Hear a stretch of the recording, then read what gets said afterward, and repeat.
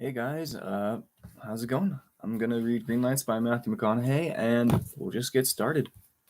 So this was written in 2020 by Matthew McConaughey, and it's a memoir of his life. And so I'll just get started then. This is not a traditional memoir. Yes, I tell stories from the past, but I have no interest in nostalgia, sentimentality, or the retirement of most memoirs, most memoirs required. This is not an advice book either. Although I like preachers, I'm not here to preach and to tell you what to do. This is an approach book. I'm here to show stories, insights, and philosophies that can be objectively understood, and, if you choose, subjectively adopted by either changing your reality or changing how you see it. This is a playbook based on adventures in my life. Adventures that have been significant, enlightening, and funny, sometimes because they were meant to be, but mostly because they didn't try to be. I'm an optimist by nature, and humor has been one of my great teachers. It, uh, it has helped me it has helped me deal with pain, loss, and a lack of trust. I'm not perfect. No, I step in crap all the time and recognize it when I do. I've just learned how to scrape it off my boots and carry on. We all step in crap from time to time. We hit roadblocks, we mess up, and we get messed up. We get sick. We don't want it we get sick. We don't get what we want. We cross thousands of could have done betters and wish that wouldn't have happened in life. Stepping in crap is inevitable. So let's either see it as good luck or figure out how to do it less often. January 22nd, 1989. I found myself. The most difficult word in the universe. Who, what, where, when, how. And that's the truth. Why is even bigger. I think I'll write a book. A word about my life. I wonder who would give a dang about the pleasures and the strife. This page right here that I'm reading is from his journal entry, and it's kind of hard to read his handwriting. I think I'll write a book.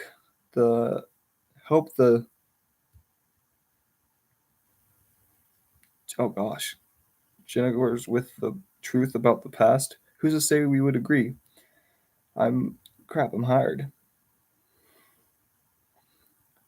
Look at that. That's incredibly difficult to read. All right. I still think I'll write a book. Good for the sayings, forever one, physiological. Interesting. Okay, to life. I've been in this life for 50 years, trying to work out its riddle for 42, and keeping diaries of clues to that riddle for the last 35. Notes about success and failures, joys and sorrows, things that made me marvel, and things that made me laugh out loud. 35 years of realizing, remembering, recognizing, gathering, and jotting down what has moved me or turned me on along the way. How to be fair, how to have less stress, how to have fun, how to hurt people less, how to get hurt less, how to be a good man, how to get what I want, how to have meaning in life, how to be more me. I never wrote things down to remember. I always write things down so I could forget. The idea of revisiting my life and musings was a daunting one. I wasn't sure if I'd enjoy the company. Recently, I worked up the courage to sit down with those diaries and have a look at the last 35 years of writing about who I've been over the last 50. And you know what? I enjoyed myself more than I thought I would. I laughed, I cried, I realized I remembered more than I expected and forgot less. What did I find?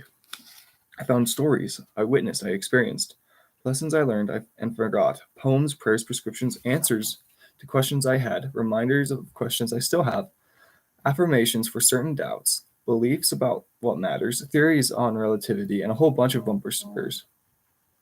I found consistent ways that I had approached life that gave me more satisfaction at the time and still. I found a reliable theme. So I packed up those journals and took a one-way ticket to solitary confinement in the desert, where I began writing what you hold now. An album, a record, a story of my life so far. Things I've witnessed, dreamed, chased, gave, and received. Truth bombs that interrupted my space and in time, ways I could not ignore. Contracts I have made with myself, many of which I live up to, but most of which I still pursue. These are my sights and scenes, felts and figured outs, cools and shamefuls, graces, truths, and beauties of brutality, initiations, invitations, collaborations, and graduations, getting away with getting caught and getting wet trying to dance between the raindrop. Rites of passage, all between or on the other side of persistence and letting go, all the way to the science of satisfaction in the great experiment called life. Hopefully, it's medicine that tastes good. A couple of aspirin instead of the infirmary. A spaceship to Mars without needing your pilot's license. Going to church without having to be born again, and laughing through the tears. It's a love letter. It's a love letter to life. The sole objective is the pursuit of the singular finish with only the arrival in sight. This is what brings us together. Sometimes you got to go back to go forward. And I don't mean going back to reminisce or chase ghosts. I mean go back to see where you came from, where you've been, how you got here. Lincoln ad 2014. How did I get here?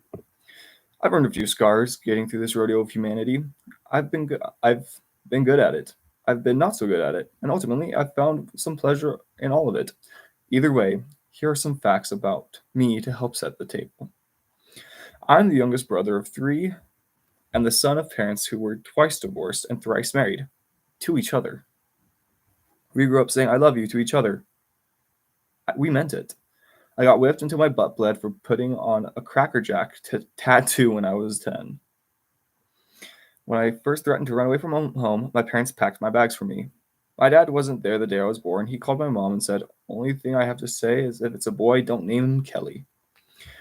The only thing I ever knew I wanted was to be a father. I learned to swim when my mom threw me in the Llano River, and I was going to float down the rocky waterfall 30 yards down or make it to the bank. I made it to the bank. I was always the first one to wear out the knees in my tough skin jeans. For 2 years, I led the under 12 soccer leagues in red cards as a goalie. When I kept whining about my lone pair of tennis shoes being old and out of fashion, my mom told me, "Keep griping and I'll take you to meet the boy with no feet." I was blackmailed into having intercourse for the first time when I was 15. I was certainly going to heck for premarital intercourse. Today, I am merely certain that I hope that's not the case. I was molested by a man when I was 18 while knocked unconscious in the back of a van. I've done peyote in Rio de Catorce, I don't know, Mexico, in a cage with a mountain lion. I've had 78 stitches sewn into my forehead by a veterinarian. I've had 4 concussions from falling out of 4 trees, 3 of them on a full moon. I've bongoed naked until the cops arrested me. I resisted arrest. I applied to Duke, UT Austin, Southern Methodist, and Grambling for my college education. I got accepted to 3 out of the 4. I've never felt like a victim. I have a lot of proof that the world is conspiring to make me happy. I've always gotten away with more in life than in my dreams. I've had many people give me poems that I did not know I wrote. I've been naive, evil, and a cynic. But I am most fearless in my belief of my and mankind's benevolence and the common denominator of the values among us. I believe the truth is only offensive when we're lying. I was raised on existential outlaw logic, a carnation of the malaprops, full of fictitious physics, because if it wasn't true, it ought to be.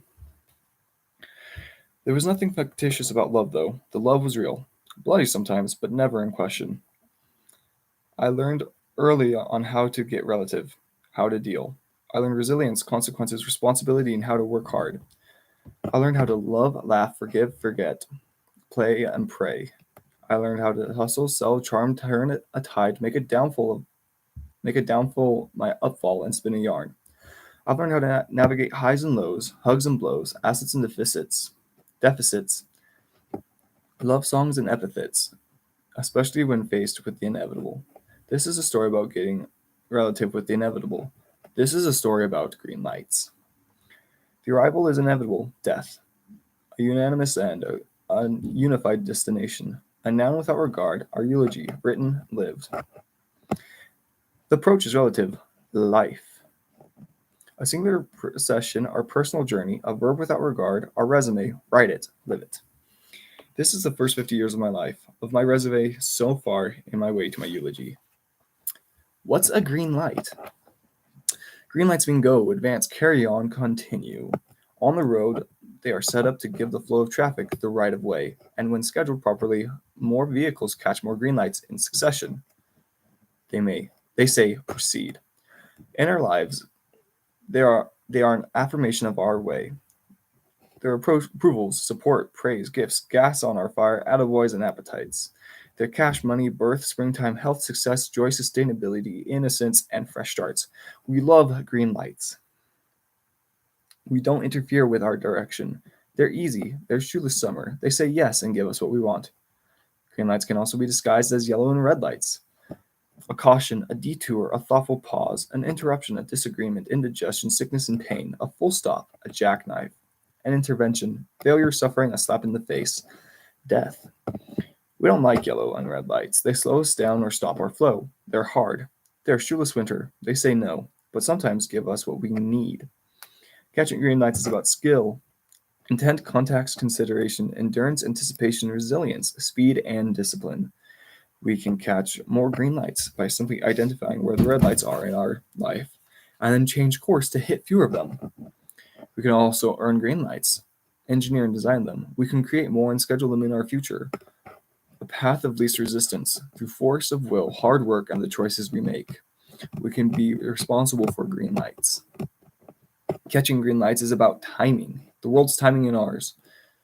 When we are in the zone, on the frequency, and with the flow, we can catch green lights by sheer luck because we are in the right place at the right time.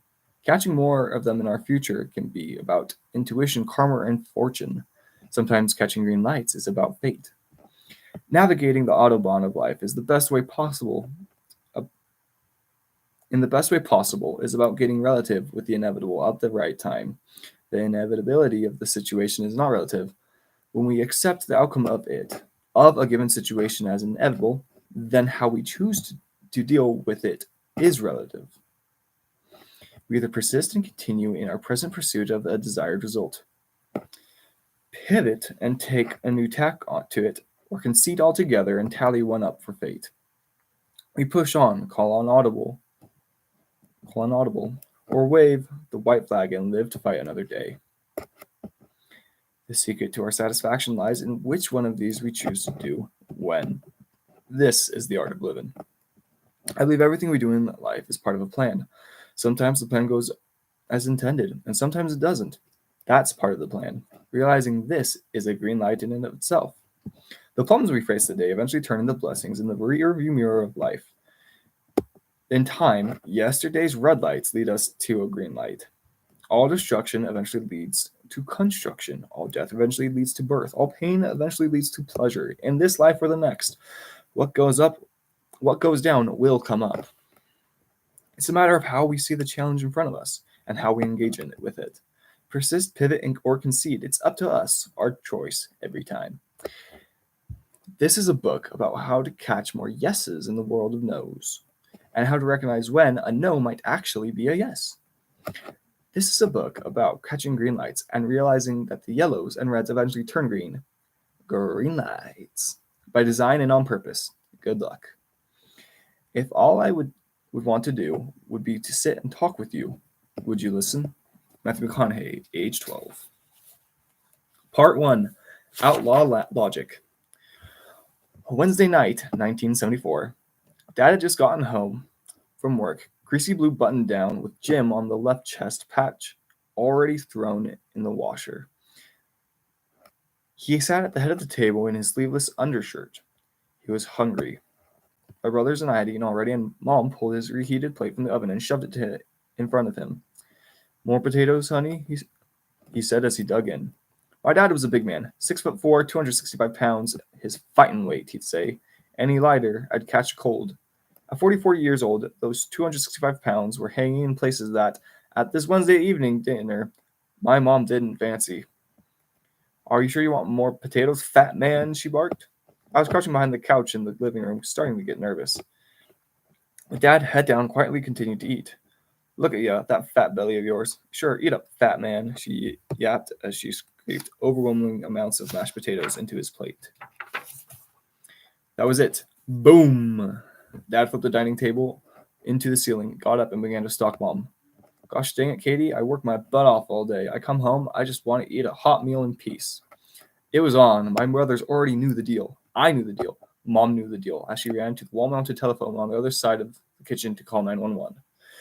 You can't leave well enough alone, can you, Katie? My dad grumbled through gritted teeth, his forefinger raised at her as he closed in across the kitchen floor. As he closed in, my mom grabbed the handheld end of the phone off the wall and raked it across his brow. My dad's nose was broken. Blood was everywhere. My mom ran to the cabinet and pulled out a 12-inch chef's knife, then squared off at him. Come on, fat man, I'll cut you from your nuts to your Gulliver. They circled each other in the middle of the kitchen, Mom waving the 12-inch blade, Dad with his bloody broken nose and snarling in scissors. He grabbed a half-full 14-ounce bottle of Heinz ketchup off the counter, unscrewed the cap, and brandished it like her knife. Come on, fat man, Mom dared him again.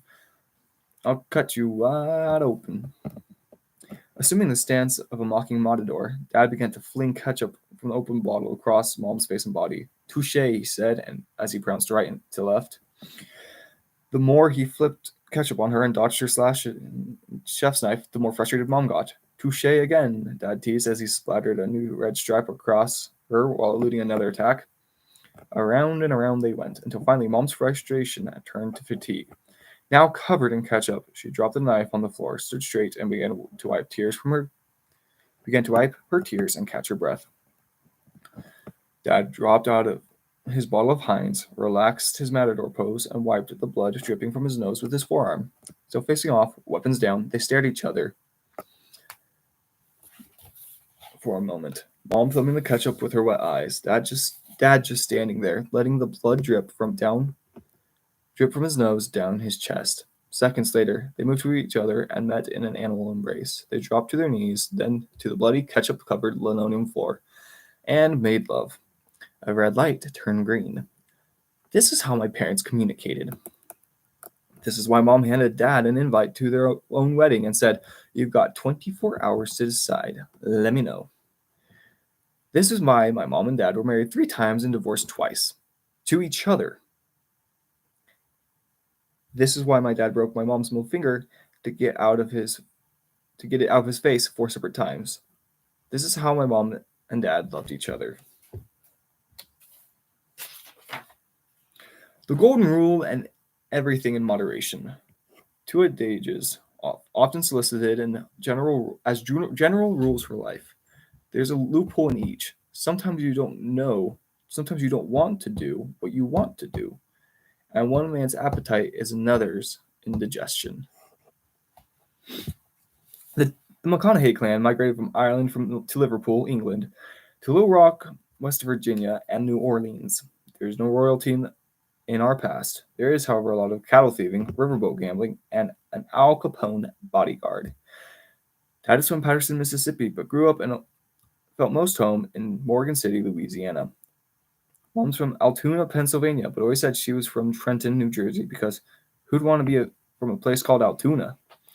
I've got 2 brothers. The oldest, Michael, has been going by Rooster for 40 years now because even if he goes to sleep at 4 a.m., he always wakes at sunrise. When he turned 10, he wanted a little brother for his birthday present, so Mom and Dad adopted my brother Pat from the Methodist home in Dallas in 1963. Every year, Mom and Dad offered to take Pat to meet his birth parents. He had declined until he turned 19 and took them up on the offer. Mom and Dad arranged the meeting, and the 3 of them drove to the home of Pat's birth parents in Dallas. Parked curbside, Mom and Dad waited in the car while Pat rang the doorbell and went inside. 2 minutes later, Pat walked out of the house, jumped into the back seat. What happened? They asked him. I just wanted to see if my dad was bald because my hair was thinning.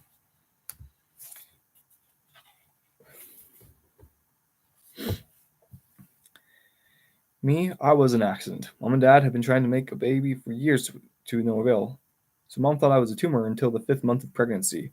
Mom went to the OR instead of the hospital the day I was born because he suspected I wasn't his anyways. But I was. I got my first butt whooping for answering to Matt on the kindergarten playground. You weren't named after a doormat, Mom screamed for this. My second for saying I hate you to my brother, my 3rd for saying I can't, and my 4th for telling a lie about a stolen pizza. I got my mouth washed out for saying, for I got my mouth washed out with soap for swearing, but I only ever got in real trouble for the using or doing of the words that could harm me. Words that hurt. The words that helped engineer who I am because they were more than words. They were expectations and consequences. They were values. My parents taught me that I was named my names for a reason. They taught me not to hate. They taught to never say I can't, to never lie. Greenlight. Words are momentary. Words are momentary. Intent is momentous. Words are momentary. Intent is momentous. There we go. My parents didn't hope we would follow their rules. They expected us to. A denied expectation hurts more than a denied hope, which, while a fulfilled hope makes us happier than a fulfilled expectation. Hope's got a higher return on happiness and less debit on denial. It's just not as measurable. My parents measured. While I am not advocating for physical punishment as a consequence, I do know that there's a lot of things I didn't do as a kid that I shouldn't have done because I didn't want to get my butt whooped. I also knew that I did a lot of things as a kid that I should have done because I wanted my parents' praise and adulation. Consequences. They worked both ways. I come from a loving family. We may not have always liked each other, but we always loved each other. We hug and kiss and wrestle and fight. We don't hold a grudge. I come from a long line of rule breakers, outlaw libertarians who vote red down the line because they believe it'll keep fewer outlaws from trespassing on their territory. I come from this family of disciplinarians, where you better follow the rules until you're man enough to break them.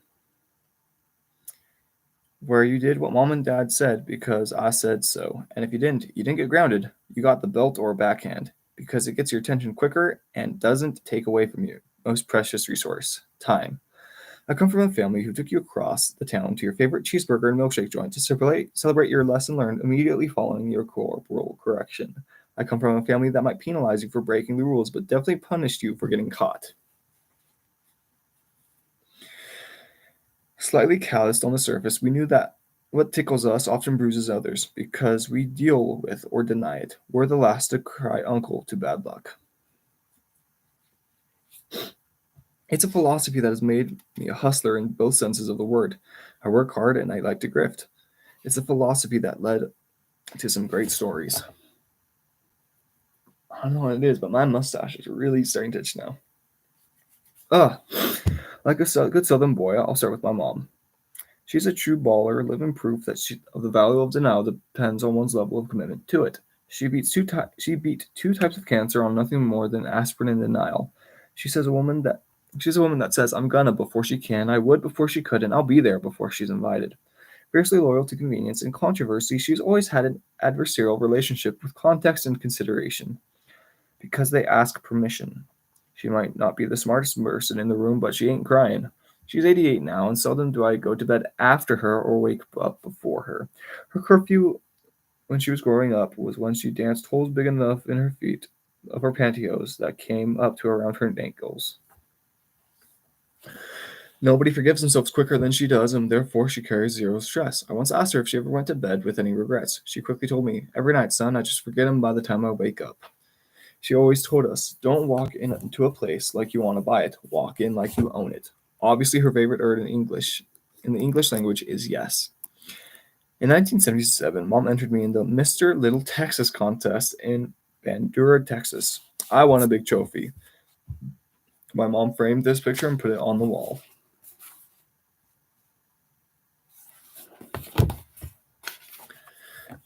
Every morning when I came to breakfast, she'd gesture to it and say, look at you, winner, little Mr. Texas 1977. Last year, I came across a picture in her scrapbook when something caught my eye. Curious, I zoomed in on the nameplate on the trophy. It said, runner-up.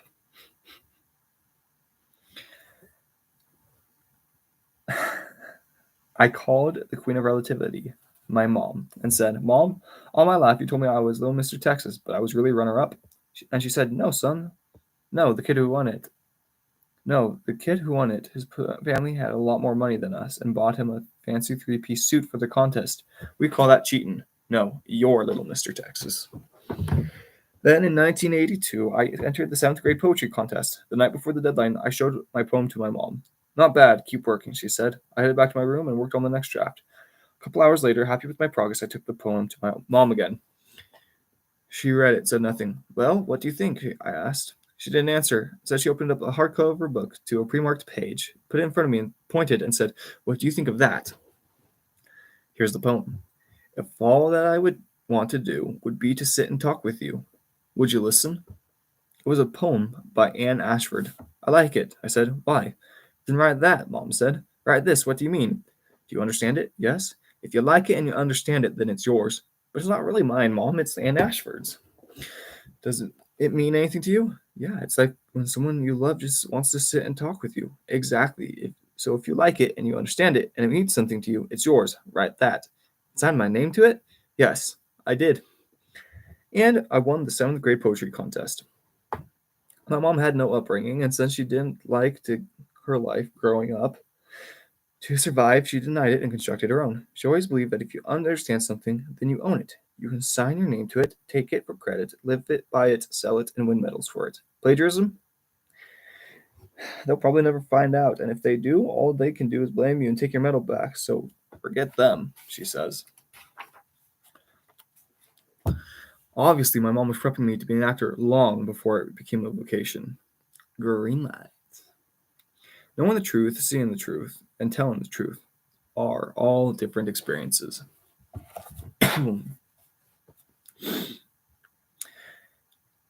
Well, my mom taught us audacious existentialism. Dad taught us common sense. He was a man who valued sirs and ma'ams, discipline, loyalty, persistence, work ethic, humility, rites of passage, respect of women, and making enough money to secure your family. He also painted, took ballet, played for the Green Bay Packers, loved to roll dice, chased Ponzi schemes, win something instead of buying it, and dreamed of opening a gumbo shack on the beach in Florida if he could ever hit a lick big enough to retire. Deconstructing to construct his 3 sons, Dad respected yellow lights and made sure we learned the fundamentals before we expressed our individualism. To use a football term, he taught us to block and tackle before we could ever play wide out. It was clear who was the man of the house. It was clear who the man of the house was, and if any of his 3 boys wanted to challenge that notion, you know where to find me, he'd say. We feared him, not because he hurt us or abused us, but because he was our father. We looked up to him. He was above the law and government. He didn't suffer fools, unless you admitted to being one. A bear of a man with a soft spot for the underdog and the helpless, he had a rowdy wit about the world and himself. I'd rather lose money having fun than make money being bored, he'd say. He was also a proud man. If you gave him a second chance, he'd never forget it. One time in the late 80s, after a bank had declined a loan to bail him out of debt, he said, "Now you can shut that door on me, or we can walk through it together." He got the loan, and they walked through it. He loved to host a party, drink beer, and tell stories. And he was a hand at all 3. His eldest son was Mike. He had more to do with raising Mike than Pat or me because Mike was his first, and 2, Dad had to work from the road more often later in life. Mike was a confident, scrappy, hardworking, savvy guy with a hippie heart full of compassion for the runts of the world. Cool under pressure with the pain threshold of a badger, he's the first person you'd want with you when the going got tough. He survived so many near deaths. Mom always said about him, "You and Pat need praying for. With Mike, it don't matter." Raised on a reverence for the Old Testament, we were a religious family, but it wasn't all fire and brimstone. No, the more merciful teachings of Jesus also had their place in our parents' principles. When Mike was in high school, he started to grow long hair. It grew long enough that the coach of his football team, Jim Caldwell, asked him to get it cut. My dad agreed, but Mike refused. Driving to school the next day, my dad said, "You look like a hippie, son, and if you don't cut your hair, coach is going to cut you from the team." "I don't care, Pop, it's my hair. If he wants to cut me from the team, that he can cut me. I'm not cutting my hair." "Now, son, listen to me. Quit being stubborn and just cut your own hair." Indignant, Mike said, "No, sir, Dad, I'm not doing it." "Son, I'm telling you." "Well, Jesus had long hair too," Mike blurted. Quiet. Playing the religious card was a crafty move, and Mike knew it. might have sealed the deal in his favor. Dad was in silence, just continued to drive. Just as they were about to arrive at the school entrance, Mike, believing his Jesus tactic had worked, Dad hit the gas and sped by. What the heck, Dad? What are you doing? Mike asked. Dad proceeded to drive 8 miles past Mike's school, not saying a word. Suddenly, he pulled off the side of the road, leaned over, opened the passenger door, pushed my brother out the door, and said, Yeah, well, Jesus walked everywhere too, boy. My brother was late for school that day, not only because my dad dropped him off 8 miles from it, but because he stopped by the barber shop on his way there. Dad had worked his way up from a Texaco gas station manager to pipe hauler to pipe salesman in the local company called Gensco. He was a dang good pipe salesman. He got Mike a job selling pipe at Gensco as well. My brother became a great pipe salesman and quickly. In less than a year, at 22 years of age, Mike was a top salesman in the company. The boss put him in their biggest account, a buyer named Don Knowles. Dad was truly proud of Mike, but Mike was still his son. We had an old wooden barn in the back of our house by the dirt alleyway where Dad kept an unloaded 18-wheeler from his pipe hauling days. It was a Saturday night. Let's drink some beer and throw knives in the barn tonight, son, Dad told Mike. Sure, Pop. See you there Sure, Pop. See you there around sundown.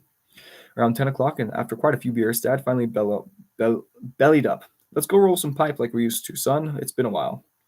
Rolling pipe is when you take an unloaded 18-wheeler to someone else's pipe yard, load their pipe on it, drive away, and steal it. Paul and Dad and Mike used to do it on certain Saturday nights back when Dad was hauling. Whose pipe you want to roll, Pop? Dad squared off at Mike and said, Don Knowles. Oh, crap. Nah, Dad, I ain't doing that. I just got Don Knowles' account. You know that. I do know that. I got you the job at Gensco, boy. You wouldn't have that account if it wasn't for me. Where's your loyalty lie, son? With your old man or with Don Knowles? Now, Dad, you know that ain't fair. What ain't fair, boy? You too good to roll pipe with your old man like we used to, huh? You too big time now, boy? Oh, crap. Now, Dad, easy. Dad took off his shirt. No, let's see how big time you are now, boy. You think you're man enough to not listen to your old man? You're gonna have to whoop him to prove it? Now, Dad, I don't want to whop. Dad whopped an open palm right across Mike's face. Mike stumbled back, then straightened up and started rolling up his sleeves. So this is how it's gonna be, Mike said. Yep, this is how it's gonna be. Come on, boy. Dad was 6'4", 265 pounds. Mike was 5'10", 180. Oh, crap. Dad, now crouched, stepped in with a right hook across Mike's jaw. Mike went down. Dad stalked toward him. On the ground, gathering himself, Mike saw a 5-foot 2x4 lying on the ground next to him. Just as Dad came in for another blow, Mike grabbed the 2x4 and baseball bat swung it across the right side of Dad's head. Dad stumbled back, sincerely dazed but still on his feet. Now stop it, Dad. I don't want to fight you, and I ain't stealing Don Knowles' pipe tonight. Dad, bleeding from his ears, turned and leveled Mike with another right hook. Like heck you're not, boy, he said as he prowled in on his son on the ground.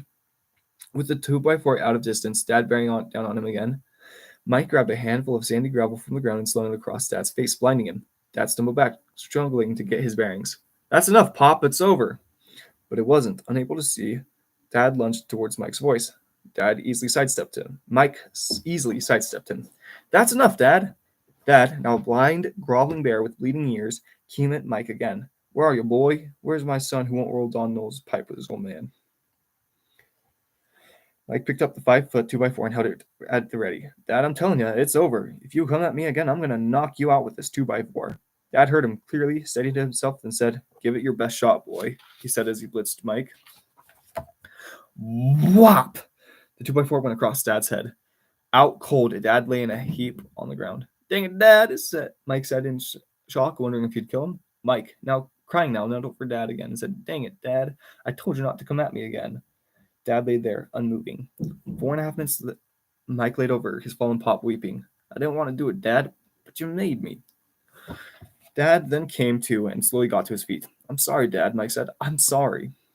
My dad stood straight and wiped the gravel from his eyes. Mike, crying tears of shock and fear, readied himself for the risk of another round. Dad, eyes now clear, focused on the young man who had just knocked him out cold. His first son. The fight was over. Tears ran down my dad's face as well. But these were tears of pride and joy. Dad stepped toward Mike's open arms and took him into a loving bear hug. declaring into Mike's ear, "That's my boy, son. That's my boy." From that day on, Mike was an equal to Dad, and Dad treated him as such. Dad never challenged Mike again, physically, morally, or philosophically. They were the best of friends. You see, rites of passage were a big deal to my dad, and if you were man enough to take him on, then you had to prove it, and Mike just did. To lose the power of confrontation is to lose the power of unity. Second in line to the privilege of my dad's methods of turning boys into men was Pat. Over the past 40 years, while Rooster had been chasing a career in the oil business in West Texas, I've been chasing one in Hollywood. Pat has been the fiercely loyal hardest of the family, the one who stayed closest to the mom. Growing up, he had looked after me, took up for me, and let me hang out with his friends. Introduced me to rock and roll, taught me how to golf, how to drive, how to ask a girl out on a date. He bought me my first beer. Pat was my hero. He was Evan Neal. Pat's night with Dad came on a Friday in the early spring of 1969, 8 months before I was magically born. Dad was out at Fred Smither's hunting camp with some friends a couple hours' drive from home. Their night's entertainment had segued into who could piss over whose head the highest. Each man, from shortest to tallest, would stand on the barn wall and mark with a mark over his head. The rest of them would see if they could flat-foot piss on them over the mark. Dad won when he was only the man to piss 6 feet, 4 inches high. The mark he'd just put over his own head. The prize? Bragging rights. But Dad wasn't the tallest in the barn that night. At 6'7" tall, Fred Smither was. And even though Dad had already won the contest, he had to see if he could piss over Fred's head. Fred stood up and marked the wall. "Come on, Big Jim, you can do it," his buddies cheered. Pop chugged down another beer, leaned back, and let it fly. Nope, 6'4" was as high as he could piss. "I knew it. Knew that you can piss over my head, Big Jim. Heck no. Nobody can do that," Fred Smither declared, to which Dad quickly replied, "My boy can." "Jim, ain't no way your boy or anyone else can piss over my head," Fred sneered. "Like heck he can't. What do you bet?" "What do you want to bet?" Dad eyed the Honda XR80 dirt bike leaning against a hill bay in the corner of the barn. You see, Pat had been asking for a dirt bike for Christmas all year long, but Dad knew he couldn't afford to buy one, used or not. "I'll bet you that little dirt bike over there that my boy can piss over your head, Fred." The gang all cracked up at the proposition. Fred looked at the dirt bike and then back to Dad and said, "Deal. If you don't, you owe me $200. Ain't got $200 to lose, Fred, but if my boy can't piss over your head, then you can keep my truck," Dad said. "Deal," said Fred. "Deal. I'll be back with my boy at sunrise. Don't y'all go to bed on me." And with that, Dad hopped into his beat-up pickup truck. I drove 112 miles back to our house in Uvalde to pick up Pat. "Wake up, little buddy, wake up," Dad said as he quietly shook Pat from his slumber. "Put on a coat and put some shoes on. We're going somewhere." 8 years old, Pat had got out of bed, put on a pair of tennis shoes and a coat over his tidy whities, then headed for the bathroom. No, son, I need you to hold it," Dad said as he rushed Pat out the door. Dad drove Pat the 112 miles back to Fred Smither's hunting camp and made him drink 2 beers on the way. When they finally got to the camp at 4:40 in the morning, Pat's bladder was full of potential. "Dad, I really gotta go bad." "I know, son, I know. Just hold it in a few more minutes." Dad and Pat, in his tennis shoes, coat, and tidy whities, walked into the barn. The boys had quieted down, but were still wide awake. Fred Smither, too. "Boys, this is my son Pat. He's gonna piss over Fred's head." They all broke out in laughter. Game on. Fred sauntered over to the pissing wall, stood up, and chalked a fresh line above his head, all 6'7" of his height. "What's going on, Daddy?" Pat said. "You see that mark on the wall Mr. Fred just left?" "Yes, sir. You think you can piss over it?" "Heck yeah," Pat replied, then dropped his tidy whities below his knees and put his hands on his pecker, aimed it at the wall, and let it fly. Pat cleared Fred Smither's 6'7" mark by 2 feet. "That's my boy. I told you that my boy could piss over Fred's head." Dad hustled over to the corner, grabbed the Honda XR80, and rolled it over to Pat. "Merry Christmas, son." They loaded it on the back of Dad's truck, hopped in, and drove 112 miles to get home just in time for breakfast. 14 years later, Pat became the #1 golfer in the Mississippi Delta State Statesman golf team, a scratch golfer known as the Texas Stallion. Pat just won low medalist in the SEC tournament on the Arkansas Razorbacks home course. The coach had called the team meeting on the bus ride home. "Tomorrow morning, my house, 8 a.m. sharp." The next morning, Coach gathered the team around him in his living room and said, "I have concern that some players on our team were smoking marijuana in the city park of Little Rock yesterday before the tournament. Now we need to find out who it was that brought the marijuana to Delta State for Little Rock and who was smoking it." He was staring at Pat. Dad, raised by my dad that knowing the truth would save your butt, stepped in. "Coach, it was me. I bought the weed. I smoked it." Pat stood there alone. None of the other teammates moved or even said a word. The three of them had passed the doobie with him the other morning in Little Rock. "Nobody else?" Coach asked. "Nothing. I'll let you know what my decision is tomorrow," Coach said. "You're dismissed." The next morning, Coach showed up to Pat's dorm room. "I'm telling your father, and you're suspended from golf next semester." Pat caught his breath. "Come on, Coach. I told you the truth, and I'm the best golfer on the team. Doesn't matter." Coach said, "You broke a team rule about drugs. You're suspended. I'm going to tell your father." "Look here, Coach." Pat said, "You can suspend me, but you can't tell my dad. You don't understand. A DWI, you could call him about, but marijuana, he'd kill me."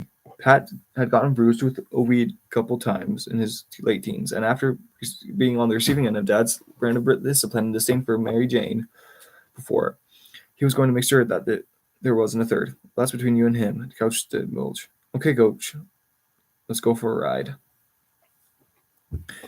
They got in Pat's 81 Z28 and headed out for a drive across the Delta. After about 10 minutes of silence, Pat finally spoke up. "Let's make a deal. Let me make this real clear, Coach. You can suspend me, but if you call my dad, I'll delete you." Pat got suspended. My dad never found out.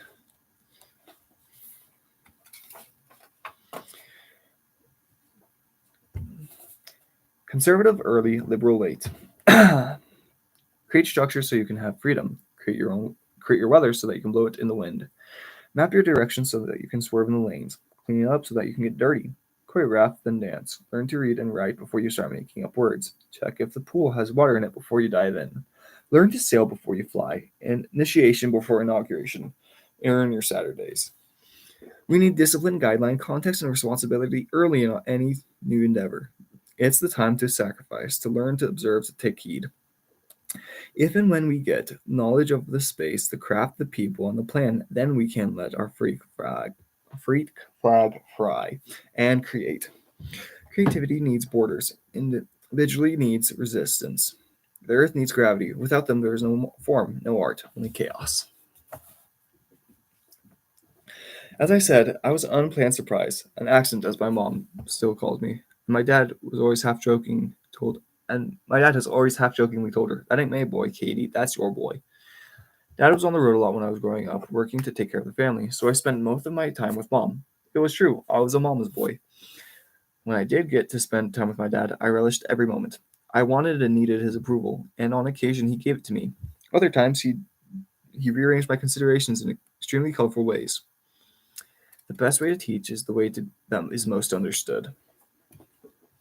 As a kid, my favorite TV show was The Incredible Hulk starring Lou Ferrigno. I marveled at his muscles and would pose in front of the TV with my shirt off, arms bent, fists high, doing my best bulging bodybuilder biceps impersonation. One night, Dad saw me. "What are you doing, son?" he said. "One day I'm going to have muscles like that, Dad," I said, motioning to the TV screen. "Big baseball-sized biceps." Dad chuckled and took off his shirt, matched my pose in front of the tube, and said, "Yeah, big biceps make the girls scream, and they sure look good. But that old boy on TV, he's so muscle-bound he can't even reach around to wipe his own butt. The biceps? They're just for show." He then slowly lowered his arms in front of him, straightened them out with his fist to the floor, and twisted his arms to the side and flexed a pair of massive tricep muscles.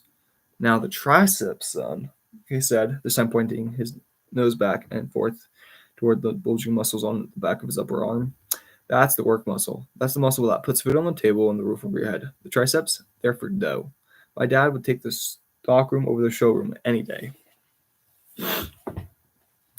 It was the summer of 1979 when Dad moved Mom, me, and Pat from the Uvalde, Texas, population 12,000, to the fastest growing oil boom East Texas city in the nation, Longview, population 76,000. Where Uvalde taught me to deal, Longview taught me to dream. Like everyone else, we moved for the money.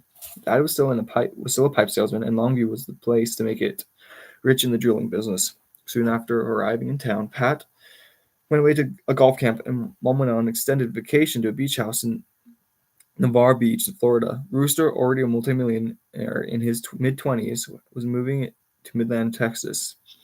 So it was just Dad and me living in a double wide trailer on the outskirts of town. Dad could hurt with his hands, but he got to also heal with them. Painkillers were no match for his hands on my mom's head when she had migraines. Whether it was a broken arm or a broken heart, Dad's hands and hugs could heal, especially when in service of an underdog or someone who couldn't help themselves. The other inhabitant of the double wide trailer, Dad and I were living in that summer was a pet. The other inhabitant of that double wide trailer Dad and I were living in that summer was a pet cockatiel named Lucky. Dad loved that bird, and the bird loved Dad. He'd open her cage each morning and let her fly around the trailer. She'd roost on his shoulder while he walked around and perch on his forearm when he petted her. He talked to Lucky. Lucky talked to him. We only put Lucky in her cage at night to sleep. The rest of the time, Lucky was loose in the trailer morning until night. The only rule was you had to watch it when you exited or entered the door so Lucky couldn't get out. One late afternoon, after a July day of exploring the countryside on the foot, I got back to the trailer at the same time Dad got home from work. When we got inside, Lucky wasn't there to greet Dad like he always did. We looked all over. No Lucky. Crap, I thought. Did I accidentally let her fly out this morning when I left? Did anyone else come over today while we were gone?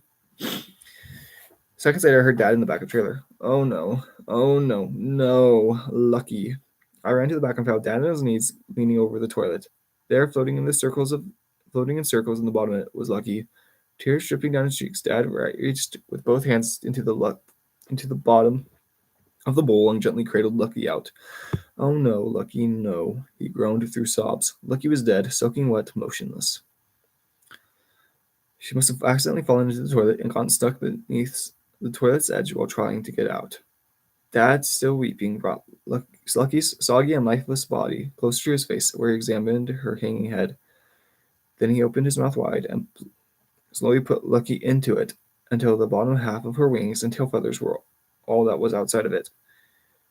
He started to give Lucky mouth-to-mouth resuscitation, only breathing through his nose to keep constant airflow into her lungs. He made sure his breath was measured enough, he hoped, to revive her, but not so much to burst her tiny lungs. On his knees over a toilet, cradling the bottom half of a cockatiel named Lucky, with the half-top of the same bird in his mouth, he breathed into her with the perfect amount of pressure. 1 exhale, 2 exhales, 3 exhales. His tears soaking the already saturated burst. 4 exhales. 5. A feather quivered. 6 exhales. 7. A wingtip fluttered. 8. Dad lightly loosened his grip and released some pressure from his lips. 9. Another wing tried to flap. He opened his mouth slightly wider. 10. And that's when we heard, coming from inside my father's mouth, a small chirp. Now, with tears of pain turning to tears of joy, Dad gently removed Lucky's torso and head from his mouth. Lucky twitched some toilet water and saliva off of her head.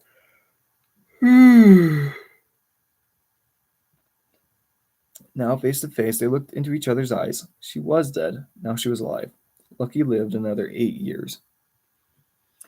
God's Lucky. The goddess of luck is Fortune. Fortune is the sister of Fate. Fate is the divine order, and the divine order is God. So as far as I can tell, if you believe in luck, you believe in God.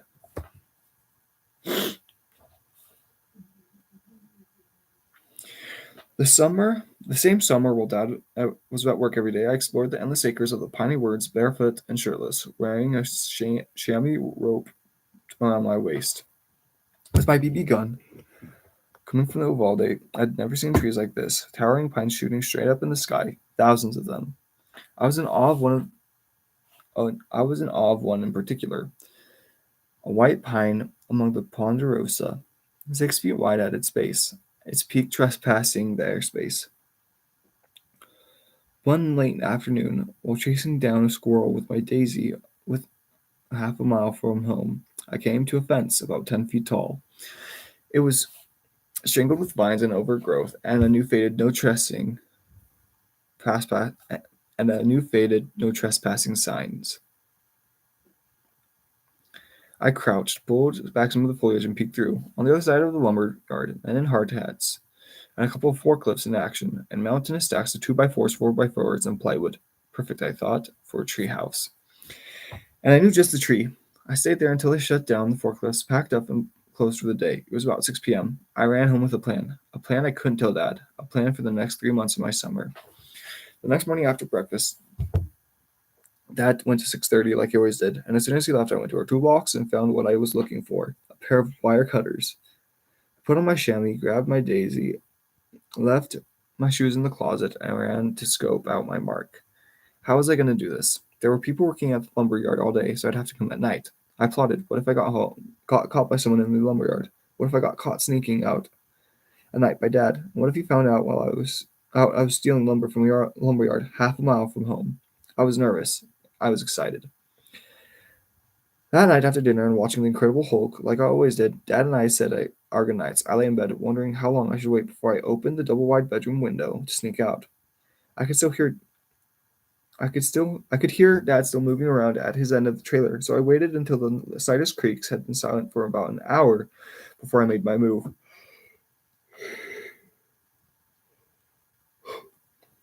Slowly, quietly, I got out of bed. I wrapped my chamois skirt, left my shoes in the closet, grabbed my daisy, a small flashlight, and the wire cutters. I tossed them all carefully out the window onto the lawn below, then snuck myself out the window and headed to my secret stash. It was about 1 a.m. I figured I should be back to home before 5, so I had a few hours to work. The yard was quiet. I threw a couple rocks over the fence to see if there were any guard dogs around. Nothing. I pulled back some vines and bushes. Then, with the flashlight between my chin and chest, I brought the wire cutters to the first chain link with both hands. Clip. It took all my double-fisted might to cut through it. Clip, clip, clip, until I had enough space for the six. I had cleared enough space about 6 feet wide and a foot tall, wide enough to get those plywood planks through, small enough to go unnoticed. I hoped. Adrenaline pumping, I lay on my back, shimmied under the fence into the private property. Went to the stack of 4x4s,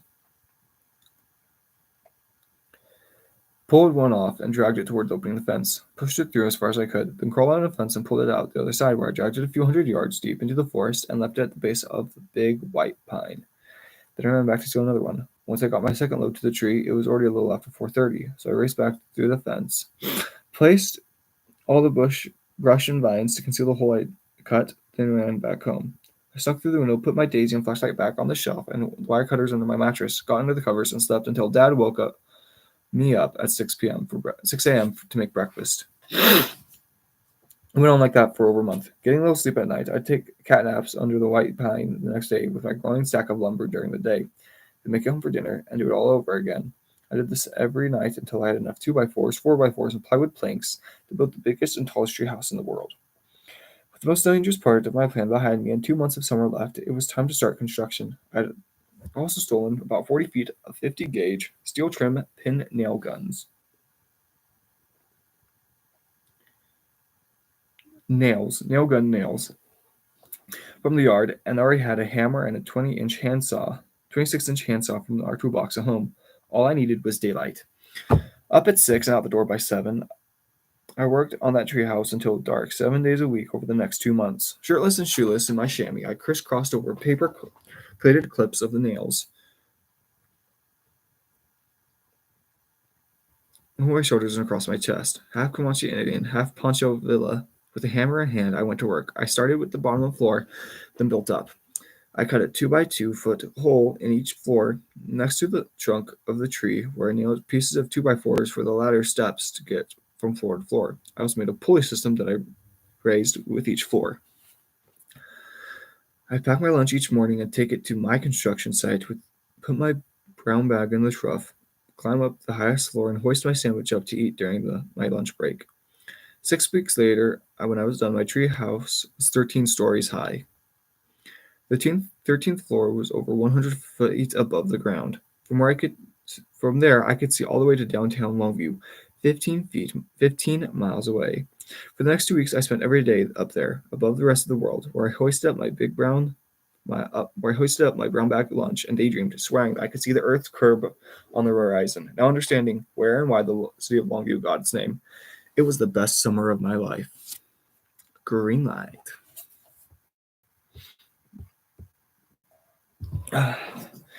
Then September came, and I had to go back to school. Mom came back from Florida Florida, and we moved into a neighborhood house on the other side of town. I never saw that treehouse again. I often wonder if it's still there today. I thought of that treehouse when I was making the movie Mud. My treehouse was those boys' boat in a tree. A secret, a mystery, a place of danger, wonder, and dreams. If Mud had been released in 1979, my dad would have come to me and said, "Hey, buddy, there's this movie called Mud. I saw. We got to watch it together. Dang, it was a good one." Then I might have said to him, "Dad, there's a treehouse in the woods I built. I got to show it to you. Dang, it's a good one." Oh yeah, that extended vacation in Florida my mom was on. It would be 20 years before I learned that. In fact, she was on vacation. Rather, she and Dad were in the middle of their second divorce. It's not vanity, it's commerce. Until it's vanity again. During high school, we lived in that same house on the other side of the town in Longview. Mom had just started selling a product called Mink of Oil of Mink, a facial cosmetic that she peddled door to door. It was touted as a breakthrough skin care treatment that would bring out all the impurities in your skin and separate your face with beautiful mink oil so that you could have clear, glowing complexion for the rest of your life. At the same time, I was entering adolescence. Pubic hairs growing in, nuts dropping, voice lowering, and a few pimples. One day, my mom looked at my face and said, "You should use the oil of mink." A fan of self-regard and looking my best, I listened to her and started to apply oil of mink on my face each night before bed. The result were pimples. "It must be bringing out the impurities," Mom said. I listened to her again and continued slathered on more oil of mink on my face each night. A week went by.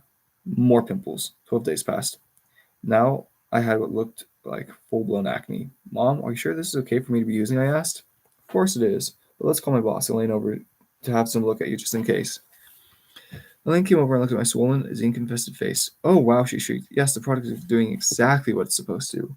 It's bringing out all the impurities. And oh my, you just have a lot of impurities, Matthew. Just keep applying the oil of mink each night. Eventually, it'll pull all the impurities out, and then you'll have clear, glowing complexion for the rest of your life." Well, okay. Sounded like I needed to weather the storm. I stayed at it. 3 weeks in, my entire cheeks were swollen, red pustules, huge whiteheads, blistering geysers of pus. I looked like a different person. Against my mother's counsel, I decided to see a dermatologist. Dr. Haskins looked at my face. "My Matthew, what the? Those pores on your face are clogged and holding oil and grease in. There's no room for them to breathe. What are you putting on your face?" he asked. I pulled out the oil of mink. He examined the label. "How long have you been using this product, Matthew?" 21 days. Oh my goodness. No. This is for people who are at least over 40 years old. Definitely not for a teenager going through adolescence when your skin is secreting more oil. This product has completely blocked your pores, Matthew. You have severe nodular acne. You're 10 days away from having ice pick scars in your cheeks for the rest of your life. I'm going to prescribe you a pill called Accutane. Hopefully, we've caught enough time that the Accutane will dry you out to such an extent that maybe you can get rid of the acne within a year and hopefully not have lifelong damage. Well, that oil mink didn't work at all, did it, Matthew? Mom innocently proclaimed. No, Mom, it didn't. I immediately got off oil of mink, and got on the Accutane, which came with its own set of effects. After a few weeks, my skin started drying out. My face began to scale and flake. The creases in my lips swelled up and bled. My knees got arthritic. I got headaches. My hair started falling out. I got hypersensitive allergic reactions. I looked like a swollen prune. All side effects I was happy to live with to get rid of my oil of mink-induced acne. But that's not the end of the story. No, not in the McConaughey household. My dad smelled an opportunity. We're going to sue him. That oil of mink company, that's what we'll do. We're going to sue them and make some money off this whole deal. I mean, look at you, son. That product should never have been given to you. Boy, and that lady Elaine, she shouldn't have been telling your mother to give it to you. I'm telling you, we got a case. Dad took me to meet his lawyer, Jerry Harris, a good-looking, erudite, middle-aged man with an air of confidence about him that made you think he was from Dallas, not Longview. Dang right, we got a case, Jerry said. This product should have never been administered to a teenager. There's no disclaimer or warning on the bottle that it's possible harm effects. About its possible harm either. And I'm sure that besides all the physical pain you're going through, Jerry, and then my dad homed on me. You're under a great emotional distress, aren't you, Matthew? Yes. Jerry pulled out a cassette recorder and pressed the red button. Guess what? He asked. I'm under great emotional stress at this time. Why, he he asked, nodding. Because I now have bad acne on my face and I never had it before using this oil of mink product. Because I now have bad acne on my face that I never had before using this oil of mink product? Exactly, Jerry said. And has this predicament affected your confidence? Yes, sir. In what way? It's lower. Good. And has it affected your relationship with the girls? I mean, I was doing really good with the girls before I had the acne. Now I'm not doing so well. Exactly, Jerry said, stopping the tape recorder. We got a case, Jim. Emotional distress is a strong tack for prosecution. And heck, look at him. He's all swole up. I mean, looks like crap. I think we got a 35 to 50 grand deal out of this deal. A big gunslinger's grin spread across my dad's face. He gave Jerry a heavy attaboy, a handshake, and patted me on the back. Good job, boy. Good job. Well, as you know, lawsuits take a while. 2 years had passed since the oil of mink applications, and with my acne long gone, not a pimple on my face, and no side effects in sight, the Accutane had worked. I was now being called into deposition with the defense attorney representing oil of mink. Cassette recorder on the desk, red button pressed. How are you, son? I'm doing better, thank you. I'm just so sorry that this has all happened to you, Matthew. It must have been an emotional, distressful time for you. I couldn't believe it. The defense attorney had lobbed me a softball. I was ready to crush it over the fence.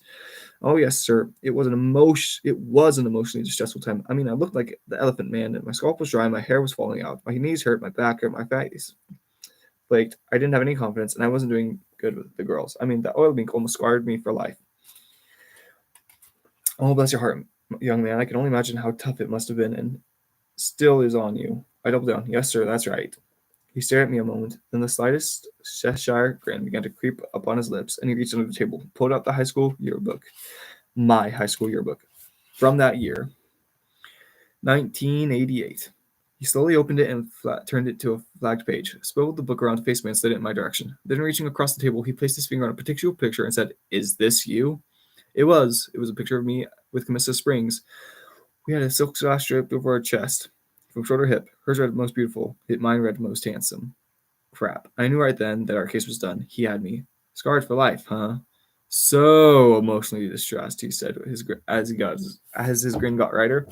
I was right. We were done. Case closed. My dad was inconsolable. He went on about it for weeks, muttering, "Gosh dang you, boy! Here I am. I had a chance to make $35,000 to $50,000 on a lawsuit that we could have won, and you got to go off and win. Most handsome. You screwed up the whole lawsuit. And my son, gosh dang you, boy." And then they got a little picture right there. Right there. There's bull crappers and there's liars. The difference is the liar tries to hide his bull crap, while the bull crapper lets you know he's lying. That's why I like bull crappers more than liars.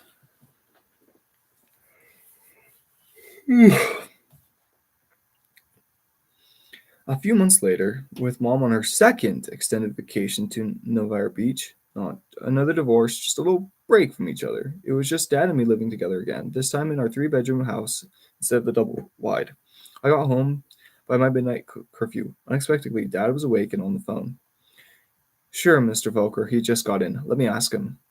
I heard him say as I entered his bedroom. The lights were on and he was sitting on his side of the bed in his underwear. On the side of his bed in his underwear. He lowered the phone from his ear and held it between his neck and shoulders. "What'd you do tonight, son?" I should have known I was busted, but instead chose to try and hustle the man who taught me to hustle. Not much. Me and Bud Volker went to get Pizza Hut, then he dropped me off here at home," he said. "You pay for that pizza, son?" He was giving me a second chance to come clean and avoid getting punished for the one thing worse than getting caught misbehaving, lying about it. But rather than admitting what I'd done, and instinctually knowing he knew I had done, I chose to double down on my grovel. "Well, I think so, Dad. I mean, I went to the car before Bud, and I'm pretty sure he was supposed to pay for it." Digging my own grave, I was too deep now to climb out. Dad took a deep breath, and a delayed blink, and looked distraught for a moment. Then he lifted the phone back to his ear. "Mr. Felker, thank you, sir. I'll handle mine from here." Then he placed the phone back in its holster. I was now starting to sweat. Dad calmly put his hands on his knees and raised his chin to look at me in the eyes, where I saw his molars meet. "I'm going to ask you one more time like this, son. Did you know you were going to steal that pizza?" All I had to say was, "Yes, sir, Dad, I did." And he would have only cussed at me about not committing a crime thoroughly enough to get away with it, and lashed my butt with his leather belt a couple times because I got caught. But no. My eyes widened, a quarter-sized spot of urine showing on the crotch of my jeans. I stuttered, "No, sir. Like I said, I..." Whop! The back of my dad's right hand crashed into my face as he leapt from the bed and interrupted my pitiful plea.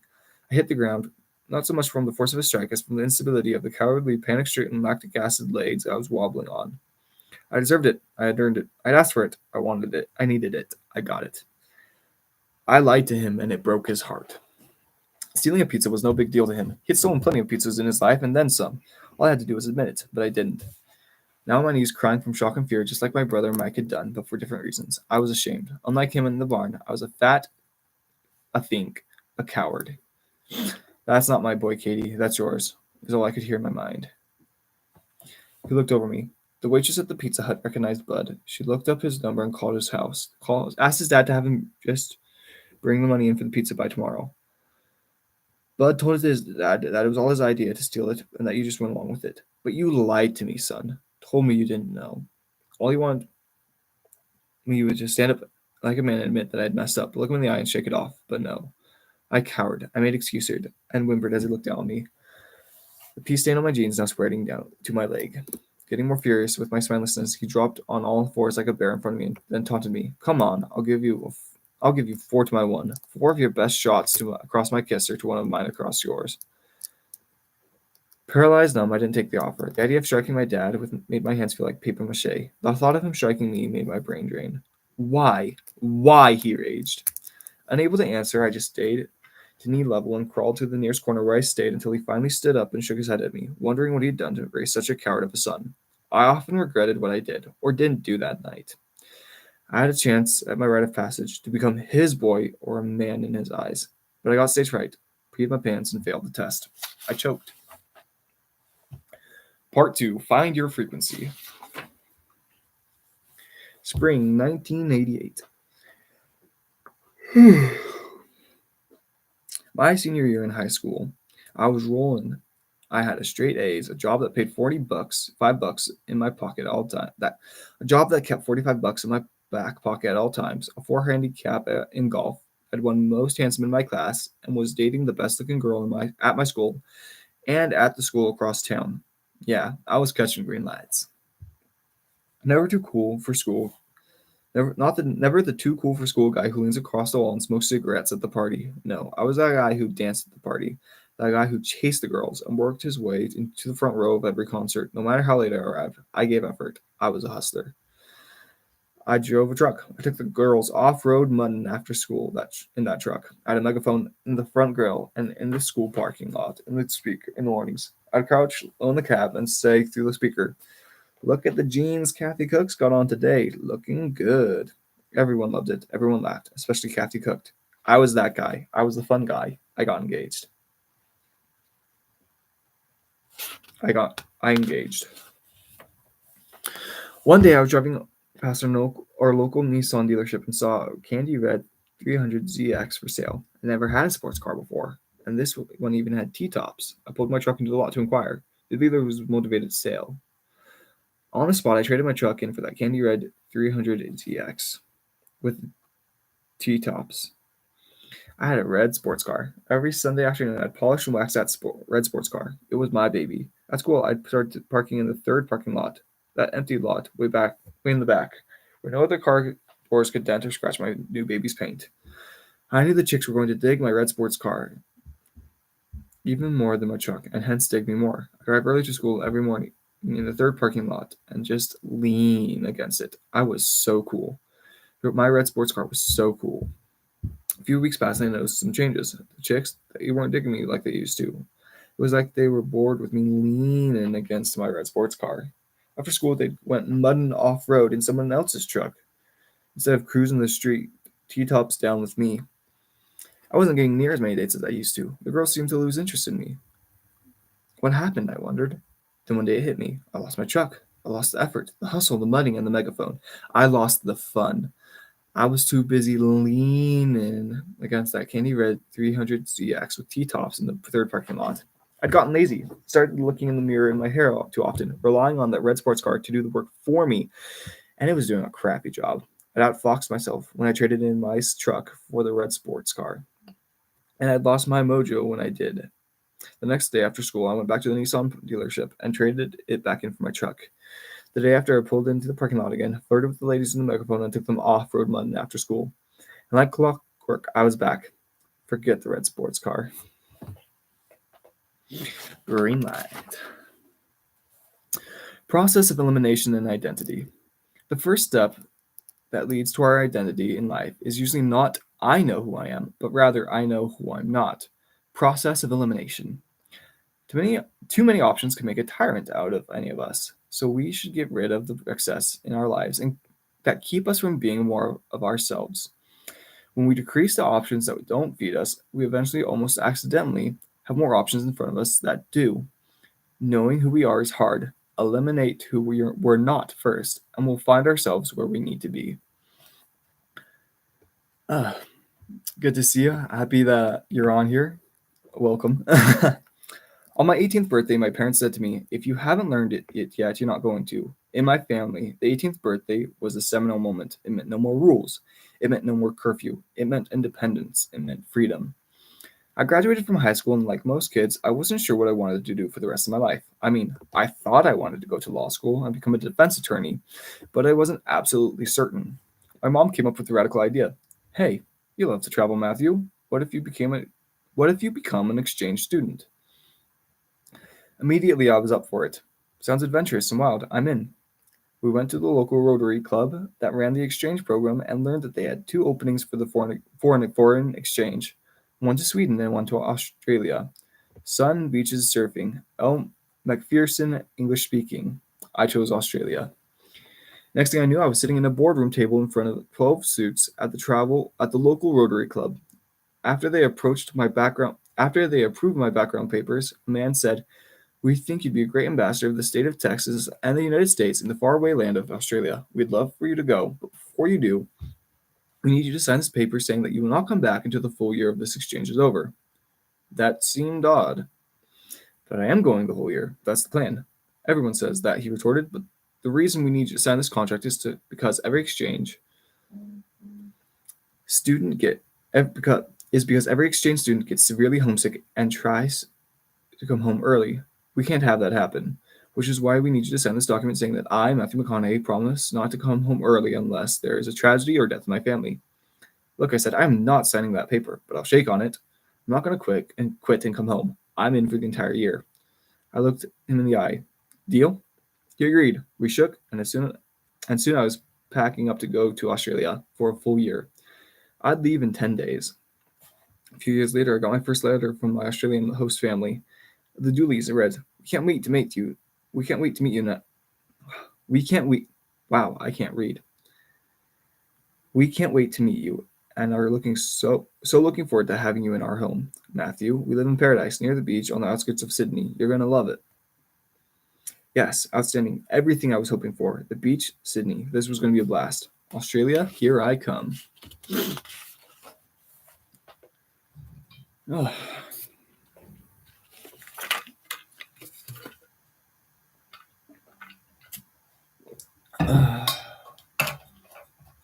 Day 1. I arrived at the Sydney International Airport terminal, duffel bag over my shoulder. I was walking down the long ramp toward a huge room with thousands of people waiting their arrivals when I heard, through the sea of people chatting and greeting their guests, Matthew, Matthew, Matthew. My eyes went to the sound. I saw a hand popping up and down above all other heads and moving towards the end of the ramp. Matthew, Matthew, Matthew. I reached floor level, and the owner of that bouncing hand, who was yelling my name, was there to greet me. With an eager smile, he lowered his hand, and I took it. Meet Norval Dooley, 4'4", 220 pounds, mustache, balding head, and a bit of the English accent. I would later come to find out was an infection he had used to appear more proper. Oh, there he is. Look at him. Strong, handsome American boy. Welcome to Australia, son. You're going to love it. He introduced me to his wife, Marjorie. Wearing a white polyester dress with big green polka dots. She was 4'10", and using a walker because of kyphotic spinal deformity, which back then we'd have called a hunchback. I leaned down and gave her a big hug and kiss. She reached up, held my face in her hands, and warmly said, "Welcome to Australia, Matthew. Welcome to your new family. Meet my son, Michael." His shirt buttoned down and tucked in with a pocket protector, Michael wore a key ring around his right belt loop that held 50 keys, 48 of which I would find out later were unnecessary, but like his father accident, healthy for his ego.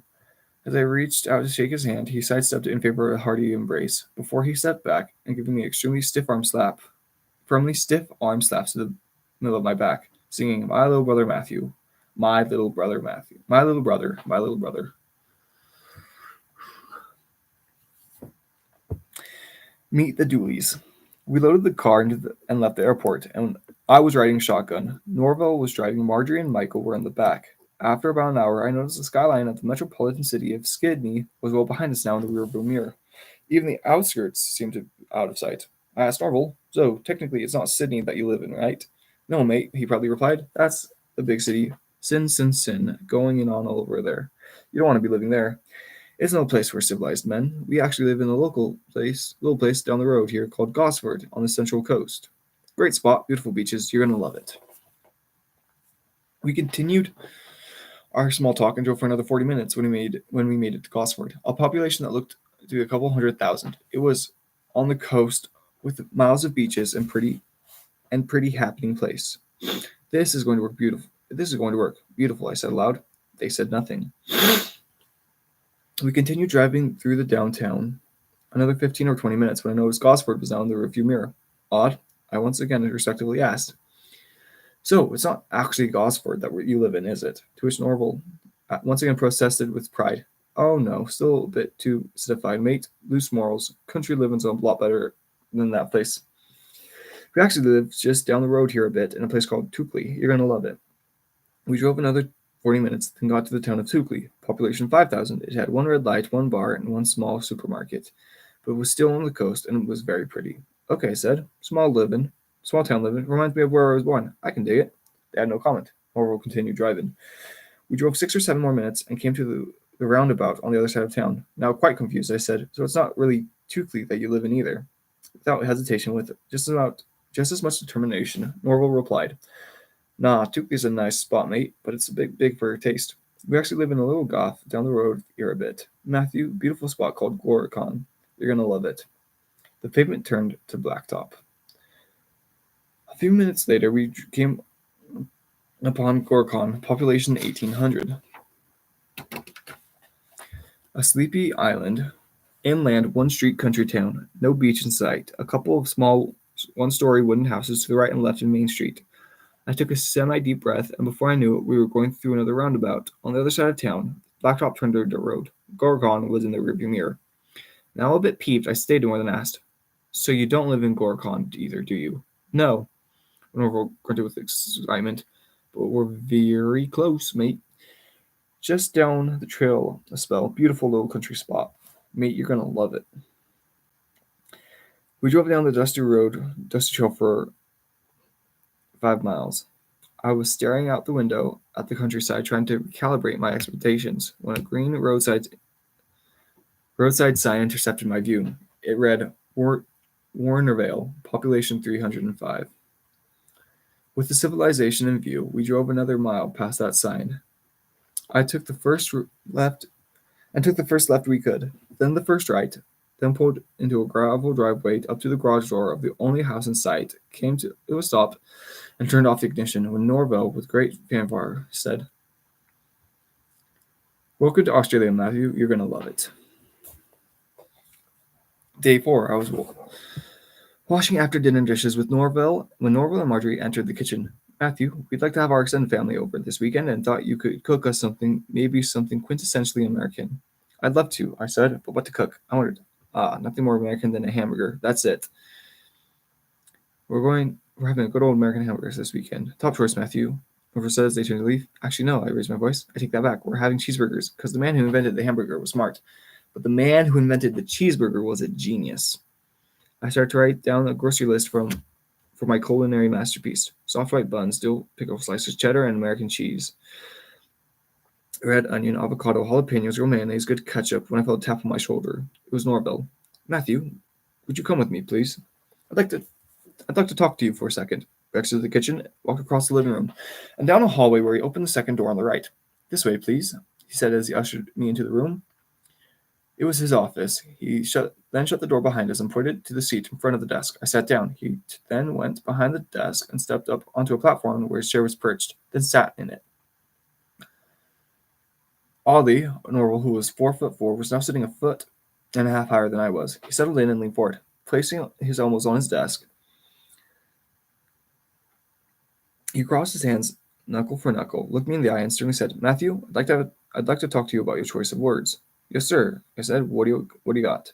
Chin on those knuckles, he turned his eyes to a portrait of Winston Churchill on the wall, took a composed inhale, and said, "You said the man who invented the cheeseburger was smart, but the man who invented the cheeseburger was a genius. Did you not?"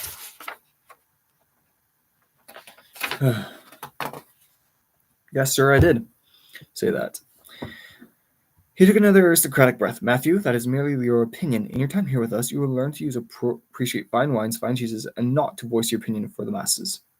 "Norval, it's a figure of speech," I said. "It basically means I like cheeseburgers more than hamburgers." He chided as he waved his finger at me. "As I said, for the duration of your stay in Australia, here with us, here in the Dooley household, you will learn to appreciate fine wines, fine cheeses, and not to voice your opinion for the masses." He was dead serious. Other than the Dooleys thinking that more than a couple hours away was still the outskirts of Sydney, this nonsensical lecture was the first thing that happened to me in Australia. I was puzzled, but chalked it up to cultural differences. Day 8, I started school. I'd already graduated in America, but this school decided to enroll me in the junior class since I arrived midterm. The thinking was I could still go into my senior term next year with the same group of kids. 2 weeks into the curriculum, the year-and-a-half-old syllabus seemed like a breeze to me. Math was so easy it was boring, but I was enjoying my creative writing in the English classes. The teachers, on the other hand, were not. Their red pen marked up everything I wrote and gave me F-minuses across the board because my use of contractions, euphemism, made-up words, and occasional profanity. Look, I know how to write. I passed those tests. I'm deliberately writing how I am. I'm being creative, expressing myself. The response? F-. Socially, the school was awkward as well. Everyone wore uniforms and played tag at lunch. No one had a driver's license. No one wanted to party, and the chicks were not digging me. I felt like I was back in junior high. I started missing my truck, my friends, those girlfriends, my freedom, Texas. But I told myself everything was fine, all part of the adventure. Cultural differences. I started skipping classes daily and going to the library instead, where I discovered the great English poet Lord Byron. I had 3 cassettes. INXS's Kick, Maxi Priest's Maxi Priest, and U2's Rattle and Hum. I listened to them on my Walkman while I read about romance. 2 weeks later, the principal came to me in the library. "Matthew," he said, "it doesn't seem like the school is working out for you. I was thinking that maybe you could transfer into our work experience program, where you would practice a trade off campus. You wouldn't get paid, but you would get school credit." "Heck yes, I'm in," I said.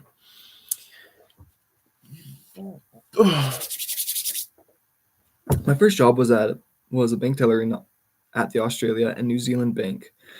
Being around adults was refreshing. I became friends with the manager of the bank, Connor Harrington. We enjoyed lunches and a few pints together after work.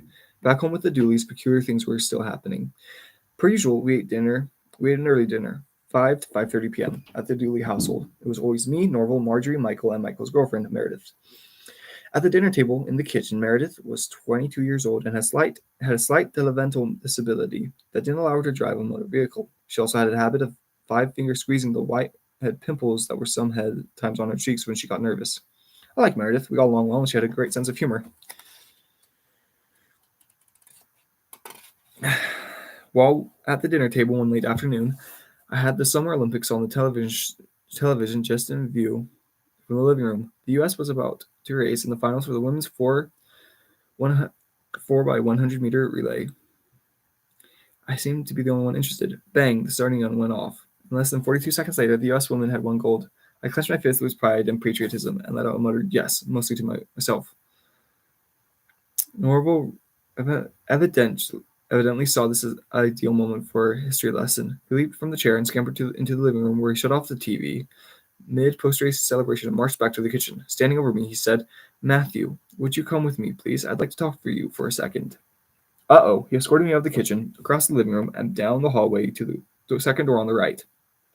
Yes, back to his office, where this time he grabbed an encyclopedia off his bookshelf, sat upon his high chair, glanced at Winston on the wall, opened the encyclopedia to a dog-eared page, and began to lecture me. A real athlete, Matthew, a great athlete, was this young chap from Great Britain named David Broom, who in this 1960 Summer Olympics won a bronze medal in the equestrian event of show jumping. Okay, that's cool, Norvel.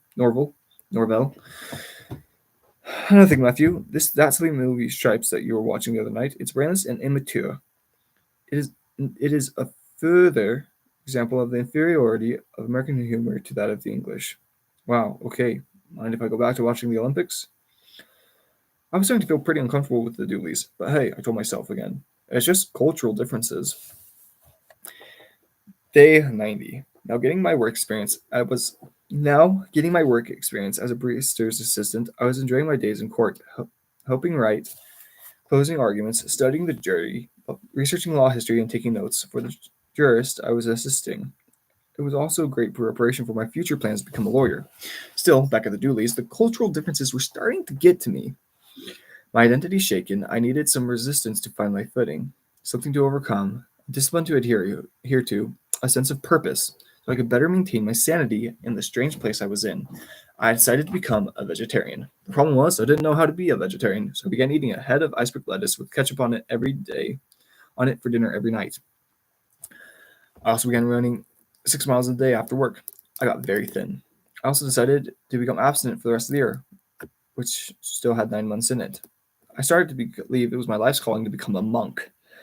I made plans to go to South Africa after my year's exchange and free Nelson Mandela. I wrote letters to my mom and dad, friends, and old girlfriends. My very first letter, which I wrote my first week at the Dooleys, was scrawled in a big black Sharpie. Hey, throwing some shrimp on the Barbie. Love you, Matthew. But now, my letters were becoming 10, 11, 12, 16 pages long, with minute and meticulous handwriting, and 8-line run-on sentences with too many adjectives and adverbs. Other than my mom, my childhood friend Rob Bindler was the only one who would write me back. A writer himself, he accepted my manic filibusters on the page and returned them with equal length but less derangement. Mostly, though, I wrote to myself. But I was fine, right? Just a little homesickness. Cultural differences. I got this. Boundaries to freedom. We need finites, borders, gravity, demarcations, shape, and resistance to have order. This order creates responsibility. The responsibility creates judgment. The judgment creates choices. In this choice lies the freedom. To create the weather that gives us the most favorable wind, we must first remove that which causes the most friction to our core being. This process of elimination creates order by default, therefore rendering more to go toward, for instance, the less to back away from. We then embrace these affirmations because doing so brings us pleasure and less pain. We cultivate them until they become habits and form our constitution. Then they proliferate and become emanations of our essence. This is where true identity is born. We fool ourselves in freedom if we think it means getting rid of the constraints around us. This is the art of living, of self-satisfaction in the threads of lineage with our past looking forward to our future. We need to deal with our present and to choose. Day 122.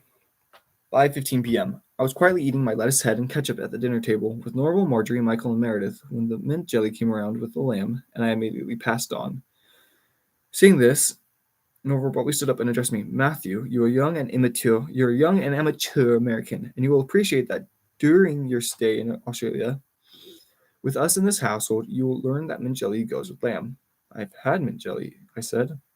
I don't really like it. Besides, I'm not eating meat anyways. A couple of weeks later, at the end of another extended family Saturday barbecue, no burgers this time, Marjorie called to me in the kitchen where I was washing up the dishes. Matthew, come here, she shouted. Matthew, come here. As I entered the living room, I saw the whole family, aunts, uncles, and cousins, all 18 of them, standing in a line up against the wall. At the very end of the line was Meredith, bashfully looking down at a couple fingers tickling her brow. Everyone was awaiting my arrival. "What's up?" I asked. Michael was on the opposite side of the room, standing in the corner, nervously twiddling with those 50 keys. Then Marjorie, who'd been sipping her wine all day, giddily said to me and everyone in the room, "Matthew, Meredith's about to leave. Why don't you give her a kiss goodbye? On the lippies." Everyone oohed and awed and giggled with mischief. Meredith was keeping her head down. "I already said goodbye to Meredith, Marjorie. I gave her a hug, too," I said, not to be denied. Marjorie swooped. No, Matthew, go on now. Give her a kiss. On the lippies." "What?" I said. Then I glanced to the end of the line at Meredith, who raised her chin just high enough to catch my eye, then quickly lowered it again. I tried to understand what was happening. Had Meredith, over the past few months, mistaken my warm-hearted humor and goodwill as romantic advances, and in doing so formed a crush on me?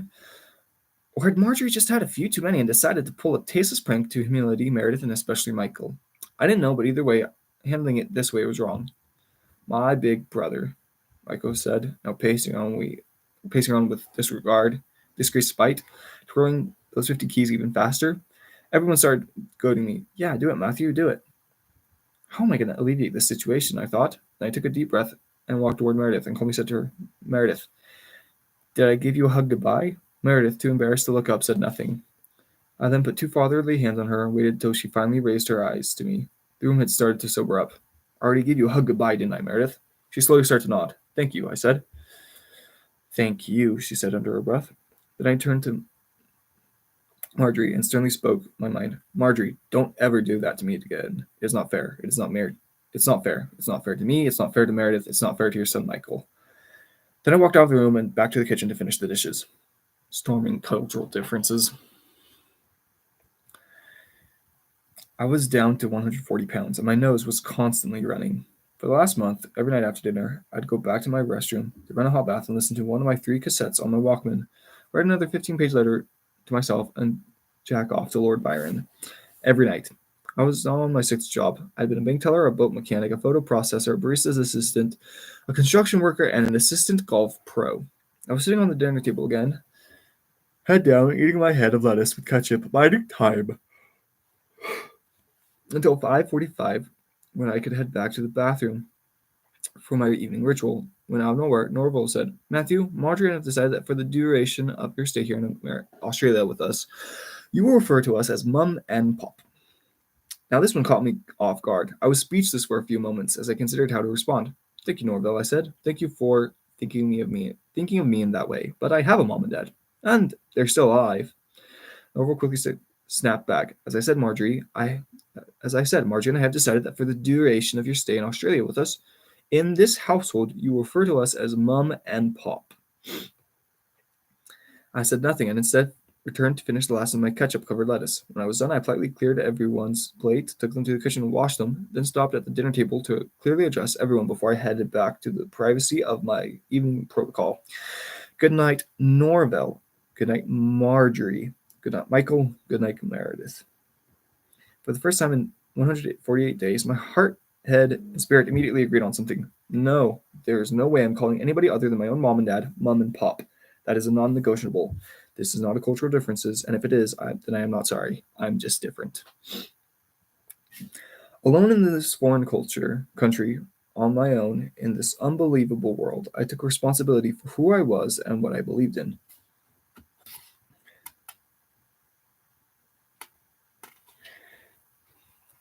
I made a judgment and I chose. I did not need reassurance.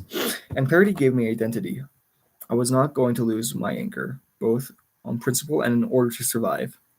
The next morning, my alarm clock was the sound of a shrieking woman on the other end of the house. It was 6 a.m. "He won't call me Mom. He won't call me Mom."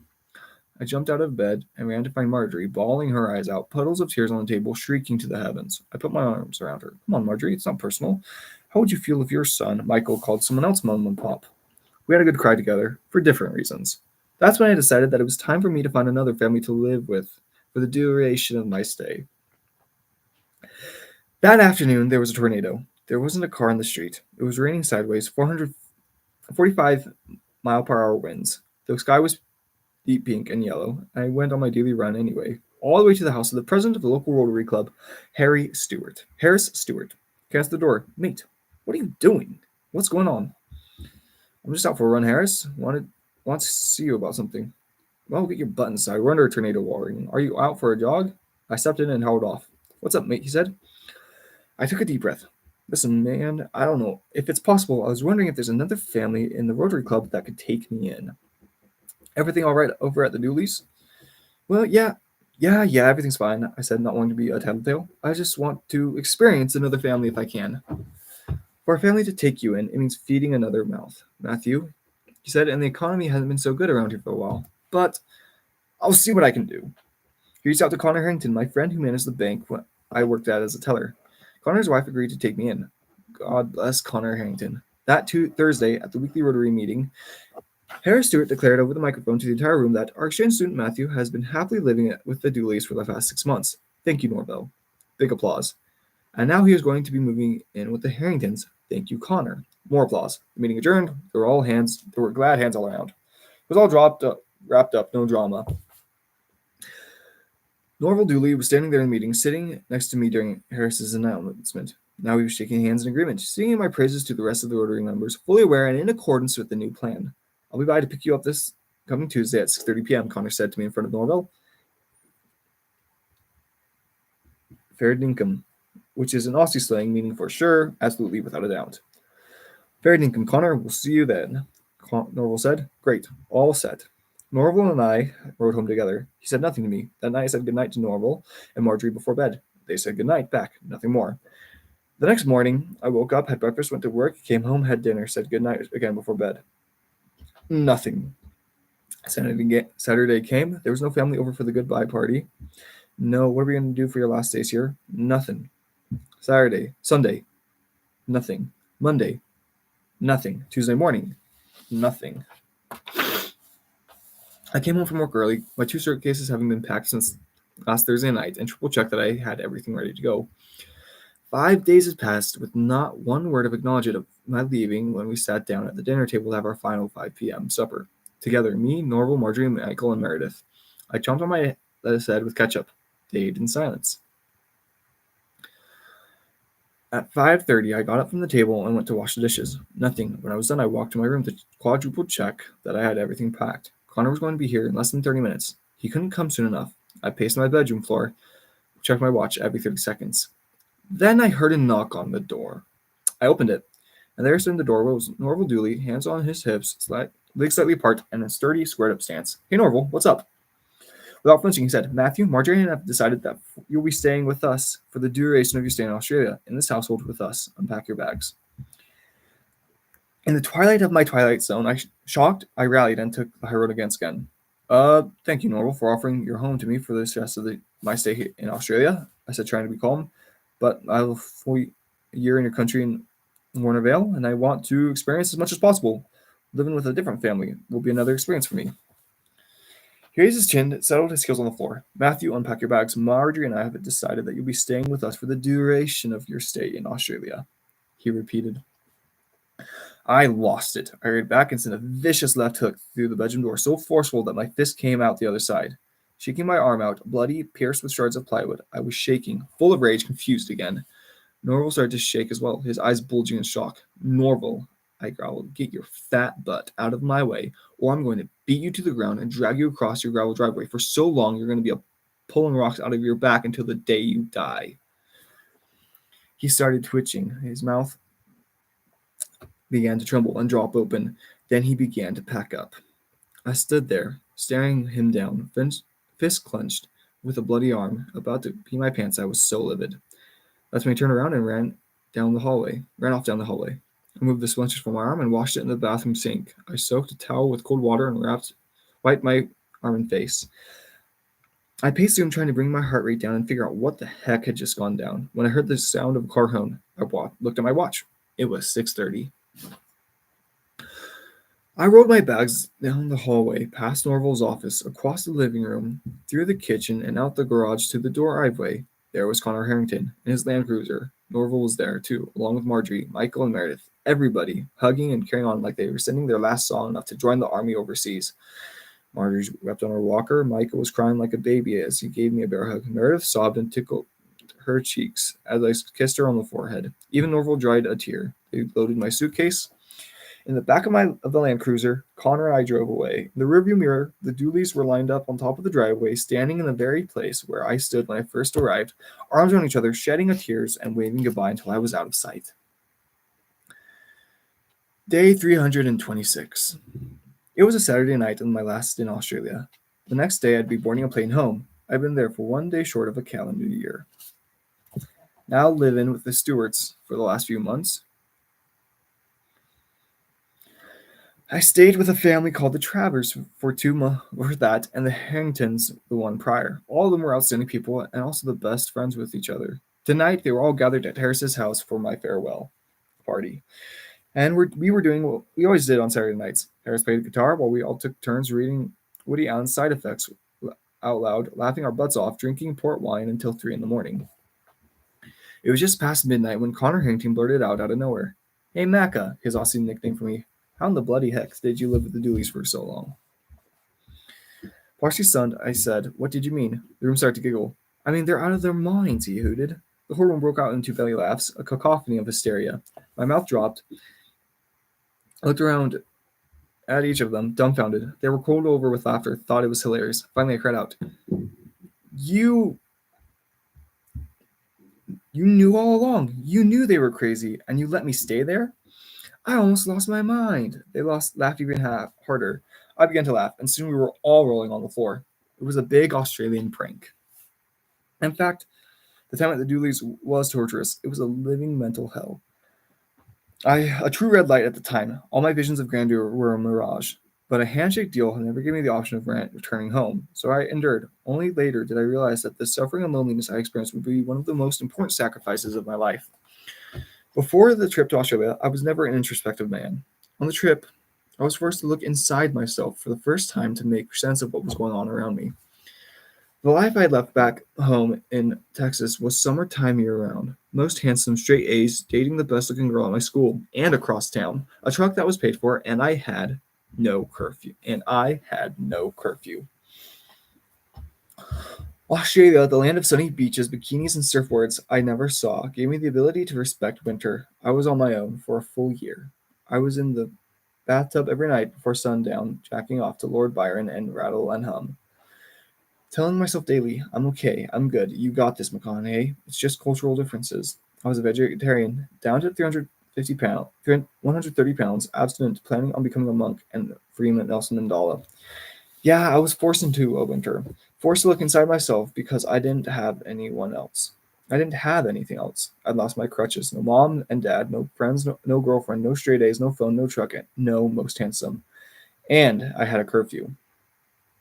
It was a year that shaped who I am today. A year when I found myself because I was forced to. A year that also planted the seeds of a notion that continues to guide my life. Life's hard. Crap happens to us. We make crap happen. To me, it's inevitable that I was staying the entire year because I'd shaken on it. I had made a voluntary obligation with myself that there was no going back. So I got relative. I denied the reality that the Dooleys were off their rocker. It was a crisis. I just didn't give the crisis credit. I treaded water until I crossed the finish line. I persisted. I upheld my father's integrity. And while I was going crazy, I kept telling myself that there was a lesson I was put there to learn. That there was a silver lining in all of it. That we needed to go through heck to get through the other side, and I did. That I needed to go through hell to get to the other side, and I did. We cannot fully appreciate the light through the window, through the shadow. Without the shadows, we have to be thrown off balance to find our footing. It's better to jump than fall. And here I am. Green light. P.S. Dooley's son, Rise, who was also in the exchange program, and he came over to live at my house with my parents while I was with his. What kind of time did he have? My parents took him to NASA, to Six Flags, and to Florida for the summer, where he threw parties every weekend. Clearly taking advantage of his actions, he took an ex-girlfriend of mine out on dates in my truck. I was told that his seed found purchase in the private parts of two particular swooning American girls. The liquor cabinet was drained. He'd had the time of his life. The monster. The future is the monster, not the boogeyman under the bed. The past is just something that we're trying to outrun tomorrow. The monster is the future, the unknown. The boundary is not yet crossed. The challenge not yet met. The potential not yet realized. The dragon not yet tamed. On a one-way collision course with no turning back. The future, the monster, is always waiting for us and always coming, sees us a-coming. So we should lift our heads, look it in the eyes, and watch it heed. Back in Texas, I was 19 years old, had a year in Australia under my belt, and was now drinking age. On the way home from buying dog food and paper towels at Walmart one night, Dad and I stopped by a neon-lit pool hall in a strip mall on the southwest side of Houston. We had a few beers. I met a few friends of his, mostly kept to my yes and no sirs, but had enough confidence and experience to chime in to some of the tall tale storytelling. A couple hours later, we paid the tab at the bar and started to leave.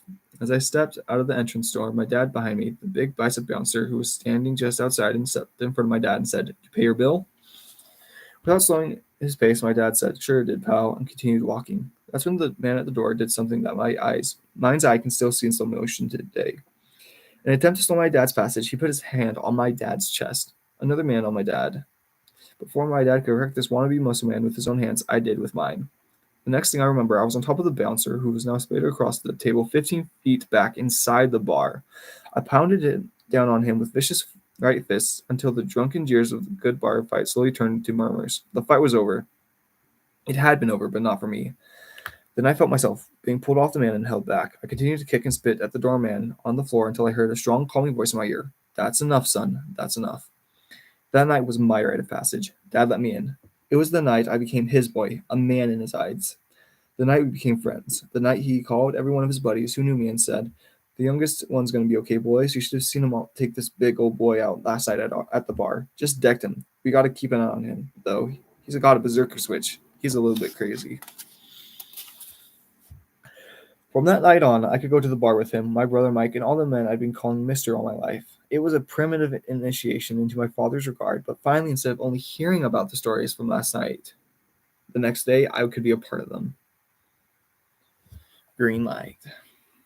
Sometimes we find our frequency by holding on to the moral bottom line in the midst of chaos. Sometimes we find it by breaking the rules and running the red light to get home.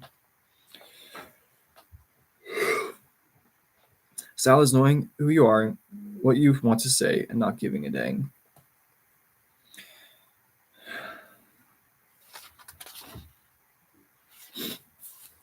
Part 3. Dirt Roads and Autobahns. July 1989. While in Australia, I had begun applying to colleges, Duke, Grambling, UT Austin, and Southern Methodist. I wanted to study law and become a defense attorney. That had been the plan since 9th grade. I was a great debater, and the somewhat serious joke in my household was Matthew was going to become a lawyer, defend the family, prosecute the bigwigs, and make us some oil and ink money.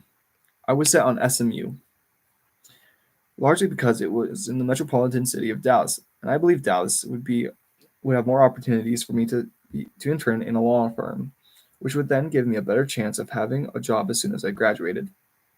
One night, Dad called me, "Son, you sure you don't want to be a Longhorn?" My dad always named a school after its mascot, and was particularly fond of the UTs. "No, Dad, I want to be a Mustang, SMU's mascot. I'm pretty sure about it," he grumbled. "That all right with you, Dad?" "Oh, sure, son, sure. I just thought you might want to consider being a Longhorn is all." "No, sir, I want to be a Mustang." "Okay, that'll work," he said, and we hung up. An hour later, my brother Pat called.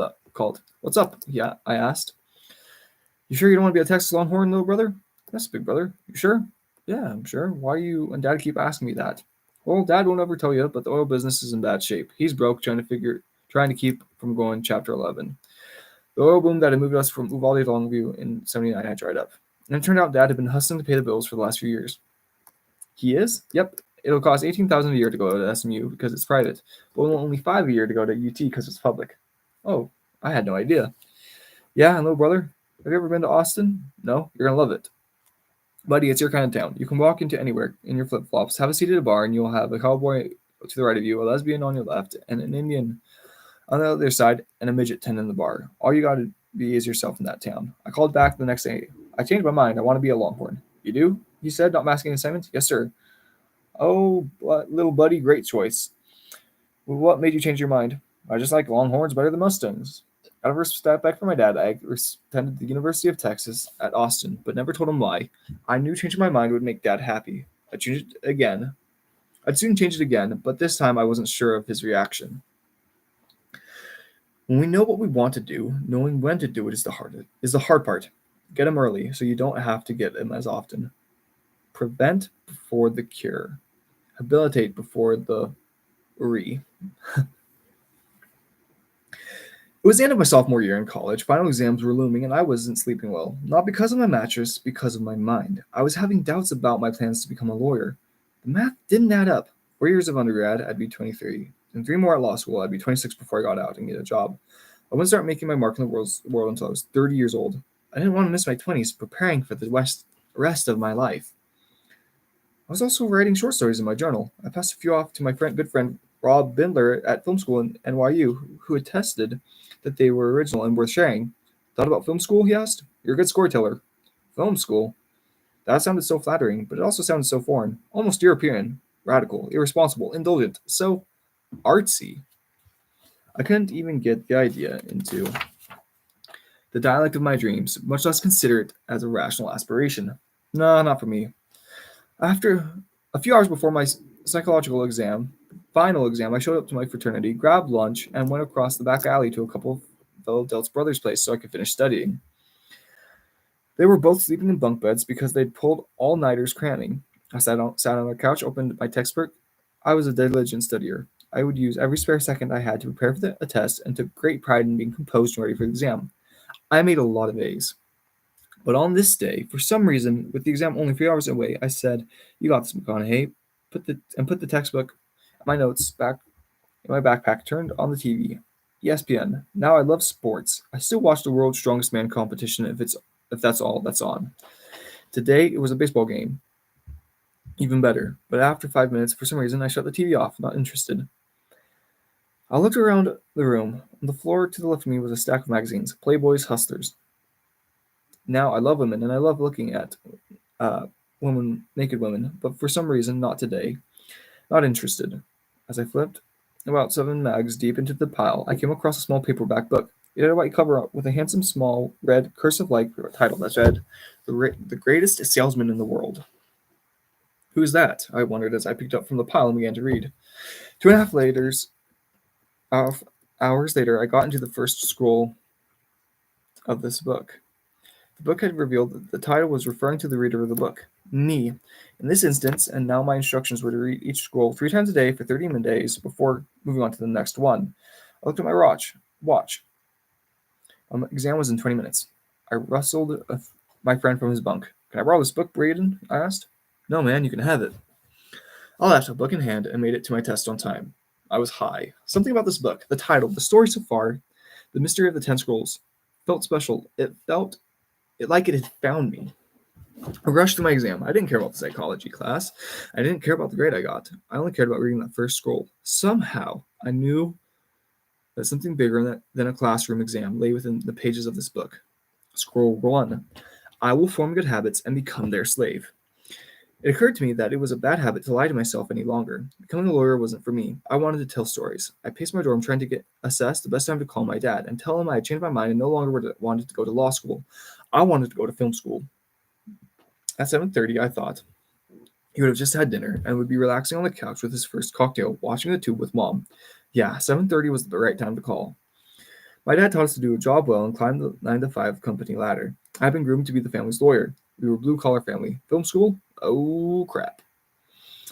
Taking deep breaths, sweating, I made the call at 7:36 p.m. Dad answered. "Hey, Pop," I said. "Hey, little buddy, what's going on?" he asked. Another deep breath. "Well, I want to share something with you." "What's that?" "Oh, crap. Well, I don't want to go to law school anymore. I want to go to film school." Silence. 1, 2, 3, 4, 5 seconds. Then I heard a voice, a kind, inquisitive voice. Is that what you want to do? He asked. Yes, sir, it is. Silence. Another 5 seconds. Well, don't half-ass it. Of all the things my dad could have said, all the reactions he could have, don't half-ass it was the last word I expected to hear and the best words he could ever say to me. With those words, he not only gave me his blessing and consent, he gave me his approval and validation. It's what he said and how he said it. He not only gave me privilege, he gave me honor, freedom, and responsibility. With some formidable rocket fuel in his delivery, we made a pact that day. Thanks, Pop. Greenlights. Biology and giddy up. DNA and work, genetics and willpower. Life's a combination. Some get the genes, but never the work ethic or resilience. Others work their butt off, but never had the innate ability. Others have both and never rely on the first.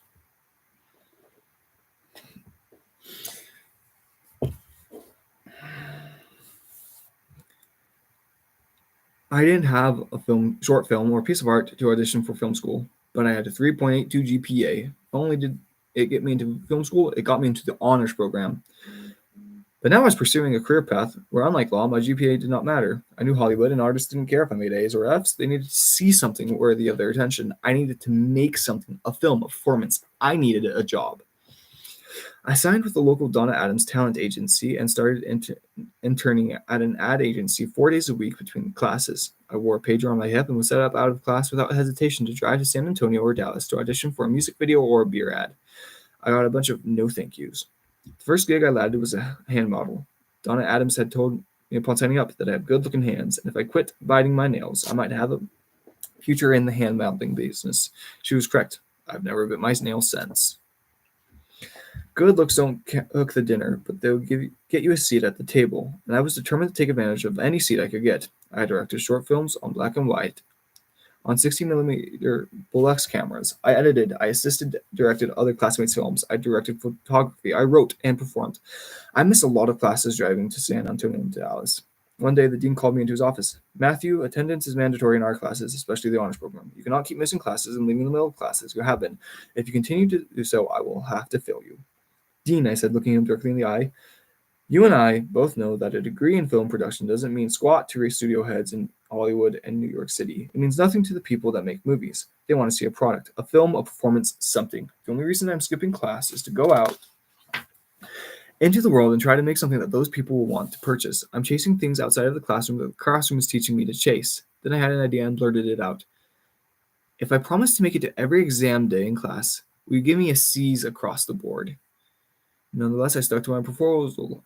I kept skipping classes to chase my pager. I made sure I showed up as prepared as possible on exam days. At the end of the semester, I received C's in every class in my college transcript, but I learned a lot more than when I was making A's. Green light. I'll take a little common sense with that knowledge. I was an outcast in class anyway, the only frat guy in film school. Boots, pressed button down, tucked in, tan, affable, non-neurotic. Most everyone else wore black. They were pale, goth, and huddled in their private corners. One of our professors made us go see movies each weekend and come back on Monday and talk about them with the class. I would always go to the Metroplex and see the blockbuster, then come in on Monday and say, hey, I saw Die Hard this weekend, and nah, man, that's crap, man. That's crap. It sucks. My classmates would say before I even finished my sentence. They had all gone and seen the Einstein revival. I began to doubt myself. This is what you have to do to be an artist, McConaughey. You have to see the art films at the art house, not the blockbusters at the Metroplex. They're not independent enough. You need to be more eccentric, less friendly. I started untucking my shirt. But I still went to see the blockbusters. The next Monday, I got in front of the class to tell about what I'd seen. And again, the rest of the students started murmuring, that's big studio crap, man. Corporate America sellouts. Then this time I said, wait a minute. Tell me why it's crap, why it sucks. What you didn't like about it. They all got quiet. Heads started looking at each other. Finally, one of them said, well, we didn't actually see it. We just know it's crap. Forget y'all, I said. Forget y'all for saying it's crap just because it's popular. After that day, I was comfortable with being in the fraternity and film school. I tucked my shirt back in. Fascinated with the differences between people and cultures, I've always enjoyed looking for and finding the common denominator of values that are the foundation beneath our distinctions. When my college buddies and I would hit 46th Street for a night out, they'd go to the popular bars and littered with sorority girls possibilities, and I'd go to the catfish station, an all black, sweaty bar that sold catfish beer and blues. It was standing room only when Kyle Turner was on his saxophone or the all blind band Blue Mist were on the stage. I'd find my spot stage left by the beer cooler. I'd lean against it to serve myself and let the cool air keep my perspiration from dripping. Laurent managed the joint. Tammy was the black and beautiful as midnight rock star's waitress who ran the floor and had every single dude on the joint thinking they had a chance, just so that they'd tip more. None of them did.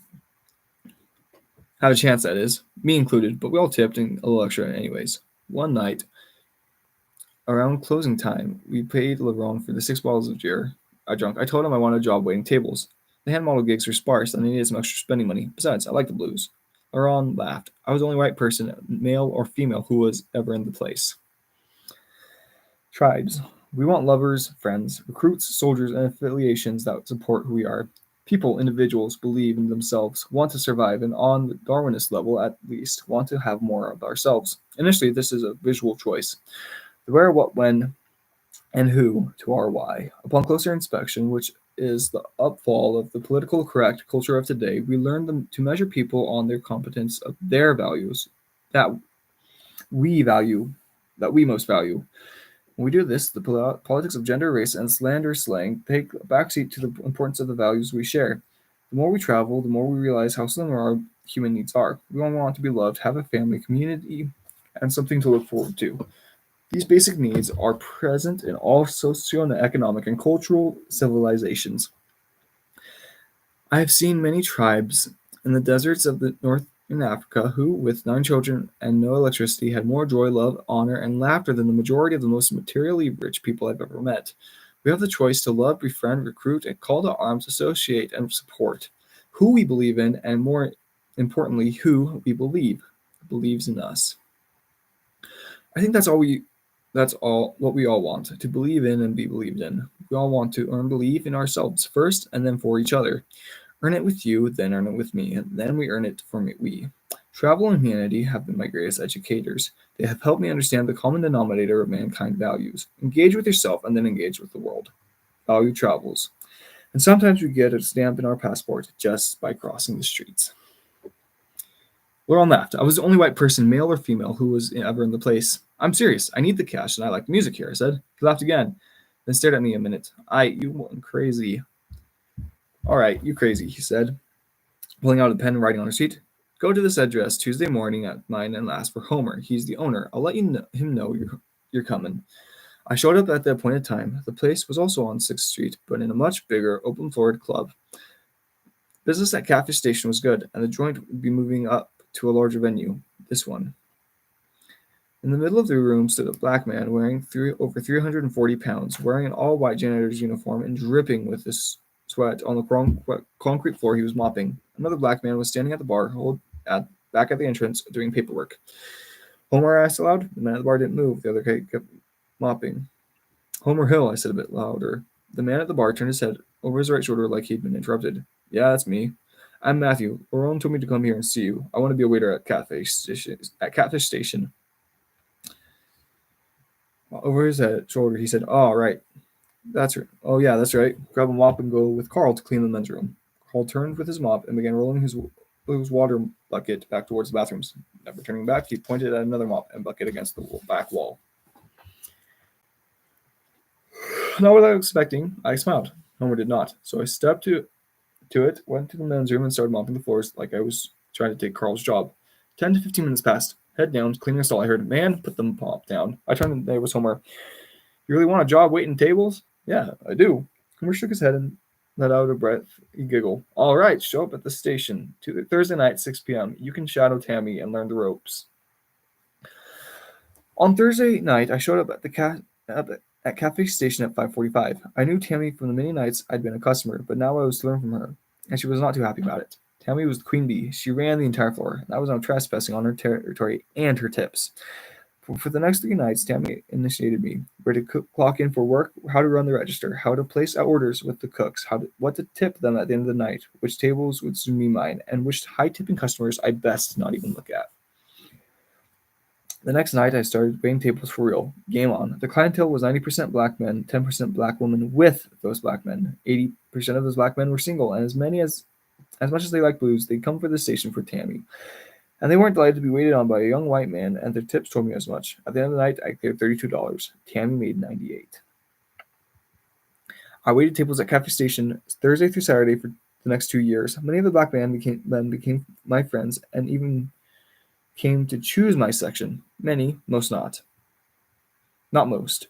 Tammy and I became pretty close, but like every other straight man in the station, she never let me get so much as a peck on the cheek. I never stopped trying. I never beat her in tips either. Home and I have maintained a good friendship over the years.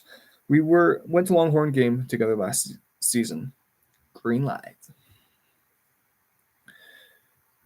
We are not here to tolerate our differences.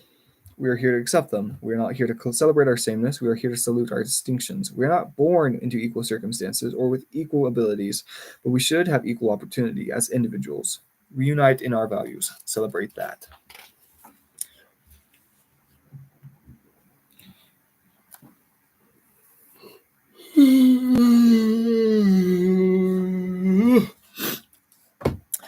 I had a little cash in my pocket for my job at Cafe Station, but not so much that I didn't appreciate a free drink.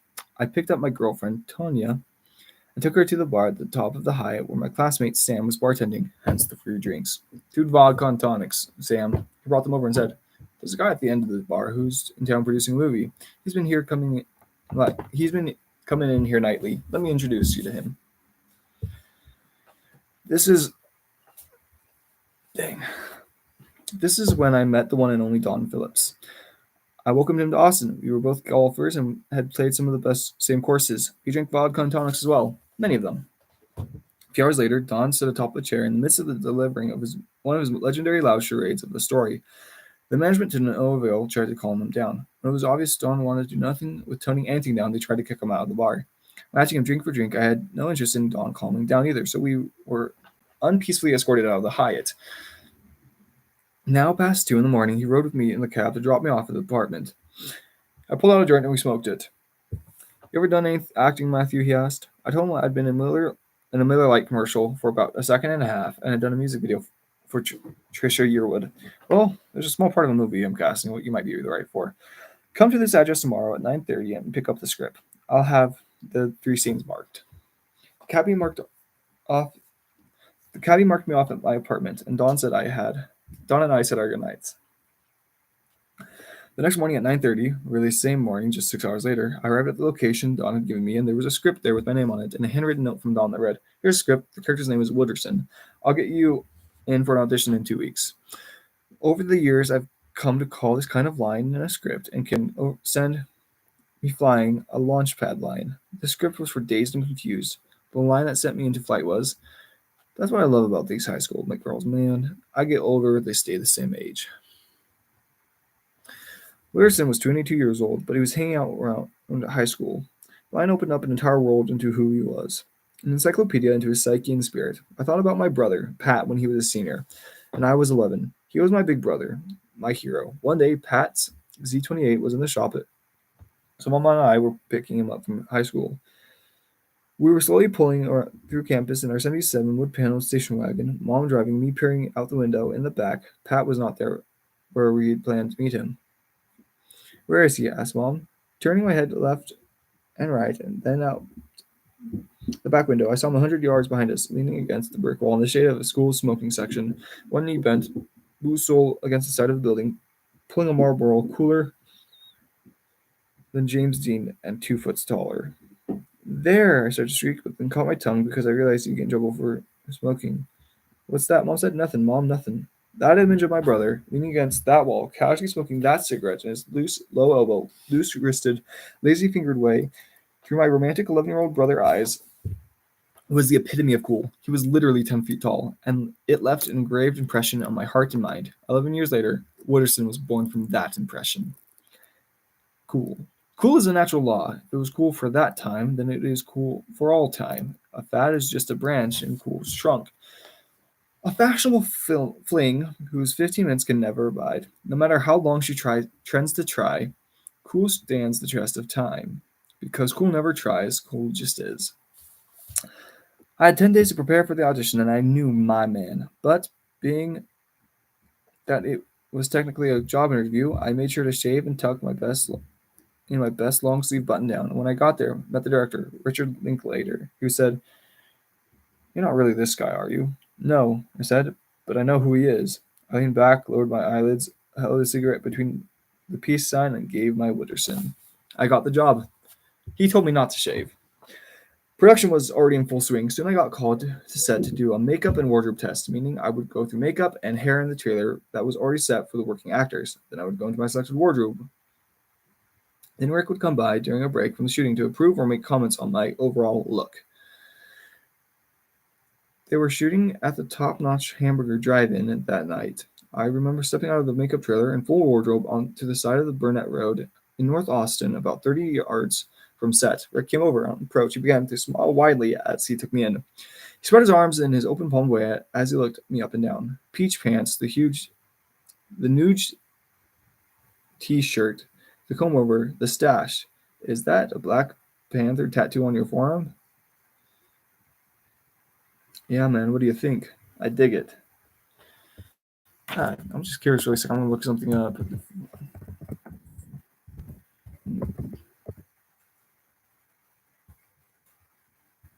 Yeah, anyways. Peach Panther, dig it. This is great. This is Witterson. Now remember, I wasn't there to act that night. Witterson wasn't in any of the scenes that were being shot. I was there for Rick to approve my hair, makeup, and wardrobe. That's when Nick got an idea. We began to do something day that we still do, which is play a game of verbal ping pong. I'm still really curious. I wonder what that is. Not ping pong, but this shirt. I wonder what that shirt he's wearing. Uh,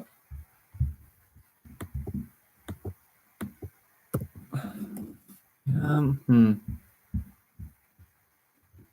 Interesting. It's just I don't know. It's not. It's just kind of t-shirt, I guess. Okay. Anyways, I know Witterson has probably been with the typical high school chicks. He's had cheerleaders, majorettes, girls like that. But do you think he had to have any interest in a redheaded intellectual? Sure, man. Witterson likes all kinds of chicks. Yeah, right. You know, Marissa Ribisi is playing Cynthia, the redheaded intellectual, and she's over there at the drive-in with her nerdy friends in the back seat. Think Witterson might pull up and try to pick her up? Give me 30 minutes. I took a walk with myself. Who's my man? I said. Who's going on tonight in this scene? It's their last night of school. Everyone's looking for the party. I know some Spanish. Next thing I know, I'm in my car. Well, Witterson's car on set, mic'd up. On action, you just pull up to next to her car like Witterson would and try to pick her up. Reconstructed. Cool. Got it.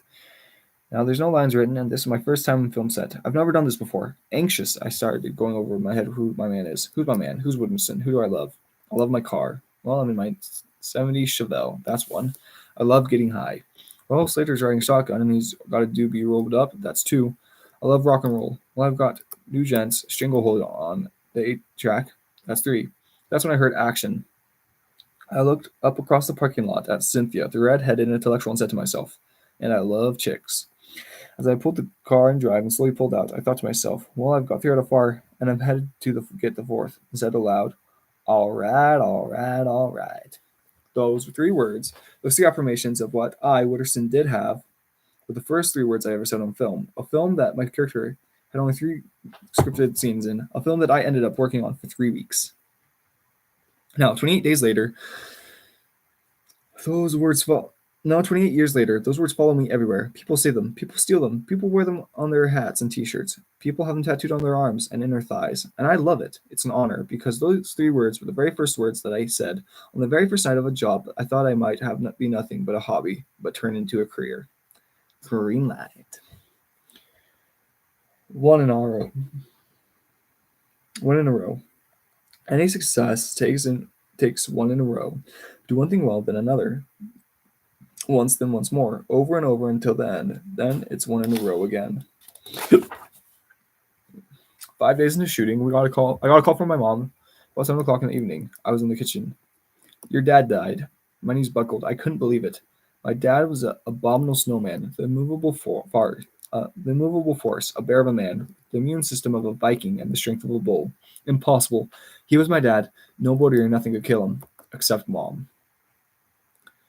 He always told me and my brothers, boys, when I go, I'm going to be making love to your mother. And that's what happened. He woke up that morning at 6:30, feeling frisky, and he made love to the woman he divorced twice and married 3 times. His wife, Kay, my mom. He had a heart attack when he climaxed. Yep, he called the shot all right. Days of prosperity. Days of prosperity make us forget adversity. Good times seem out of reach during the bad ones. Both can seem like final destinations, the summation of our days. Then the cosmic joker plays with our ways. Yesterday's conditions no longer remains. All commas, no periods, no stops, no stays. Pleasures for rent, and so is the pain.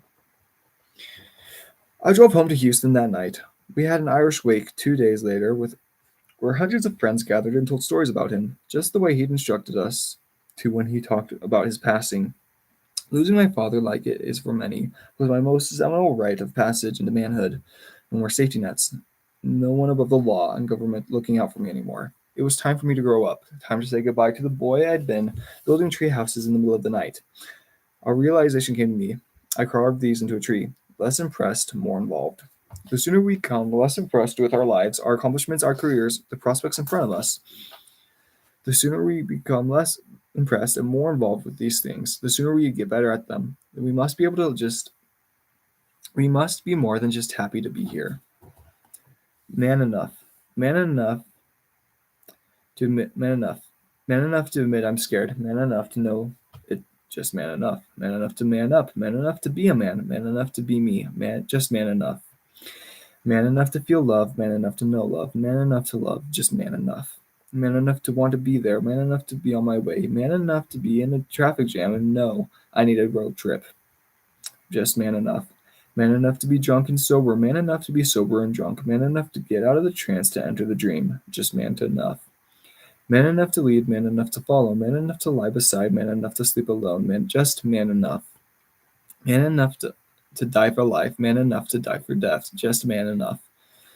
Man enough to have heroes, man enough to become my own, just man enough. Man enough to know, just man enough to find out, just man enough. Man enough to apologize, man enough to realize, just man enough. All multiple things that I'd been revering in my life, everything I was looking up to in awe, suddenly came down to my level in front of me. All the mortal things that I looked down upon and patronized my life suddenly rose up to eye level. Now the world was flat, and I was looking it in the eye. It was time to trade in any red sports cars I still had. It was time to stop dreaming and start dealing. It was time to take care of mom. It was time for me to take care of myself. It was time to sober up from boyhood whimsy. It was time for me to get real courage. It was time for me to become a man. Although the production team told me to take all the time away I needed, my family insisted I go back to Austin and finish the job. I started. 4 days after the wake, I drove back and was on the set that night. We were shooting one of the final scenes on the football field that evening. Again, I had no lines in the scene, but Linklater wanted me in it. Walking around the stadium at sunset before the night's filming started, Rick and I were talking about life, loss, and what it's all about. Think of what's about living, man. Even though my dad's no longer physically here, his spirit is still alive in me for as long as I keep it alive. I can still talk to him, do my best to live by what he taught me, and keep him alive forever. I immortalized this idea the very night in the scene where Randall Pink Floyd is deciding whether or not to sign the no drug pledge to stay on the football team. You gotta do what Randall Pink Floyd wants to do, man. And let me tell you this: the older you get, the more rules they're going to try to get you to follow. You just gotta keep living, man. Livin.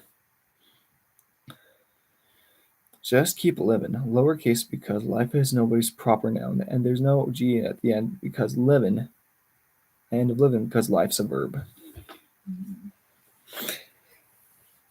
The 3 weeks I played Watterson and Days and Fuse were difficult because of my loss, but grateful because of my gain. The prior year, my dad had given me approval to do what I wanted to do, but was never able to see me do it. But he was alive to see me start what I would finish, a hobby that became a career. I felt a certain serendipity in the fact that the end of my dad's life had overlapped with the beginning of mine, on screen and off. The 3 weeks of practical experience on the set of Dazed and Confused had made me a more competent director when I returned to film school as a senior that fall. I directed a documentary about the Hispanic lowrider culture in the South called Chicano Chariots that I was proud of. The same year, I acted in what I could, starring in an Unsolved Mysteries episode and another music video. I was ready to graduate, and what if I could to I Can and I Am. If you're not a starter and you think you should be, give him no choice in the decision. Plays so well it's undeniable. My plan was to drive out to Hollywood the day after graduation and sleep on Don Phillips' couch until I could get paying work as an actor or in film production. The production manager on Dazed, Alma Kutroff, had me penciled in to work as a production assistant on the set of the next Coen Brothers film, The Hudsucker Proxy, which was scheduled to commence filming in a few months. But first, I booked a one-day gig in an Austin film production, Texas Chainsaw Massacre: The Next Generation. The role of the Romeo to Renee Zellweger's Juliet, a motorcycle man in black leather and shades who mysteriously rides past her in school at the beginning of the film, then returns at the end after she survived a night from hell to pick her up and ride off into the sunset. I don't think I had any lines. A couple of days before the Saturday shoot, I was met with the director, Kim Henkel, who asked if I knew any male actors who might be right for the lead role of Wilmer, the killer with a mechanical leg who drives a tow truck. I gave him the names of 2 actors I knew from the Donna Adams Talents Agency. With a U-Haul already packed to the ceiling, hitched to the back of the 4-cylinder Dodge pickup truck I'd named Surf Longview, I swung by the small home that weekend.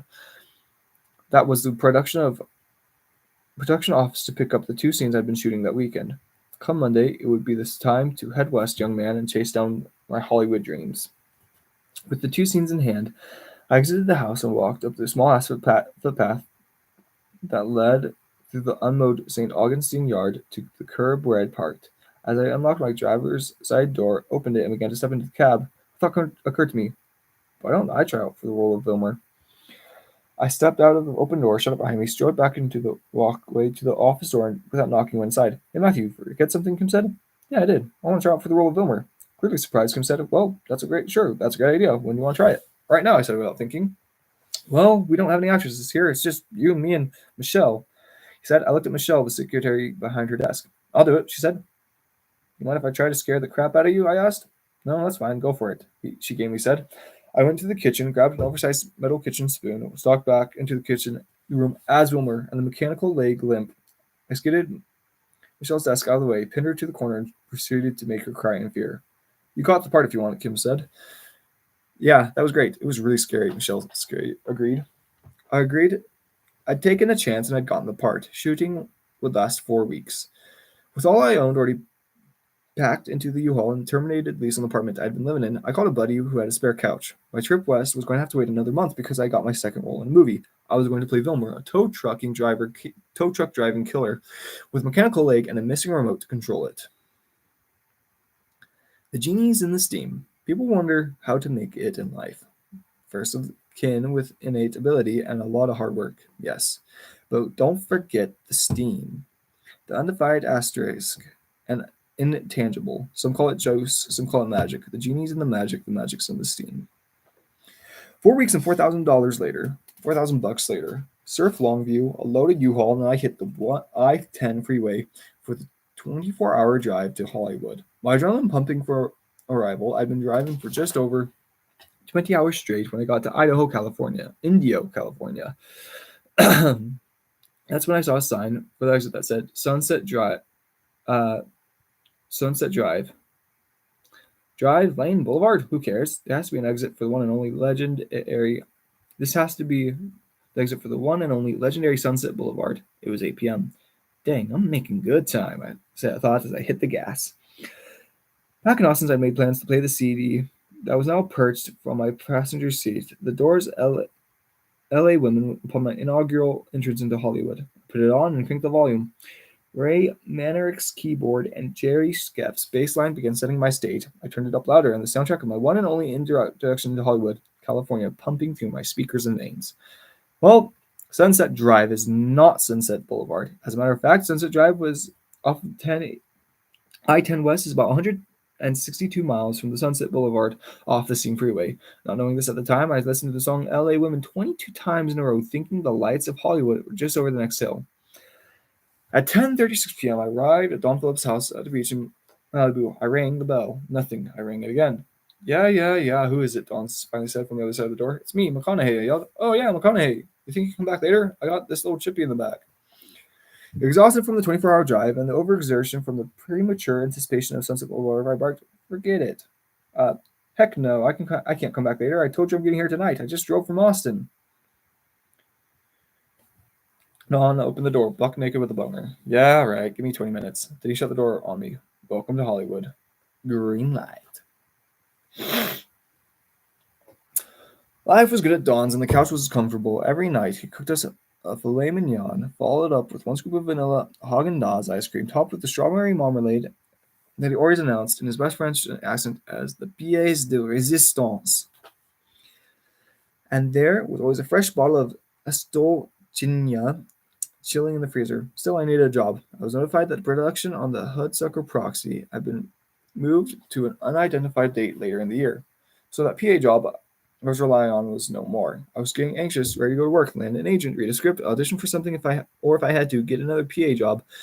Neither was happening, and Don was the only guy I knew in town. One night over the Tenderloin, I casually asked, "Hey, Don, do you think you can get me a meeting with an agent, man? I got only a few grand in him, and I need to get some work."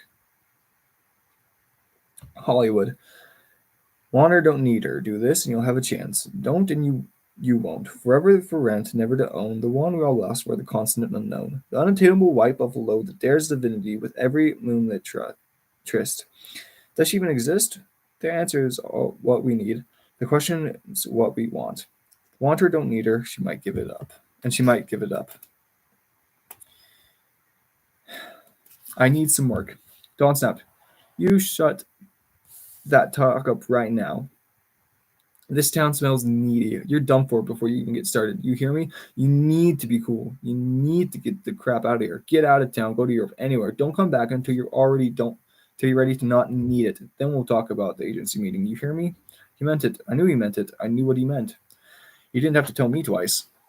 Cole Halsey, Rory Cochran, and I became friends on days I'm confused. And with my newly legislative spare time, we got together and we decided to go for Europe for a month, rent motorcycles and ride. We rounded up our backpacks and some petty cash. We bought round-trip tickets to and from Amsterdam and then headed overseas. After landing, we rented a car and headed south, where we found a first-class motorcycle shop in Rosenheim, Germany. Wearing sleeveless shirts and dirty jeans, we shared our plans to bike across Europe with the shop owner, Johan. Let's find you the best motorcycles for your adventure, he said. Cole chose big bull of a bike, a Kawasaki 1000. Rory, a Ducati Monster M90, and me, a BMW 450 Enduro. Turns out the Enduro 450 is not the way to ride through Europe on the Autobahn. If your motorcycle goes only 105, you're going to get blown off the road by the 18-wheelers and V12 sedans cruise controlling at 180. All brand new, never ridden before bikes. Perfect. Johan tallied the bill, over 12,000. We don't have the money to rent these for a month, I said. Well, how much do you have? Enough to rent them for 3 days, Rory answered. Johan took a deep breath and a long look at us. His hairy, armpitted wife stood in the background, not happy with his breath or his look. When I was a young man your age, I toured Europe on a motorbike with my friends. I opened the shop so people like you could explore the same way I did. You need to take these bikes. You need to ride these bikes, Johan said with certainty. We don't have enough money. All we have to offer you is 400 apiece. Do not trust them, his hairy armpitted wife said. They may never bring them back if you do. Yes, we will. You can have our economy class airline tickets to back to America as security if you need it. I said. His wife knew where this transaction was heading and didn't like it. She violently shook her head no. 400 apiece is $1,200 total. You pay me that, and you will have fun for a month on those motorbikes, he said. I don't want to return tickets as for insurance. Go, ride, explore, have an adventure. I want to hear these stories when you return. We couldn't believe our luck. We smiled at each other as Johann gave each of us a friendly bear hug, saying, "Have fun." We began to roll our brand new motorcycles from the showroom floor. "Not so fast," a Herbert interrupted. "I'll take those plane tickets." We handed them over, then rode out of the parking lot, leaving a proud and serene Johann in the rearview mirror and his wife scolding obscenities in his ear as he watched us stride away. We crossed to Germany, Australia, the Swiss Alps, Italy. It was gorgeous, geographic splendor, and what a way to see it. About 11 days into our ride, we were approaching the seaside town of Sestri Levante, Italy, when Rory laid the Ducati down, going 120, getting off the Autobahn exit. Somehow we came out of it with only minor cuts, bruises, and a night in the hospital, and some mangled leather pants. But the brand new Ducati Monster M90 was totaled. Rory called Johann the next day with the red news. "I wrecked Ducati, John. I totaled the bike." "Wait, Rory, you wrecked?" Johann said. "Are you okay?" "Yeah, I'm okay, but the bike, it's totaled." "I'm sorry, man. I don't care about the bike as long as you're okay." "I'm fine," Rory replied. "Good, where's the bike?" "It's in a field just off of exit 74 into Sestri Levante." "Okay, I'll send a truck and a driver to you now. He'll be there by tomorrow morning to pick up the total bike. Meet him there. I'll help you. I'm happy you're okay." The next day, around 3 p.m., the three of us were waiting in the field next to the mangled monster when a large cockroach truck showed up. Johann was behind the wheel. He greeted us warmly, eyed the total Ducati, then opened the back of the truck. As Rory, Cole, and I moved to load the wrecked vehicle in the truck, Johann unloaded something from it. "Another brand new Ducati Monster M90. I'm glad you are okay," he said. "Keep riding." So we did. Thousands of miles, and 3 weeks later, we returned to Johann's shop in Rosenheim with our bikes. No longer brand new, none of them totaled. Johann greeted us in the parking lot with bear hugs on arrival. "Come inside for a coffee and tell me all about your adventures," he said with a smile. It was epic, I said. We raced the Autobahn, drank from the Austrian rivers, we traversed the Swiss Alps, had dinners in Mussolini's hideout, and raved Rimini until sunrise. "Thank you, Johann. It was the best trip we've ever taken," Cole said. A couple of hours into our tale-telling, our rental car was delivered, and it was time to head back to Amsterdam so we could fly home the next day. Johann's wife begrudgingly handed us back our plane tickets home. Johann was in Rosenheim. What a mensch. Johann in Rosenheim. What a mensch. I hadn't thought. My voice is a little tired. I just need a 3-second break.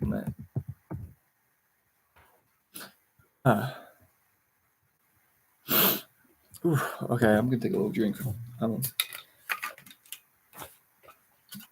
Like for me, no one's watching. Oh well. Keep trying, eh? I hadn't thought about getting an agent or a job the entire month. I headed back to Malibu with lifelong friends and more great stories to tell. Greenlight. Dirt roads and autobahns. The road less traveled may not be a dirt road. For some, it may be the autobahn. Robert Frost was right. Taking the road less traveled can make all the difference. But that road isn't necessarily the road with the least traffic. It may be the road that we personally have traveled less. The introvert may need to get out of the house and engage with the world, get public. The extrovert may need to stay home and read a book.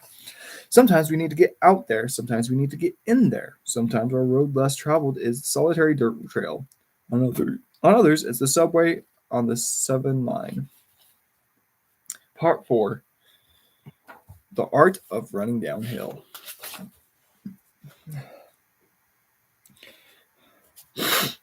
Don loved that I'd gone on the motorcycle trip through Europe with his boys. The three of us, all cast by him and dazed and confused.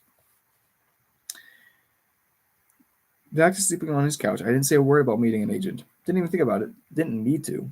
One night, over another scoop of vanilla Haagen-Dazs and some strawberry marmalade, Don said, "You're ready. Tomorrow morning, I got us a meeting with Brian Swardstrom and Beth Holden at the only agency that would see us, the William Morris Talent Agency. Tell them you want to direct as well. You sound even less needy. They'll salivate." My resume was my performance as Woodison in Dazed and Confused, which had been released in limited theaters a few months earlier. Texas Chainsaw Massacre: The Next Generation hadn't been released yet. Boots, jeans, and a tucked-in bottom down, I shook their hands and sat for my next job interview. I acted like I wanted it, but not like I needed it. Swardstrom gobbled, nibbled, Holden bit. I signed with Beth and William Morris the next day. Now, this is usually the point in the story where the protagonist, the young wannabe actor gone west, grovels and lines up hundreds of almost got it auditions, has to take a job waiting tables, and gets asked to suck some buddies for a cameo role. Well, that's not my story. 1 week after signing with William Morris, I got my first audition in Hollywood with casting director Hank McConaughey for the role of Drew Barrymore's very honest husband, Abe Lincoln, in the film Boys on the Side. They liked my audition enough to schedule a second one for director Herb Ross 6 weeks later. A week after that first audition, I got called in for another one. This time on Disney's film called Angels in the Outfield. The role was that of an all-American baseball player named Ben Williams. I wore my American flag baseball cap, and a white T-shirt for this job interview. Warner Bros. Lot Bungalow 22, parking lot level. I opened the door to enter, backlit by the afternoon sun. Whoa, look at you, all-American kid. A voice boomed from the couch opposite the entry door. I stopped in the doorway, looked down the squinting man who was addressing me. Yes, sir, I said. You ever play baseball? He asked. 12 years, from 6 years old till I was 18. Great, you get the job. You start studying in 2 weeks. $48,500 to play baseball for 10 weeks in Oakland. You kidding me? I needed it. I only had $1,200 to my name at the time.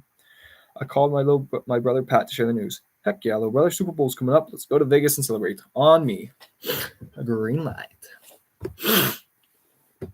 Now, I like to gamble, mostly on myself, but occasionally on sports, specifically NFL football.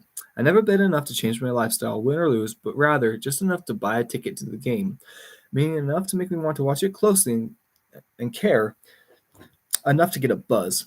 For me, that can be $50. I've never used a toot service expert pickers because, to me, what's the fun in that? If I lose, I try to figure out where I misread the matchup, but ultimately I like to pick my winners because when I win, I knew it. When I win, it was so easy. It was such a clear choice. A lead pipe cinch. I'm a fortune teller, Nostradamus, a magician, all because I knew it. That's what I love about betting, and I give a lot more credit to the I knew it than I do to the what happened. I bet for the entertainment value, the enjoyment I get when I knew it. When betting, I specifically enjoy considering the intangibles. The bet on San Francisco at home to cover against Baltimore because Baltimore will be jet lagged from the long flight west bet. The take bet favre, I don't know how to pronounce that name, and the Packers on Monday night because his dad passed away last Tuesday, or bet on any team who has a star player who had just had his first newborn baby because they're now playing for more than themselves bet. The bet against the Philadelphia Eagles because they're playing their first game in their new stadium and have Sylvester Stallone, aka Rocky Balboa, there to commemorate it because it's too much a celebration about stuff off the football field bet. When I win these bets based on these psychological hunches and tells that are neither scientific nor measured by the Vegas line makers, I believe I have an inside track, betting 5.0, Machiavellian craft, all because I knew it. I flew Southwest Airlines to Vegas for the big game, the second year in a row to the Dallas Cowboys, and the Buffalo Bills would meet in the Super Bowl. An agent, a $48,500 job in hand, a weekend of blackjack, boozing, and football with my brother Pat. I was flying high. The Dallas Cowboys were a powerhouse that season. Troy Aikman, Emmitt Smith, Charles Haley, Michael Irvin. They had drubbed the Bills in the previous Super Bowl and had opened a 10.5-point favorites in this one. The line was stretching further in Dallas's favor, backing up, already up to 12.5. The Saturday night before the Super Bowl Sunday, Pat and I dominated the blackjack table for 11 hours and walked out of the casino at daylight up big. I'd won almost $2,000 and Pat was up over $4,000. Major money for both of us at the time. We woke up Sunday around noon and started strategizing on who we were going to bet on and why. I think plus 10.5 was so many points to begin with, and it's already up to 13.5. They're 13 on at the Aladdin. I said, second time's a charm, Bill. Let's go. Second time's a charm. Let's go, Bills. Man, I think they might even upset the Cowboys money line straight up win. Let's round the wagons with the Bills and hammer them every which way. An hour before the kickoff, we found a casino that had Buffalo at the astronomically high 14.5 and placed our bets. We put our money together, $6,000 total, and laid our bets on the Bills in every way you can imagine. $4,000 to cover the 14.5 point spread, $1,000 to win $3.2 grand on the Bills money line, $250 at 8-1 to Thurman Thursdays gets more yards than Emmett Smith. 250 at 12-1 that Andre Reed has more yards than Michael Irvin. 250 at 6-1 that Jim Kelly throws more yards than Troy Aikman. 100 at 18-1 that Bruce Smith is the MVP. $100 at 4-1 that Dallas has more than 1.5 turnovers. We bet every penny we had except for $100 for our beer. At halftime, the Bills were up 13-6. We were dancing, singing, buying doubles. Holy crap, we're going to upgrade to first class for the flight home. We were geniuses. We were getting 14.5 points. We knew it. But you know what happened, right? Dallas scored 24 unanswerable points in the second half and not only won the game, but covered the 14.5 spread with a 31-13. Emmett Smith outrushed Thurman Thomas. Michael Irvin had more yards than Andre Reed. Jim Kelly did not have more passing yards than Troy Aikman. Bruce Smith was not the MVP, and Dallas turned the ball only once. We lost every single place that we placed. Every single one. Heads hanging, our blood turning into fatigue. We walked out of the casino and hailed a cab to take us back to the hotel with $20 between us. A dusty yellow 86 Bonneville with its back left bumper grazing the pavement pulled up. Holiday Inn, we said as we got in. Behind the wheel was a shaggy old guy who hadn't shaved in 3 months or showered in 3 days. Clearly taking interest in our defeated body language, he reached up into his rearview mirror and tilted it back to get a better look at us as he pulled away from the curb. Pat and I were staying at our back seats, windows in stone silence, wondering what the heck had just happened, when an all-knowing voice boomed through the cab. Bet on the Bills, did ya? Could have told you that. It was a stupid bet. I knew the Cowboys were going to kill him, you losers.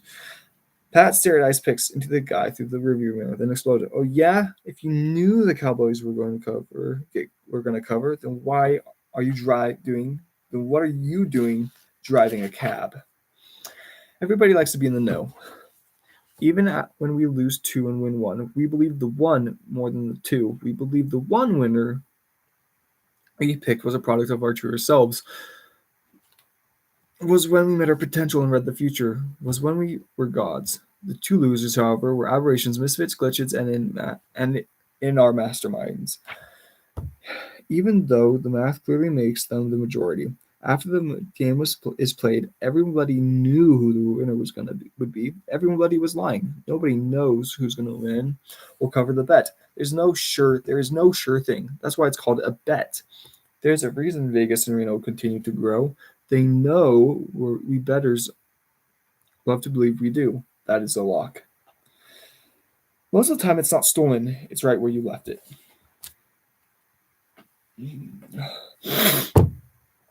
A month into shooting Angels in the outfield, the studio behind Boys on the Side flew me back to Hollywood for my follow-up audition in front of director Herbert Ross. I've been rehearsing the part every night after playing baseball and was confident I had to take on my man.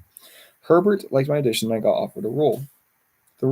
My very first audition in Hollywood had gotten me a second audition that landed me the 4th lead in a major motion picture drama starring Drew Barrymore, Mary Louise Parker, and Whoopi Goldberg. It also got me a major paycheck of $150,000. As soon as I finished playing baseball in Oakland, I headed to Tucson, Arizona, where we'd be shooting Boys on the Side. Instead of the hotel where most others were staying, I rented a quaint adobe guest house on the edge of the Saguaro National Park outside of town. I rescued a black lab chow mix puppy from the local pound and named her Miss Hud after Paul Newman's character in one of my favorite films. The house came with a maid. I had never had a maid before. One Friday night after work, a friend of mine, Beth, came over for dinner and drinks. Like a kid on Christmas morning, I was telling her of all the things I was so happy about in my new digs.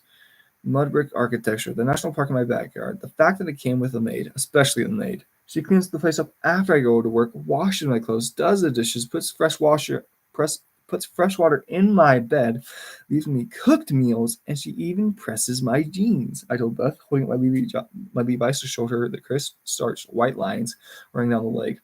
Beth smiled at my enthusiasm and said something I've never thought to ask myself, and haven't forgotten since.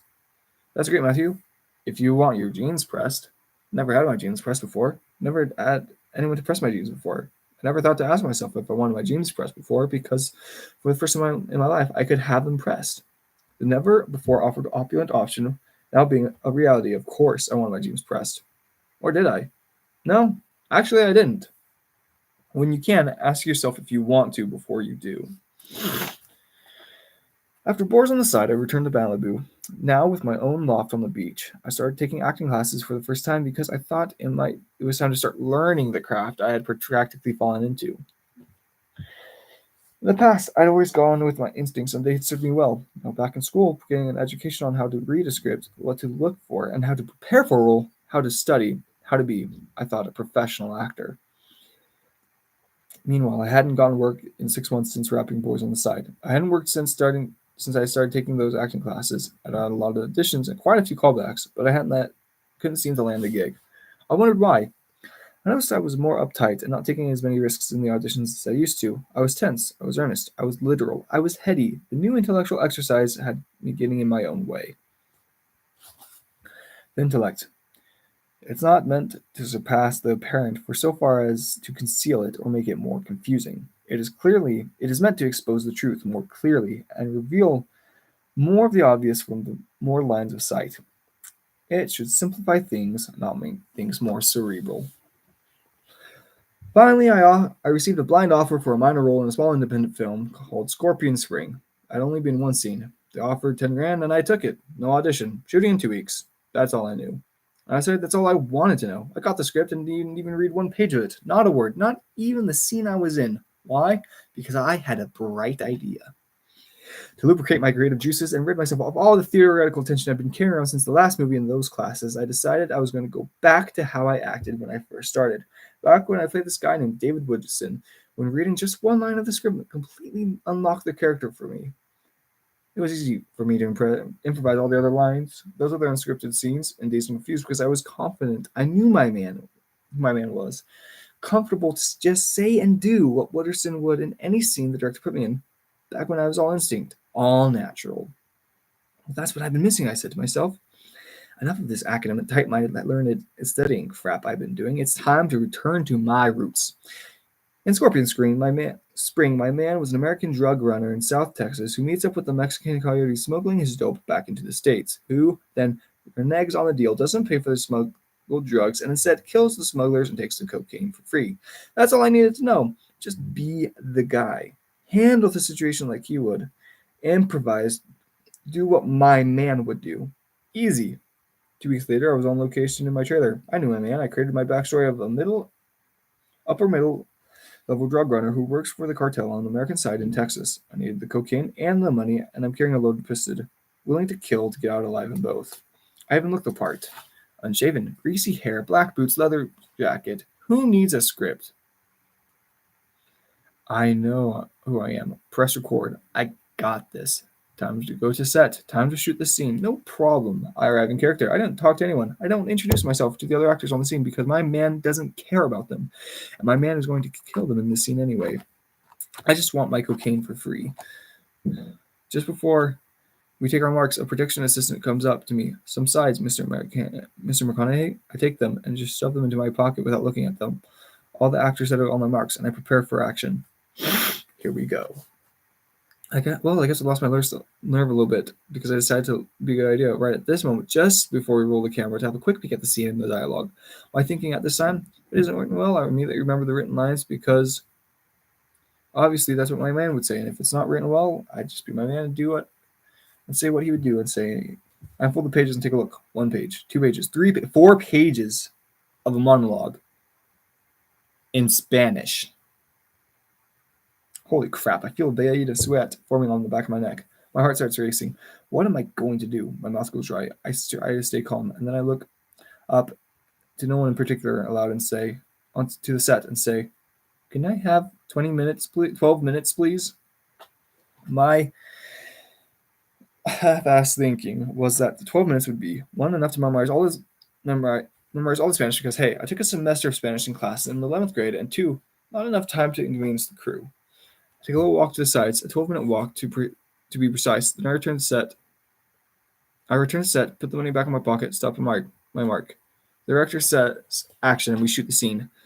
I've never watched Scorpion Spring. I did learn a good lesson that day, though. We have to prepare to have freedom. We have to do the work and then do the job. We have to prepare for the job so we can be free to do the work. Knowing my man does not mean I know Spanish.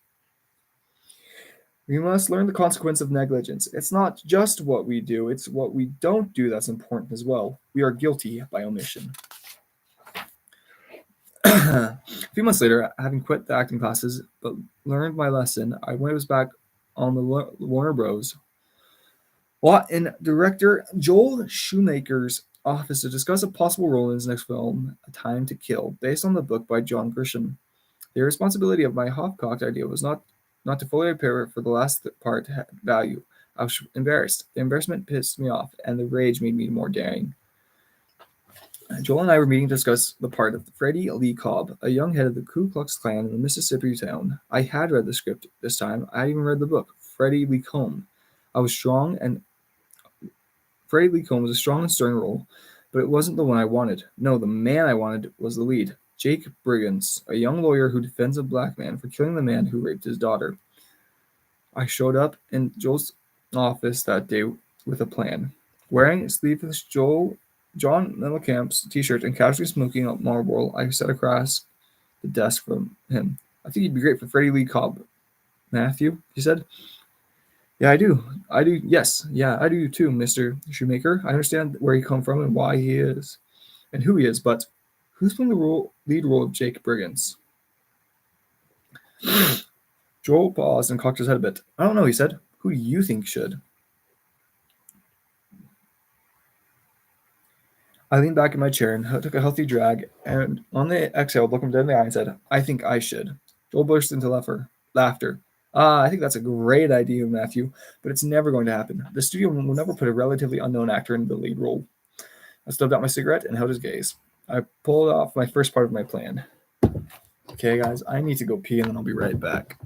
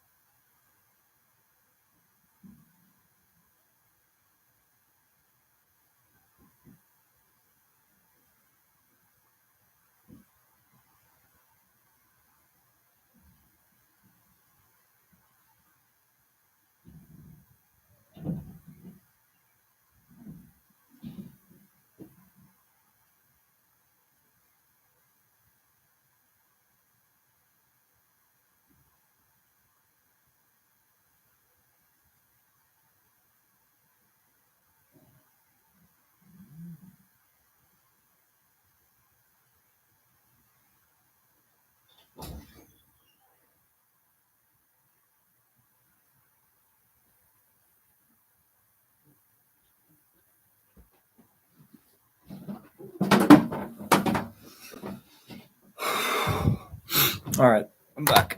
Okay.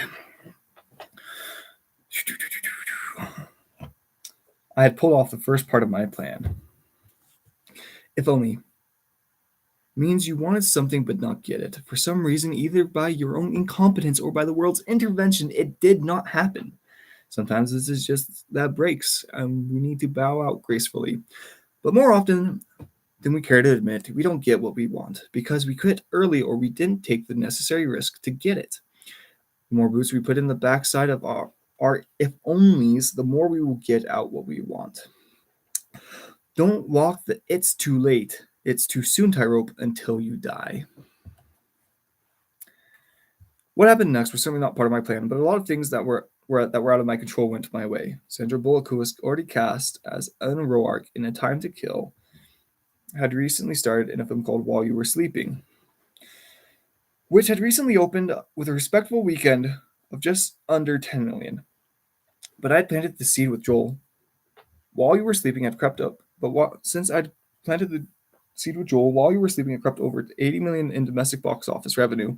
It was a big hit and made Sandra Hollywood's newest Greenlight movie star, which meant the studios believed that she was popular enough to headline a film. With an actress who could now open a film already cast in the number 3 supporting role in A Time to Kill, Warner Bros. Was suddenly free to consider a much less bankable actor for the lead role.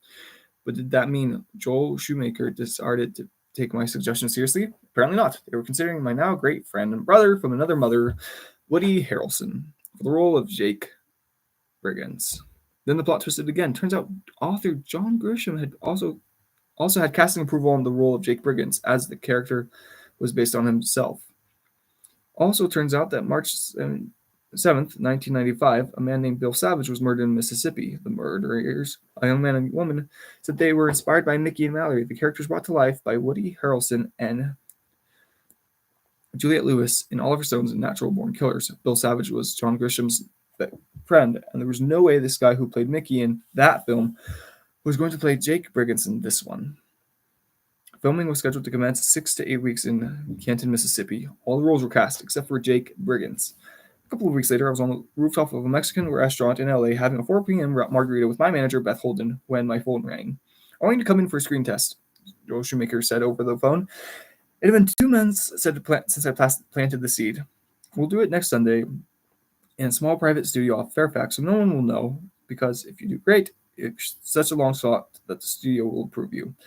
I don't want the perceived failure to be on your resume around town. The scene I want you to test will be Jake's final summation. Sunday came. It was Mother's Day. I called mine at daybreak. Don't walk in there like you want the role, Matthew. Walk in there like you own it. Just what I needed to hear. Thanks, Mom. Happy Mother's Day. Made for the moment. We are all made for every moment we encounter, whether the moment makes us or we make the moment, whether we are helpless in it or are on top of it, the predator or the prey. We are all made for that moment. A black car picked me up at 11 a.m. and drove me to the studio in Fairfax. There was a makeup artist, a costume designer, a director of photography, and a crew from around 30 people. Around 1 p.m., I walked on set, which was a courtroom with 12 actors. And a crew of around 30 people. Which was a courtroom with 12 actors, all sitting around a set-made jury box. I was nervous, but I was prepared. Everyone quieted down and took their places. Whenever you're ready, Matthew, Joel said. I caught my breath and began to enact the final summation just as it was written in the script, until I finished it with the now classic line, "No, imagine she's white." I was good, not great. I remembered all my lines, hit all the beats, taken my time, told the story well, more passable, but nothing special. Great, Matthew, now throw the script away and say what you'd say. Therein lies Joel Shoemaker's genius. Be you. You are the character. I loved that note. What would I say and do? How would I feel about this? A young virgin girl being raped by 3 vile men. A young virgin girl being raped by 3 vile men. What did they kill in her that day? What if it was my sister? What if it was my daughter? It was Mother's Day. I tossed the script off the set and out of the building. I began to slowly pace. My eyes began to burn, and with rage building, I painted the dreadful pictures in my mind. Then I said what I saw. Not yet a father myself, but a father being the only thing I ever wanted to be. I imagined my daughter being raped. I forgot testing. I forgot time. And I said and did things in a lower courtroom would never say or do. I cussed. I spit. I painted cringeworthy pictures of a child's lost innocence with bloody words that could have put me in jail alongside those I was condemning. I got sick to the stomach. I got violent. I broke sweat. I nailed it. 2 weeks later, working on the set of Lone Star in Eagle Pass, Texas, in the moonful desert of midnight, I got a phone call. It was Joel Shoemaker and John Grisham. You want to be Jake Briggins? You're right, I do. I ran off into the night until I was about a mile away from anyone. Then, with tears in my eyes, I dropped to my knees, full moon, extended my right hand up to it, and said, "Thank you." Greenlight. A roof is a man-made thing. January 3rd, 1933, NFL playoffs. Houston Oilers versus Buffalo Bills. Oilers up 28-3 at halftime, 35-3. Early in the third, Frank Reich and the Bills came back to win 41-38 in overtime for one of the greatest comebacks in NFL history. Yeah, the Bills won, but they didn't really beat the Oilers. The Oilers lost the game. They beat themselves. Why? Because at halftime they put a ceiling at the roof, a limit on their belief in themselves, aka the prevent defense. Maybe they started thinking about their next opponent at halftime. Maybe they played on their heels, lost their mental edge at the entire second half, and voila, they lost. In a mere 2 quarters, defense coordinators Jim Eddy went from being called Defensive Coordinator of the Year to the man first in line to be a head coach next year, to a man without a job in the NFL or even college football the next year. You ever choked? You know what I mean. Fumbled at the goal line, stuck your foot in your mouth when you were trying to ask the girl on a date. Got a brain freeze on the final exam when you were totally prepared for it. Lift out a 3-foot putt to win the golf tournament or been paralyzed by the feeling of, oh my gosh, life can't get any better. Do I really deserve to get short of breath? Self-conscious. We have an out-of-body experience where we observe ourselves in the third person, no longer present. Now, not doing well. What we are there to do. We become voyeurs of our moment because we let it become bigger than us. And in doing so, we just become less involved in it and more impressed with it. Why does this happen? It happens because when we mentally give a person, place, or point in time more credit than ourselves, we can then create a fictitious ceiling of restriction over the expectations we have to our own performance in that moment. We get tense. We focus on the outcome instead of the activity. We miss the doing of the deed. We either think the world depends on the result or it's too good to be true. But it doesn't, and it isn't. And it's not our right to believe it is or believe it does or it is. Don't create imaginary constraints. A leading role, a blue ribbon, a winning score, a great idea, the love of our life, euphoric bliss. Who are we to think we don't deserve these fortunes when they are in our grasp? Who are we to think we haven't earned them? If we stay in process within ourselves and the joy of the doing, we will never choke at the finish line. Why? Because we aren't thinking of the finish line. We are not looking at the clock. We are not watching ourselves on the Jumbotron performing. We are performing in real time, where the approach is the destination. And there's no goal line because we are never finished. When Bo Jackson scored, he ran over the goal line through the end zone and up the tunnel. The greatest snipers and marksmen in the world don't aim at the target. They aim at the other side of it. We don't truly latch on the fact that we are going to die at some point in time. We have more presence in this one. Reach beyond your grasp. Have immortal finish lines and run. Turn your red light green. Because a roof is a man-made thing. The day of the opening of A Time to Kill, I showed my favorite deli at the 3rd Street Promenade in Santa Monica, California, to get a tuna fish sandwich on toasted sourdough with extra pickles and ketchup on the side. It was like any other stroll down the promenade for me. 400 or so people milling about. 396 made nothing of me. 4 did. A few girls I thought was cute, and 1 dude who liked my shoes. That night, A Time to Kill premiered in theaters across America and grossed $15 million in its opening weekend, a box office hit in 1996. The following morning, I went back to the promenade to get another tuna fish sandwich on toasted sourdough with extra pickles and ketchup on the side. It was not like another stroll on the promenade for me. 400 or so people milling around. 396 stared at me. 4 did not. 3 babies and a blind man. I checked my fly and lightly thumbed my nose to see if I had a booger thumb hanging out. I didn't. What the...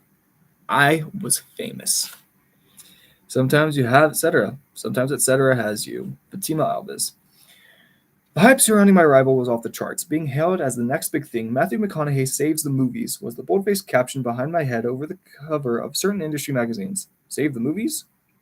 Heck, I didn't know they needed saving. And if they did, I wasn't sure I wanted to be the one who's to save them. I just wanted to act, to play the roles that interested me and stories that mattered to me. From that day on, the world became a mirror. Strangers laid their hands on me and spoke to me like they knew me well. Actually, they weren't strangers at all anymore. People I'd never seen or met before would approach me and say, my dog has cancer too. I'm so sorry about Miss Hudson. Miss Hud. How'd you know I had a dog? How'd you know her name? How'd you know she might have cancer? What happened to you introducing yourself? Everyone had a preconceived bio of me now. Unless for suppressions were a thing of the past, the check had been cashed. My world had changed, in the words of James McMurdy. Now it's upside down and backwards, and the foot's on the other shoe.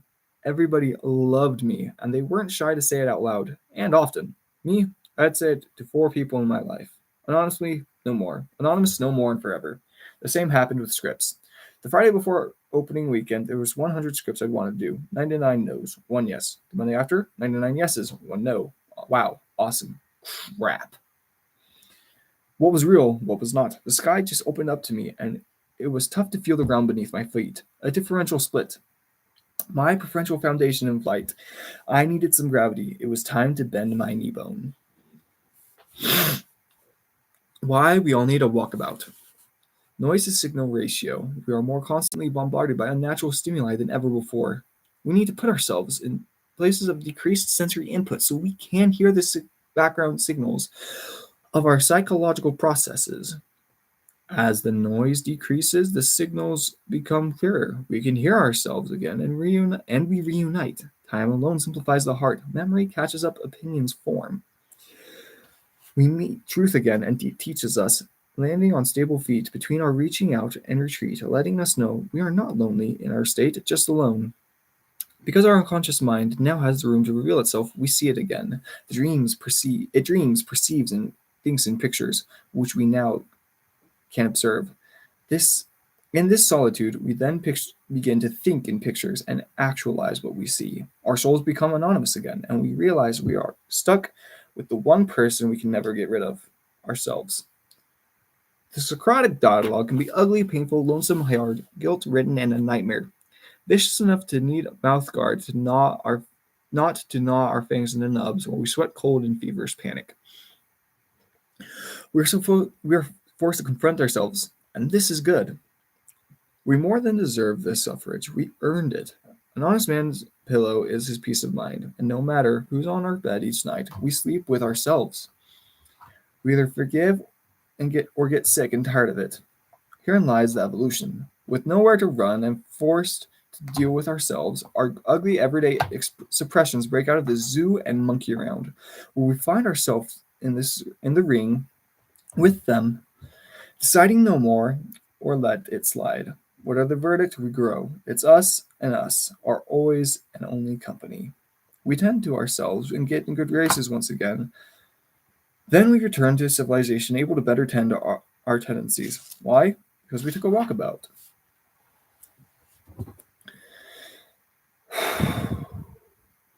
The monastery of Christ in the desert sits in miles of undisturbed desert. The monastery of Christ in the desert sits in miles of undisturbed desert. At the banks of the Chama River in Abiquiu, New Mexico, the 13.5-mile road from the highway that leads you there is usually washed out so you can't bring a car. Thomas Martin loved it there. He said this monastery was a place where people can go to readjust their perspectives.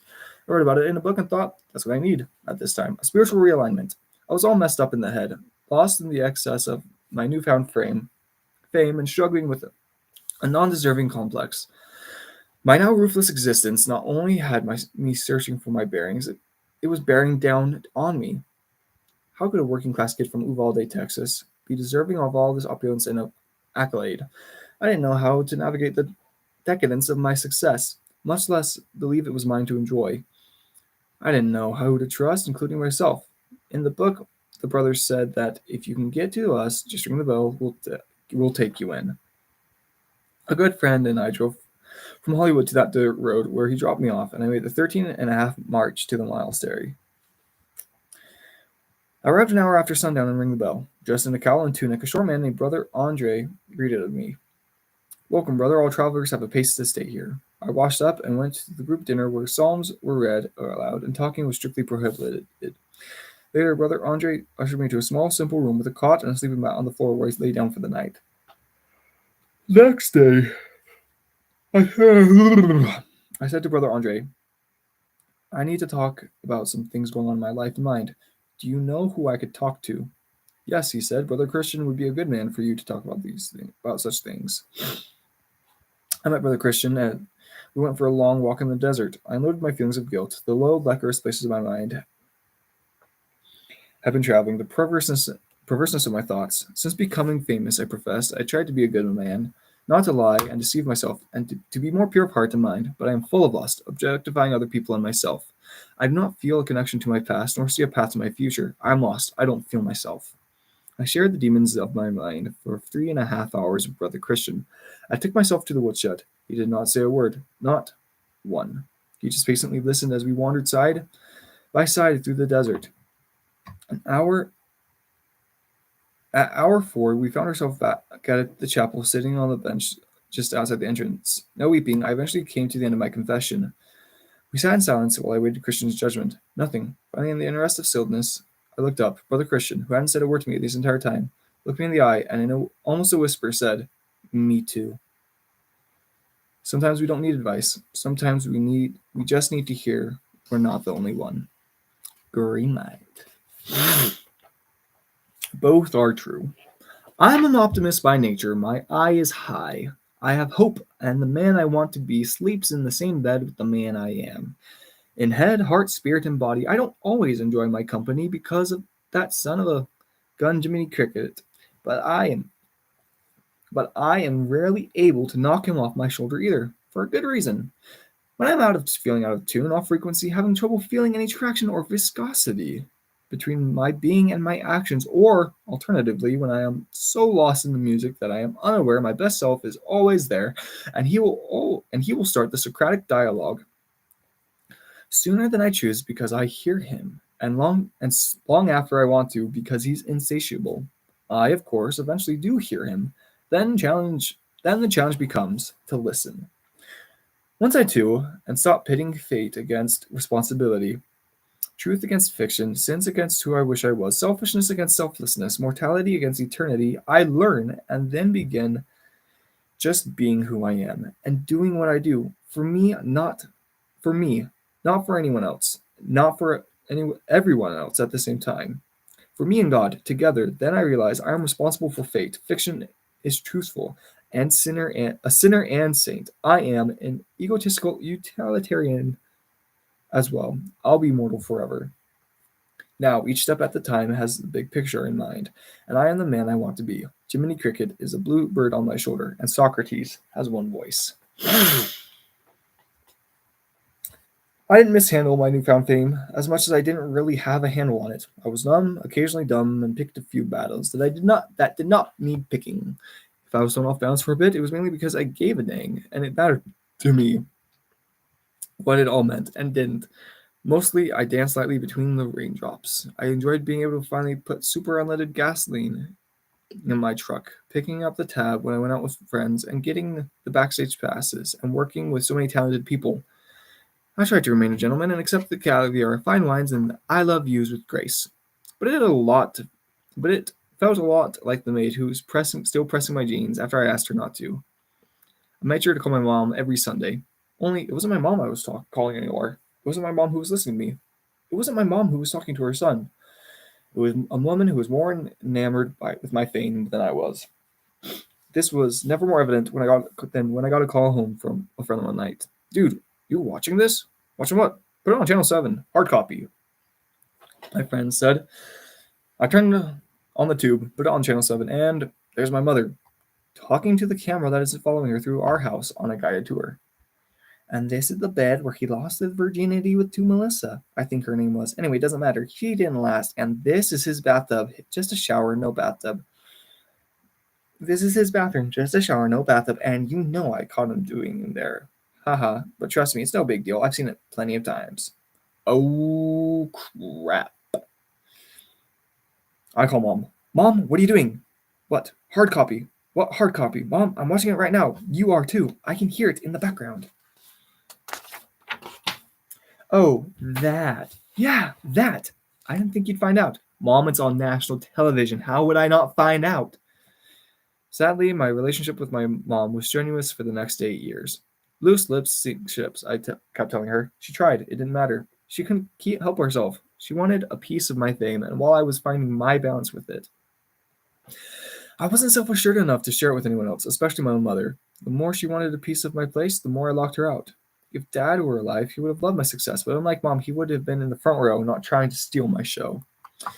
With Mom, as soon as I'd show up, she was saying, "Come back soon," so I started leaving early. I'd give her an inch, and she'd take a mile. So when she didn't meet me halfway, I started walking twice as slow to make her wait twice as long. I quit sharing any of my life or experiences with her. I couldn't trust her. I didn't need another friend on my bandwagon. I needed my mom, and unfortunately, she was another type of extended vacation.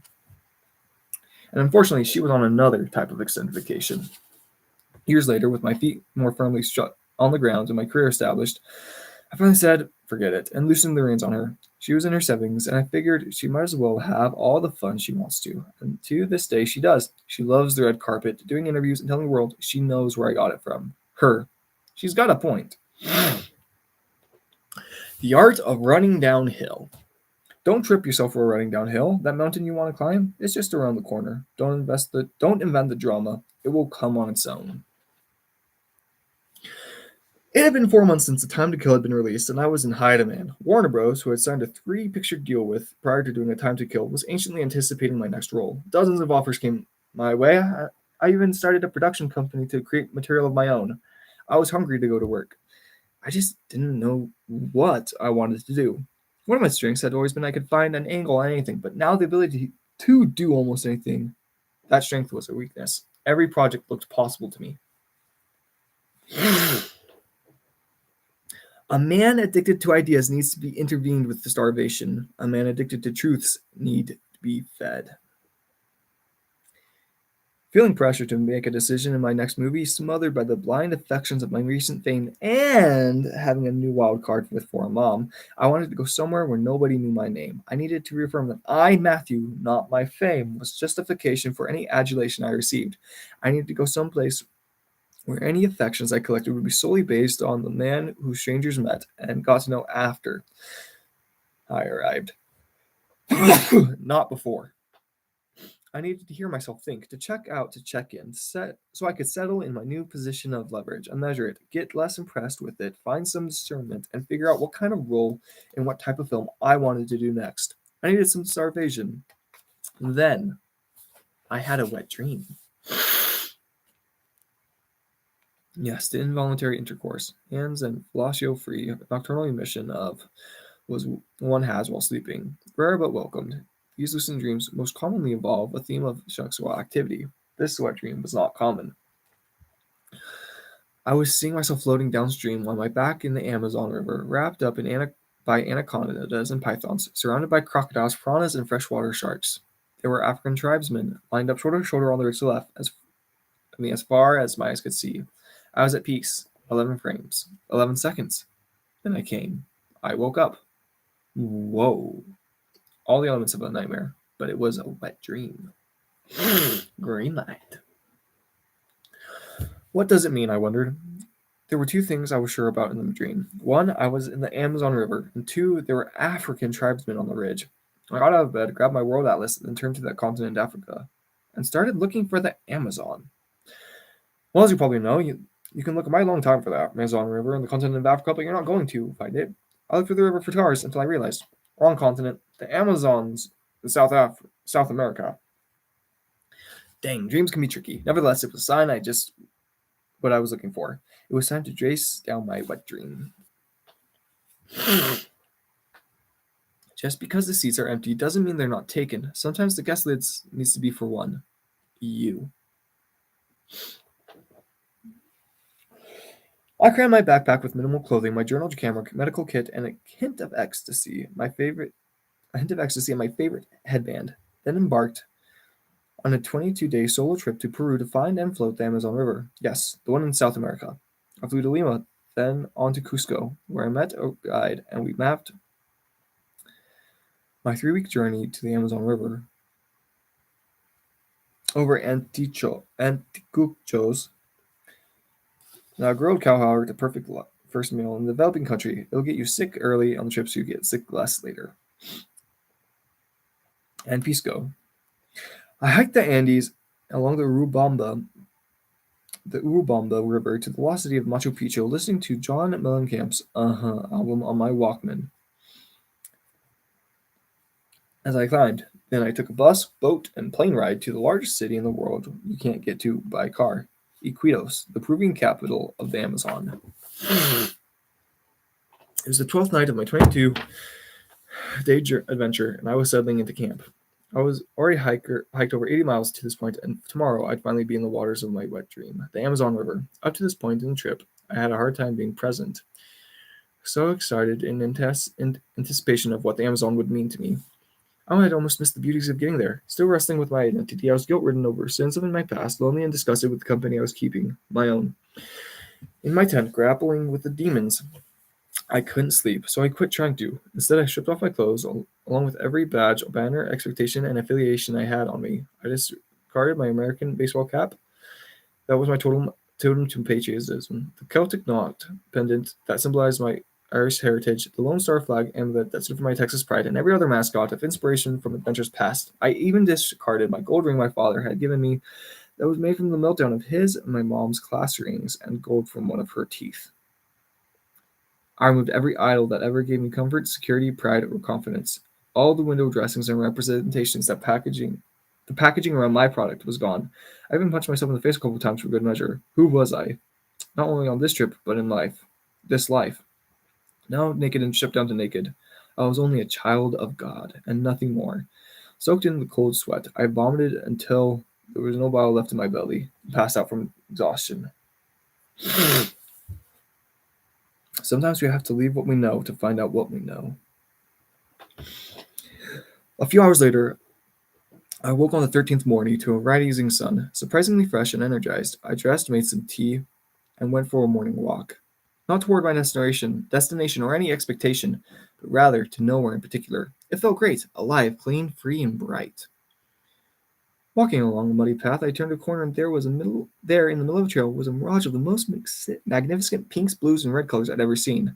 It was electric, glowing, vibrant, hovering just above the jungle floor, pushing as if it was plunged into some neon-charged power plant.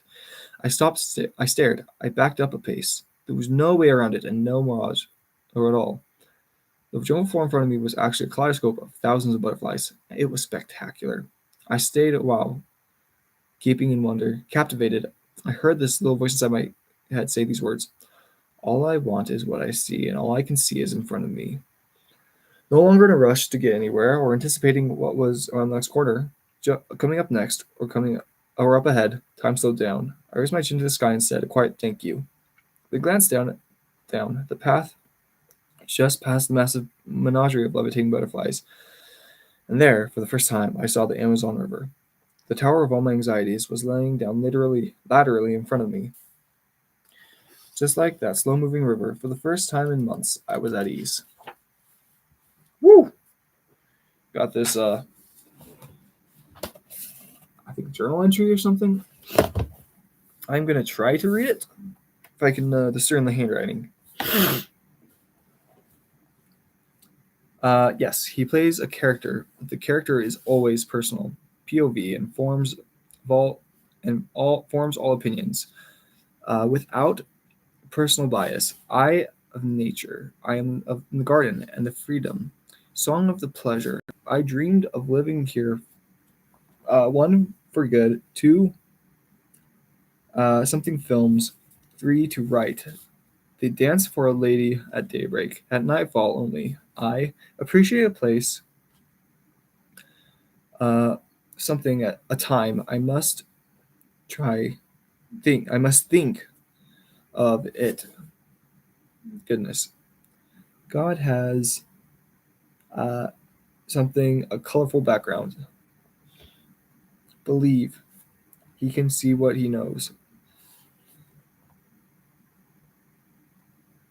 Interesting. Oh, I was reading this all wrong. That's so funny. I was reading it one page. Okay. Gotta try again now. I'm gonna take a sip.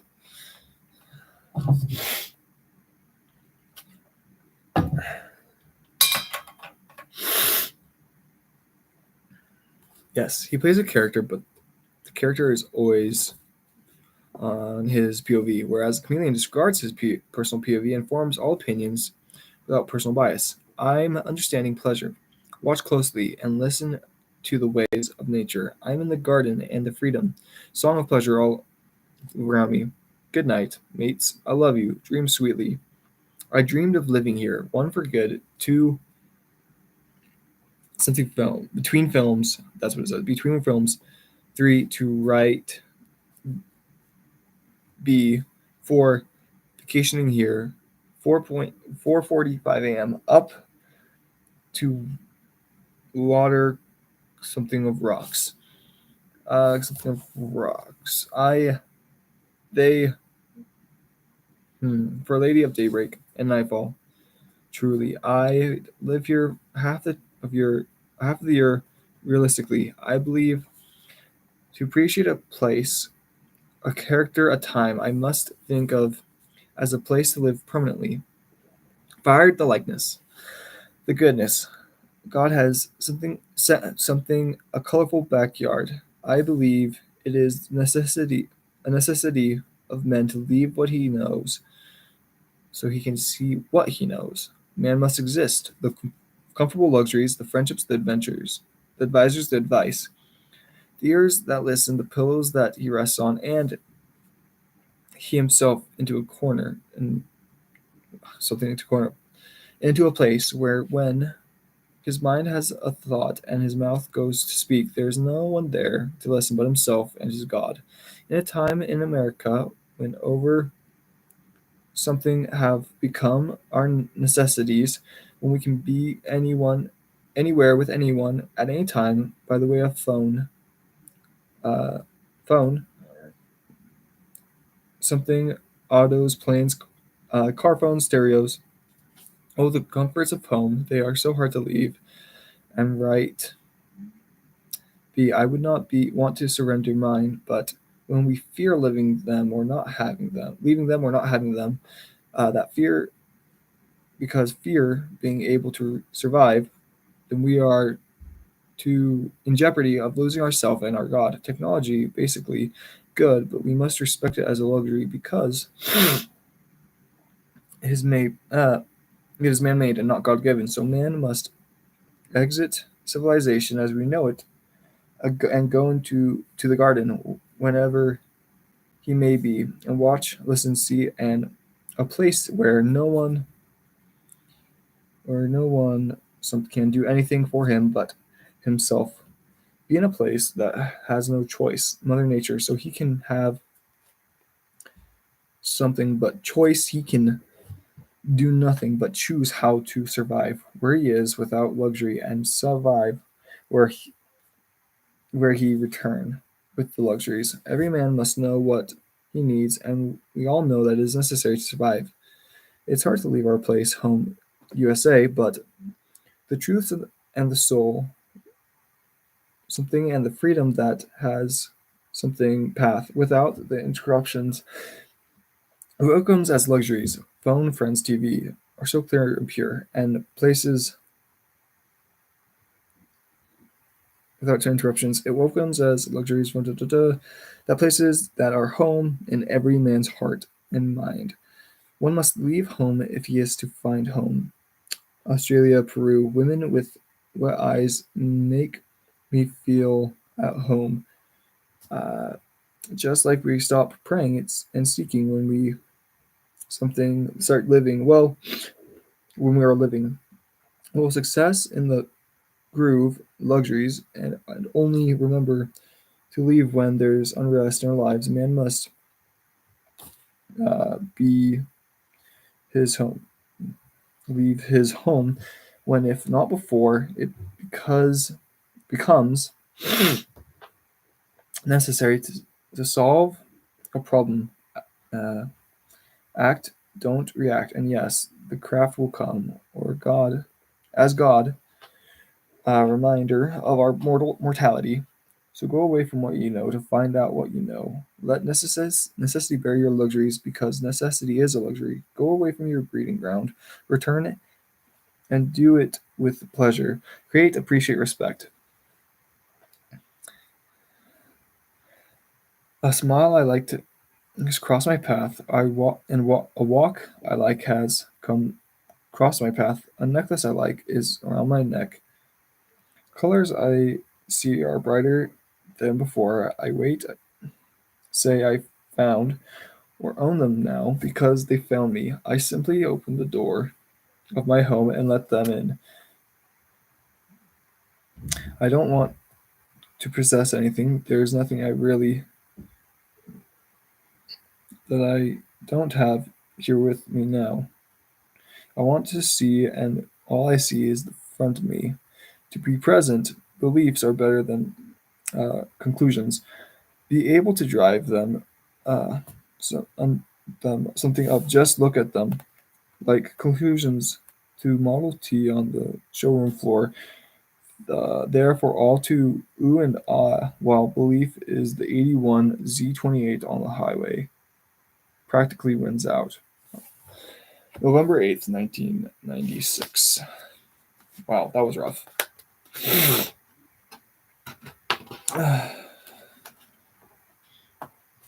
Okay.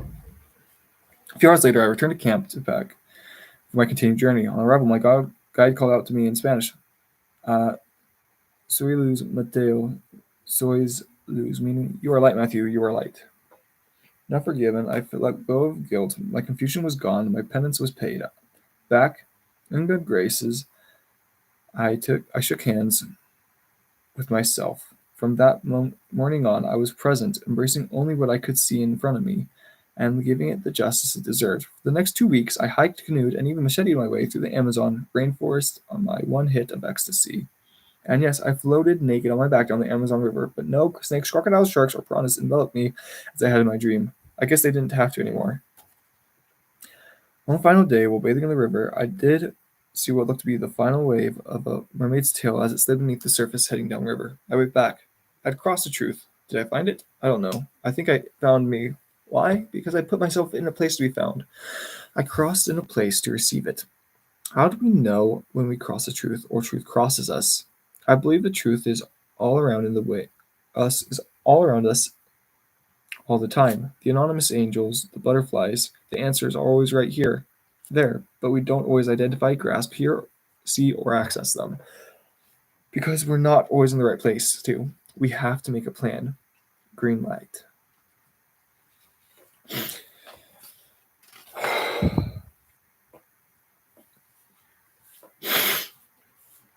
God, when I cross the truth, give me the awareness to receive it, the consciousness to recognize it, the presence to personalize it, the patience to preserve it, and the courage to live it.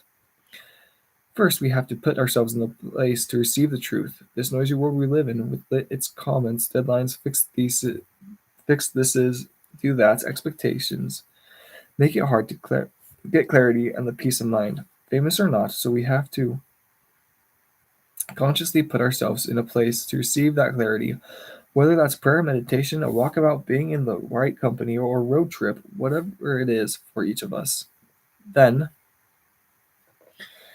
after we've put ourselves in this place to listen to the gospel and hear their music, we then have to be aware enough to receive it and conscious enough to recognize it. It will arrive the nameless because it is a clear, omnipresent, anonymous, and infinite. It usually lands like a butterfly, quiet and quick. When we let it in, it needs no introduction. Then the relationship can begin, and we need the presence to personalize it. This is where the anonymous truth gets intimate and becomes autonomous. We ask ourselves what it means, how it's unique to us, and why it's here now. Then comes the harder part, having the patience to preserve it, getting it from our intellect, from our bones, our soul, and instinct. We must pay attention to it, concentrate on it, keep it lit, and not let it flutter away. This takes commitment, time, and tendance. If we make it this far, after we've put ourselves in the right path to receive the truth, recognize it as such, and made it our own, and preserved it, then comes the coup de grace, having the courage to live it, to actually walk from that place where it has found us. Take that truth with us into the screaming arena of our daily lives, practice it, and make it an active part of who we are. If we can do that, then we are on our way to heaven on earth. Where we want is what we need. What we need is what we want.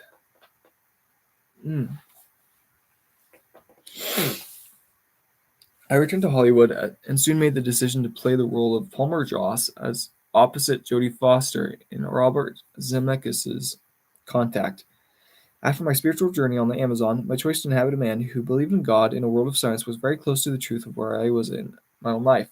Where I wanted to spend my time in front of the camera, Jodie Foster was the clear lead, and people questioned why I took the girl's role, as they called it at that time, instead of taking other leading roles I was being offered. But I was more satisfied with my choice, as I was interested in what I termed philanthropic roles and stories of self-discovery, as well as working with great directors. After we wrapped filming, I continued canoeing rivers, only now I was ready to row the highways of the United States. So I bought a 1996 GMC Savannah van, tricked it out to suit my fancies. I gutted the interior except for the two front captain chairs and installed a custom-made console with a hideaway cooler and drain, a PA system like the one I had in my high school truck, and a Rode NT1A shock-mounted microphone at the end of a bendable arm connected to a cassette recorder that was mounted into the ceiling above the driver's seat, so I could make high-end voice recordings while driving down the road. Many have been transcribed and are in this book. I spent 10 grand on an Alpine amp, Tancredi equalizer, and Focal ES speakers for a top-end vintage sound system, fixed a leopard skin couch bed in the back, and drilled a hole in the floor to fit an oil funnel so I could take a pee without having to pull over. I named the van Cosmo, and Miss Hud and I hit the road. I've never cared much for destinations. The idea of landing is too finite for my imagination and sense of song. Give me a direction and a 16-lane highway with room to swerve and explore along the way. Like jazz, I prefer to see life as a river. A few months after traversing the states and either sleeping on the leopard skin bed or in a motel, Miss Hud and I were ready to commit to being road dogs, so we upgraded to purchase a 28-foot Airstream International CCD, hooked up to the back of the Cosmo, and towed our new home on the road behind us. Now, fully self-sufficient, Miss Hud and I became what the trailer world calls full-timers. We carved trails from Manitoba to Guatemala and 48 of the 49 reachable United States of America in between. Our compass, where we wanted to go. Our schedule, we went whenever we wanted to go there. Roger Clemens is pitching in New York 3 days from now. That's a 3-day drive from Albuquerque, New Mexico, so we'll head out in the morning and make the game. There's a Colt concert in Detroit the night before. Perfect, we'll swing by for that the day before the Clemens takes the bump. I also took my meetings with film directors on the road. For instance, if I was in Utah and headed east, I would schedule my guests to fly into Boulder, Colorado the next morning and pick them up at the local airport. We would drive together and discuss the project for the next 7 hours until I dropped them off at the airport in Lincoln, Nebraska for their flight home. Behind the steering wheel had always been my favorite seat, and driving the highways of America had been my ideal office. We went to on location to Rhode Island where I got to work with Steven Spielberg in Amistad, a film about a slave revolt aboard a Spanish schooner in 1839, and a case that reached the Supreme Court and became notable in the abolition movement. I also made The Newton Boys with my old friend who gave me my first shot in this business, Richard Linklater. It was about an outlaw gang of brothers who were the most successful train and bank robbers in history. The man I portrayed was Willis Newton, who was from my hometown of Uvalde, Texas, one of the originators of the outlaw logic. He'd rather shoot the lock than use a key any day. Miss Hud and I enjoyed boondocking and the trailer park life, especially the people we met and observed along the way. For me, this was acting and storytelling 101, a front row seat to the real characters in real life. It was life, not memoire, behavior, not attitude. I wrote in my diary and recorded on my mic daily. Trailer parks are full of renegades, runaways, professional clowns, rock band guitarists down on their luckers, wildlife lovers, 4 p.m. cocktailers, book readers, retired couples, single mothers, unicyclers, inventors, patenters, gardeners, dreamers, lost souls, hippies, motorheads, meth cookers, million milers, and iron your own suit at 10 a.m.ers. One thing they all appreciate is minding their own business, and you minding yours. If the door's shut, don't come knocking is one of the first rules of trailer park living. Sure, I heard Matthew McConaughey staying in the park many times, but after a few A's and mostly had howdies, everyone was always respecting my privacy because, for the most part, everyone honored trailer park rules. When they didn't, the rest of the park let them know. On the other hand, if you did want to meet people, in the words of Bobby and Lizzie Robinson at the Lazy Days Mobile Home Park in Quartzsite, Arizona, just open the door of your truck. Plenty of people will come help you.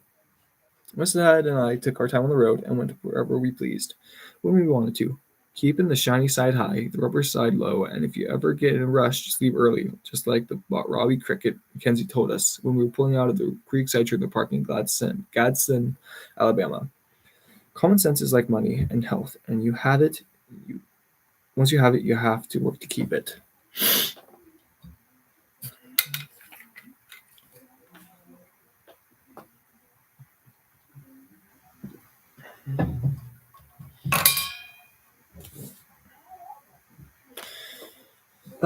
Wow.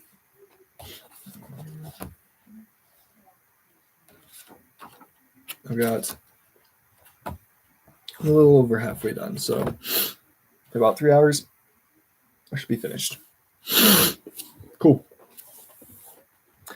On one film shoot, Miss Hudd and I settled into the trailer park on the Squamish Nation Indian Reserve just south of the Second Narrows Bridge in Vancouver, Canada. The chief of the reservation, Mike Hunt, yes, that was his name, and I soon became buddies. Living on the river, the Squamish were adept fishermen, but they'd become particularly efficient in the art of catching coho salmon. Instead of venturing out on their canoes with bait and hooks, they'd walk into the shallow stream and simply lined up an alley of stones leading into the open entrance of an abandoned shopping cart from the local supermarket. It wasn't much of a sport, not at all really, but it was highly reliable. I would cook beef, ribeye steaks on the outdoor grill of my Airstream and trade them for coho salmon freshly captured in steel baskets on reels. One day, a paparazzo moved into the trailer park looking to snap pictures of me. Chief Hunt and his brothers went to him and told him he was not welcome on the reservation. Why, said the paparazzo, because we are a tribe here, and you were making one of our brothers uncomfortable. Well, too bad, the paparazzo was offended. I pay my rent, and this is a free country. Not on this reservation, it's not. Chief Hunt and the brothers escorted the guy off the reservation that night. Not only did I never see him again, he never saw me. He didn't get a single photo. 6 weeks later, when I was done filming and packing up to leave, Chief Mike and his brothers gave me a parting gift, a hand-carved canoe engraved with the Squamish Nation's Thunderbird symbol. The paddle is what gave the Squamish Nation its direction on the water. Chief Hunt said, "May this be your compass and watch you over your travels, Brother Matthew." From that day, I have affectionately called my 28-foot International CCD Airstream the Canoe.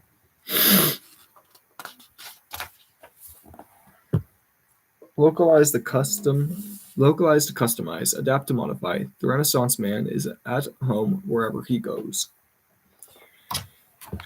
I just need a minute.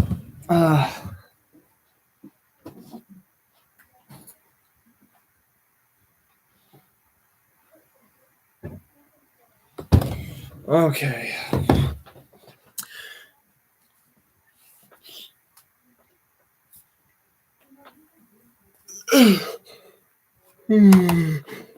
Okay, well, I'm tired. It was just after sundown, somewhere along the Clark Fork River in western Montana. I had been driving since 8 that morning, so I was pretty tired and looking for a trailer park to stretch, rest, and catch the last Pac-12 college football game on my satellite TV. With the last town too far behind me and the next one 50 miles ahead, I was in the middle of nowhere when I saw a campground side in my headlights on the right. I immediately slowed down and took the dirt road off the highway. I drove down the pitch-black pine tree-lined trail until the path was no more. I stopped and looked around. No one, no facilities, nothing. Miss Hudd and I got out of Cosmo, the canoe hitched behind us. To suss out the situation and look for a clue. Nothing. Then through the pine forest, about 40 yards further down the road, I saw the small radiating orange ebb and flow, ember of a cigarette being smoked. Killed the ignition, locked the doors, and with Miss Hudd at my side, headed for the glow. Well, on approach, I noticed a figure in an all-white chef's uniform, smoking and leaning against the wall, left leg straight, right leg bent, reminding me of my brother Pat at high school. As soon as I got within earshot, the figure asked, "Looking for a spot?" "Yeah," I said, with an open southern sky for my satellite dish. Without a nudge, out in his stance or pause in his puff, he motioned his head up high and to the right. "Talk to Ed at the bar, he'll set you up." Miss Hudd and I headed in the direction and came to a large hardwood door in the side of a massive barn-like structure the chef was leaning against. I opened it, and a wave of light, music, and revelry started blaring out. It was a tavern, and it was Saturday night. Thick enough walls to not know it until you were in it. The place was packed, hopping. We stopped inside and looked for the ball when the big, brown, welcoming eyes of a Cheyenne barmaid bounced up and introduced herself. Hi, I'm Asha. Come on in. Anything I could get you? Yeah, I said. I'm looking for Ed. She nodded across the room. That's him behind the bar there. I glanced up at the busy bar and then to the back of the balding, white-haired head behind it. Thanks, Asha. Sure, need anything, let me know, she said, winking as she danced back to the fray. Miss Hudd at my heel, we crossed to the bar. Hey, Ed, I raised my voice to get his attention over the hubbub. Yeah, what do you want? Ed yelled from the beer tab, barely glancing over his shoulder. Busy serving the local crowd what he already knew what they wanted, Ed wasn't looking for any new business tonight. He stayed with his poor. Ed had an epileptic tic, where his face contorted and his tongue stretched out across his mouth without his choosing, but his condition had done nothing to dampen his superiority at the saloon's concierge. A spot for a trailer with this open southern sky, I yelled across the bar.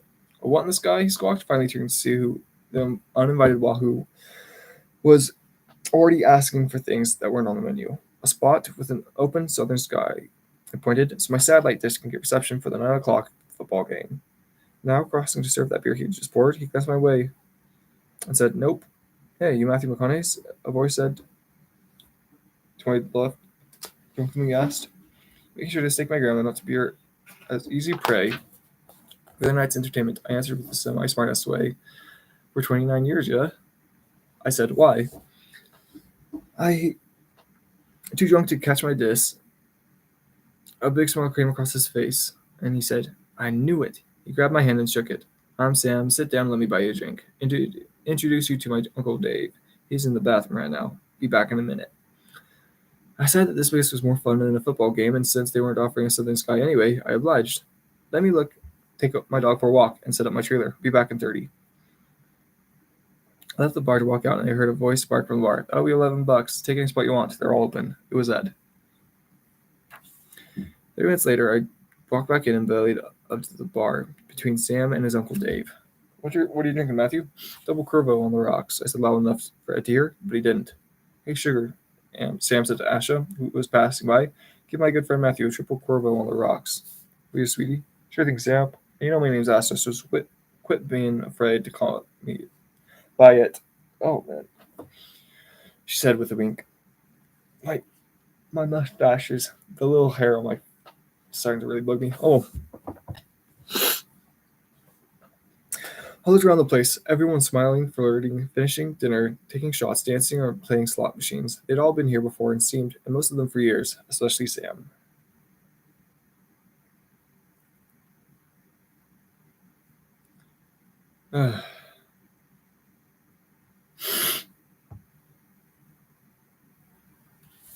Hey, honey bun, get us another round, will ya? He flirted to another asking barmaid. 3 more over here, baby doll, he said to another one next time. I noticed that each time he called them by general terms of engagement, they each then asked him to call them by their own names instead. The girls were not threatened. They were not concerned with gender politics. If anything, they showed affection for him.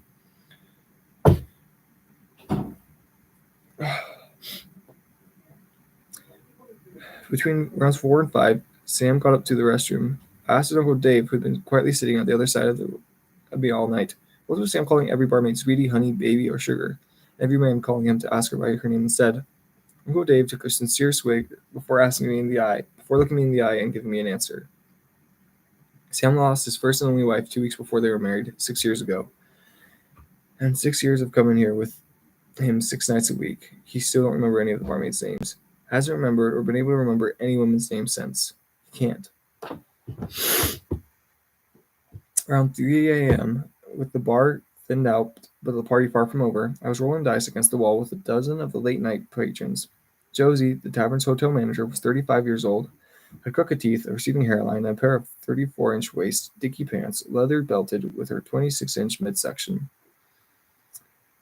A loyal black Labrador up by her side, and a 13-month-old son sleeping in the baby carriage on the floor next to her. All credit to one night stand she had a little over 2 years ago when she was traveling through here just like me and met a dude named Jack at this very bar They proceeded to head to his hotel room and sleep for the night. When she woke up the next morning, Jack was gone, but his black lab was still bedside, so she hung around the place for a while. A couple months later, she found out she was pregnant. Tonight, Josie was rolling dice for a new set of tires because last night I drove 8 miles on the flat one and ruined the other 3. Then there was Donnie, an organic mushroom farmer who was currently living in the cabin with Donna. The drunker he got, the more sensible and concerned he got about all the locals thinking he's sleeping with Donna. D&D, everyone kept teasing them. You see, Donna was married, but her man had been taking a job in Alaska, where he'd been working for the last year. She admitted she thought about sleeping with Donnie because he's a man and I'm a woman, but said, I'm just helping him out because he doesn't have a place to stay and I got an extra room. Donna had 2 master's degrees, but degrees don't get you too far in Montana. She said, I work at the Humane Society 50 miles from here in Missoula all day, then bartend here at night. She then showed me the hair she was wearing on her legs and armpits since August, getting ready for winter, she said. Bill and Susie had been married 22 years and ran a bar 50 miles up the road that never paid for itself, so they were retired from working altogether. Susie swore that being the mother to Bill's 2 teenage sons from his previous marriage was a lot harder than making the bar stay open. Bill said that Montana's greatest expert is its kids. Primary education was excellent, and most parents were good ones. But since it was hard to make a living in this state, all the kids leave to find work. But once they make enough money to get back, they all move back home because there's nothing like Montana. Glad they didn't have a spot with an open southern sky. Greenlight. One of the greatest freedoms of trailer life is that you can hitch up, leave, and find a new backyard whenever you want. Chase down sporting events, concerts, boondock in the desert, wake up to a grizzly bear out your window on an Idaho River morning, hike through the Antelope Valley of Utah, meet people like I did in Montana, or get a Port Authority escort through Times Square in New York City. But you also need a place to get your mail, I especially like the Golden, Colorado summers and Austin, Texas autumns. So I got a P.O. box at a park in each one. The 2 destinations served as home bases for me. 2 addresses where Miss Ed and I would stop and stay for a while, read my mail, hardwire to city amps and water, hang out with old friends, and plan our next adventure. White collar prayers. You ever been to a Baptist church in the Deep South? They pray real prayers. They pray for things they need. God, if I'm sick, bring me a doctor. God, if I'm sued, bring me a lawyer. God, if I'm cold, bring me a blanket. God, if I'm cold, bring me some food. Blue collar prayers. Then there's the privileged prayers. They pray fake prayers. They pray for things they want. God, help me win this game. God, make mama buy me that dress. God, get me the Oscar nomination. God, let me get that yacht. White collar prayers. We need to quit asking God to answer these types of prayers. He's busy trying to get a new set of tires.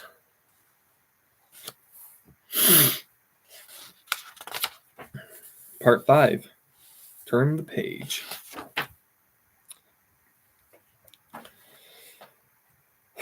October 23rd, 1999. After over 3 years on the road, Miss Hunt and I started hankering for a tad more domesticity. Thinner streets, a full kitchen, and some more water pressure sounded like Shangri-La. So I decided to rent a 2-bedroom house in the sleepy little neighborhood of Tarrytown in the heart of Austin, Texas. Besides, the autumns and going to college there, I liked Austin because it always let me be myself. It's really the secret to why Austin is cool. All you have to be in Austin is you. And Austin appreciates when you are. I never needed proof of me in a picture. It's always just been happy to see me. Tarrytown was the kind of neighborhood where dogs ran off the leash, kids can chase a ball into the street without looking for oncoming cars, and grandmas hadn't changed their addresses since they were born there. I had a garden to tend to, and one hitter to hit before I did, and my alma mater's football season to watch live. It was late Saturday afternoon in Darrell K. Royal Memorial Stadium when my 18th-ranked Texas Longhorns had just beaten the undefeated and number 3 nationally ranked Nebraska Cornhuskers 24-20, handing the Huskers their only defeat of the season. The city was on fire, and so was I. It was time to celebrate. I partied through the night into Sunday and through Sunday night without sleeping a wink. If you're high enough, the sun's always shining. I'm gonna use the bathroom and blow my nose because it's kind of stuffed.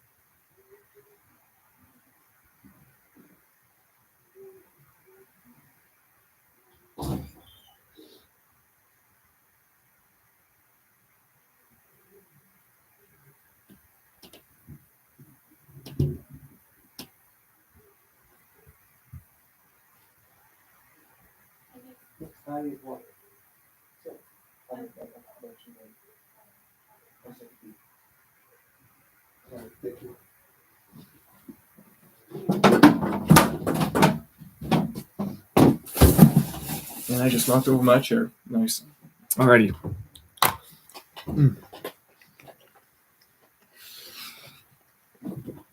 Okay.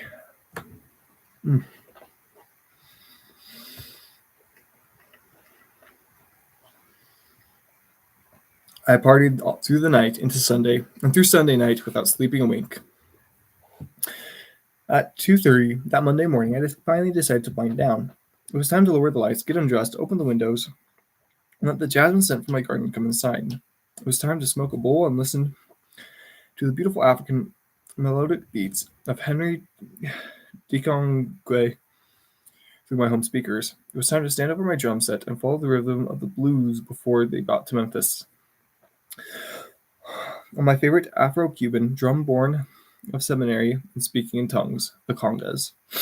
For me, the congas, bongos, and the djembe have been purest and most instinctual instruments. No sticks, no electricity, no equalizer, no strings, no tools or amendments. Just skin to skin with the most analog spoken language, prayer and dance known to man. The percussion. The root of music, the roots of music. The root of music from the roots of music, Africa. It was time to lose my mind in it, take flight in the haze, and slip into the dream. It was time for a jam session. What I didn't know was that while I was banging away in my bliss, two Austin policemen also thought it was time to barge into my house and, unannounced, wrestle me to the ground with nightsticks, handcuff me, and pin me to the floor. Oh, looky who we got here, the roided up cop with a crew cut, who looked like a Nebraskan Cornhusker himself, said as he read the driver's license he picked up from my coffee table. Then he picked up the bong, and looky what we got here, Mr. McConaughey. You are under arrest for the disturbing of the peace, possession of marijuana, and resisting arrest. He proudly stated while squatting on top of me, knee on my back. Forget you. You broke into my house. Heck yeah, I resisted. That's enough, he grunted, then wrangled me to my feet. We're taking you downtown. The other officer, the more simple of the two, grabbed a blanket off the couch and moved it to wrap it around my body. Oh no, I barked. I'm not putting anything on. My naked butt is proof I was minding my own business. They escorted me out of my house to the country yard entry on the way to the street. Still naked and reluctant to submit to the inevitability of my predicament, I got relative and decided it would be a clever idea to run up the walls left and right of the gated passageway and do a somersault backflip over the Cornhusker cop who was guiding me down from behind. My thinking was that in my mid-flight, while positioned upside down in the air, I would assume a pike position and then slide my cuffed wrists under my butt and up over my legs, then stick the landing behind the Cornhusker, now with my feet fettered hands in front of me. My rationale at the time was that after pulling off such an extraordinary Houdini-like stunt, the officer would be so impressed that they would abrogate their arrest and set me free. I know, stupid, but remember, I'd been celebrating for 32 hours and 32 and a half hours straight. Whether my plan of action was physically possible or not, I'll never know. It didn't happen. Instead, before I'd taken 3 steps up the wall, the Cornhusker body slammed me back down onto the brick footpath. Meanwhile, the word had spread over the police scanner as to just who had been arrested because the streets were 6 lit up cops' cars and about 40 of my neighbors.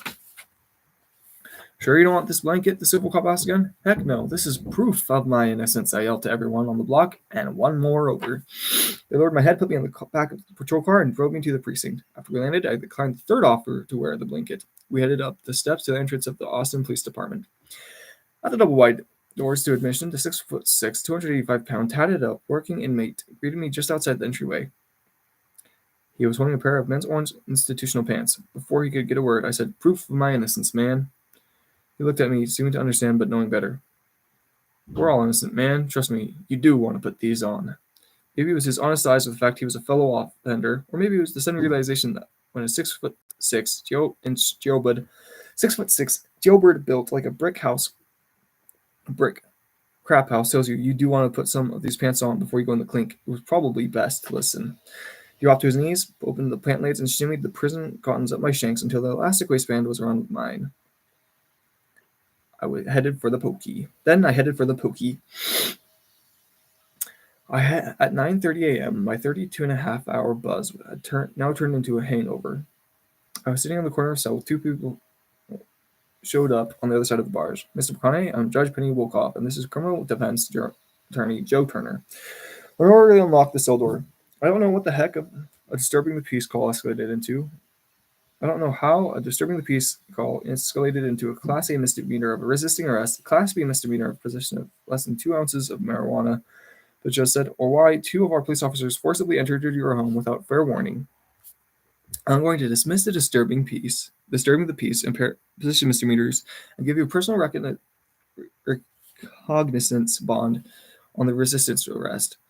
I don't understand or agree with how this situation escalated. Well, Judge Penny, I'm not sure what that all means, but I don't either. Joe Turner, who was the same attorney who successfully defended Willie Nelson years later in a possession case, spoke up. Judge, we all agree that this situation got out of hand really quickly. We also got to understand that these policemen literally broke into a man's house while he was playing some bongos in his birthday suit. The resisting arrest was self-defense. I suggest you dismiss it altogether. My client will plead to the Class C violation of a sound ordinance, as he was indeed banging on those bongos pretty dang loud at 2:36 in the morning. Deal. Case closed, said the judge. What's that mean? I asked. Joe pulled out his wallet, grabbed a $50 bill, waved it in my face, then looked at me and said, "Means I'll pay your jail free fee, and you owe me $50. You're free to go. I got a car waiting for you in the back entrance, or you can meet the press out front. There's plenty of them waiting. Here's a bag of fresh clothes from your neighbor, dropped off for you." I thanked them both, got dressed in the lavatory, splashed my face with cold water, and tried to breathe out the blues that were starting to set in. Why the blues, you ask? Well, obviously I was lucky walking out of jail only $50 poorer. This didn't happen to everyone who got hauled in charges of resisting arrest and marijuana possession. The problem was, as I said, in my family, we didn't get in trouble for committing the crime. We got in trouble for getting caught. I wasn't raised to end up in jail for anything or any amount of time, and even though my offense was one I'd committed many times before and would many times more, I got caught, and for that, I felt guilty. Outlaw logic. Looking for some fearless consolation, I decided to call my mom before I chose which would leave my prison stint. Maybe it was the fact that while I was sure she would have no mercy for my circumstance at the time, I knew she would pour a drink and toast to how I got into it. Was it going to be her that answered, or was it going to be the new groupie fan? I don't know. Turns out it was both. They, "What, Matthew? Broke into your house? The son of those sons of guns. Keep your head up," she said. "There is nothing wrong with you smoking a little fun stuff and playing drums naked at night in your own home. Who do they think they are coming in your house like that?" Just what I needed. I decided to stride toward the media mob out front instead of sneaking out the back. Green light.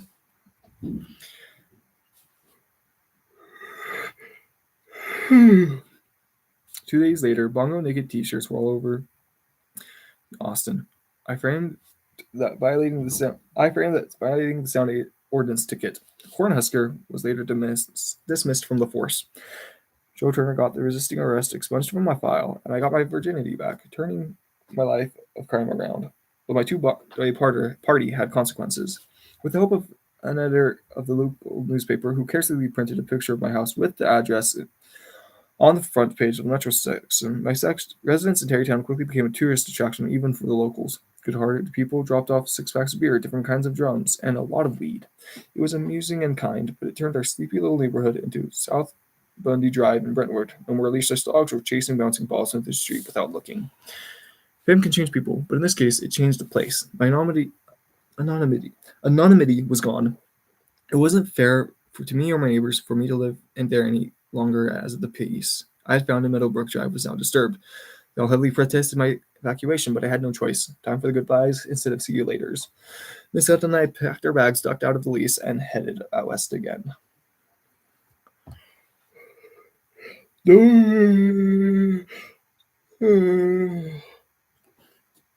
Nobody gets in trouble for what they do.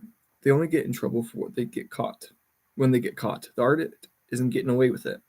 The outlaw doesn't live on the edges. He lives in the center, cruising through the slipstream. January 2000. With an actor's strike looming and a few films since my last box office hit, I needed to get back to Hollywood and start the hustle again anyway. I needed to be in the industry eye line, work the town, take meetings, and be around the creatives that were making the decisions.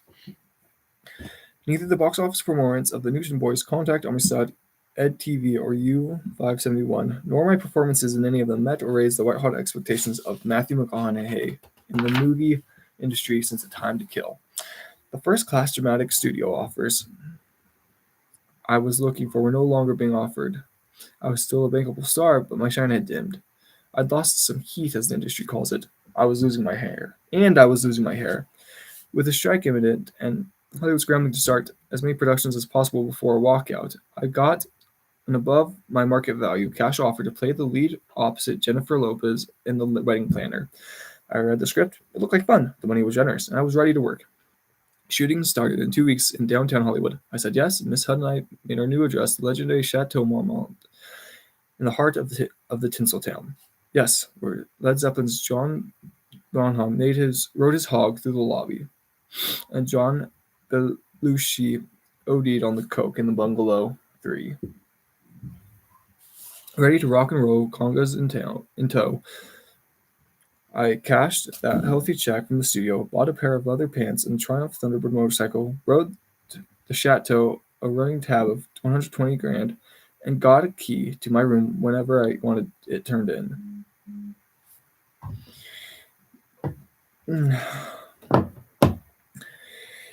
Acting in a romantic comedy was different from anything I'd done before. Engineered to be light, not lightweight, they are built for buoyancy, and I learned that to enjoy skipping from cloud to cloud, as one needs to do in order to keep those types of films afloat.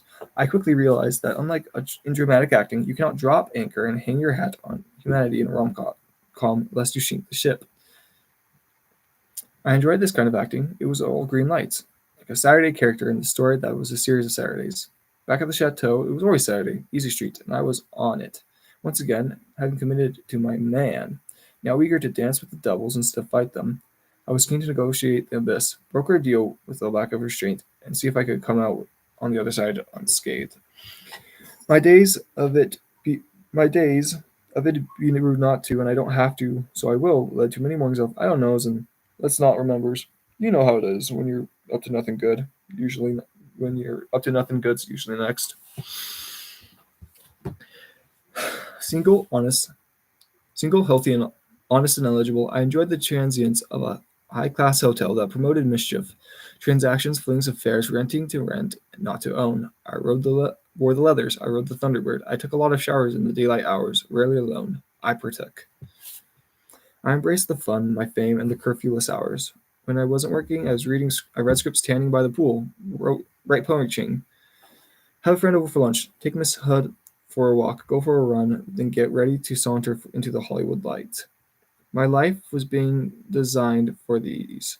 These nightly adventures could take place on foot, which was a perk considering my affection for the liberal libertations. I'd meet friends for dinner and ultimately return to the chateau for a late-night revelry of song, dance, and occasional wrestling rants.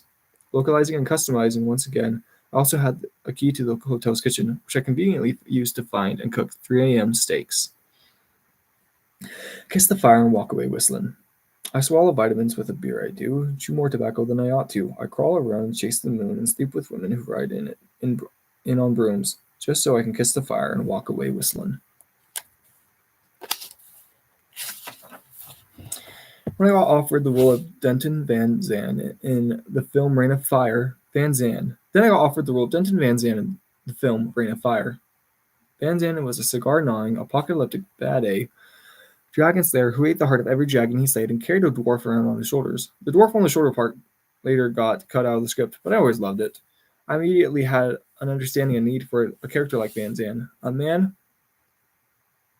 with a singular constitution alone, not doing what he could to survive, rather doing everything he could to deny extinction, an island of a man whose freedom was his isolation. It was the 18th month hedonism tour I'd been on in the chateau. Maybe it was the 18-month hedonism tour I'd been on at the chateau. The booze, the women, the gluttony. Maybe it was an aggressive recoil to distance myself from the bubbly mendacities of my recent rom-com emasculation. Maybe it was both and then some. Either way, I felt like it was time to earn my Saturdays again. I needed some yellow lights. I'd been questioning my own existence and searching for meaning in my life for as long as I could remember. But now, for the first time, I was questioning the existence of God. An existential crisis? I call it an existential exchange, and one I was up for. I didn't as much cease believing in God as much as I doubled down on self-reliance and the responsibility of my free will. I was done with the excuses and the fate allows. I was ready to be the boss of me, the one to blame and acquit. I needed to own that it was my hands that was on the steering wheel. Tired of letting myself off the hook on Easy Street, I was done with unearned forgiveness, feigned compassion, the protocol of manners and graces, and self-indulgent sentiment. Living for tomorrow when we might just all be racing to the red light seems like a fool's errand. Brave enough to say it's on me. And only in my prayers. But still scared enough to keep praying. I gave credit to the notion that it might all be for nothing, and I quit doing it for something. If you are there, God, I prayed, I hope you appreciate a man who won't retreat from the sweat it takes to gain self-determination. I hope you will reward a man who has decided to quit hiding behind the fatal blind belief that it's all in your hands. Van Zand's boots were my size. I was ready to wear them. To agnostics, just because it says anonymous doesn't mean it has no author. I accept the offer and immediately shaved my head. Why? Well, I couldn't tell you that it was. Well, I could tell you it was my vision for the character, or that I knew it would annoy the studio and I was looking for a fight. But really, it was the fact, like I said, I was losing my hair.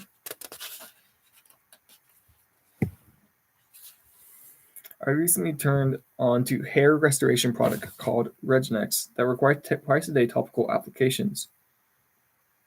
I also read that a good skull shave can improve the chances of thicker regrowth. So, being a man who appreciates the value of vanity, if I was thinking Van Zandt, he was going to have a shaved head.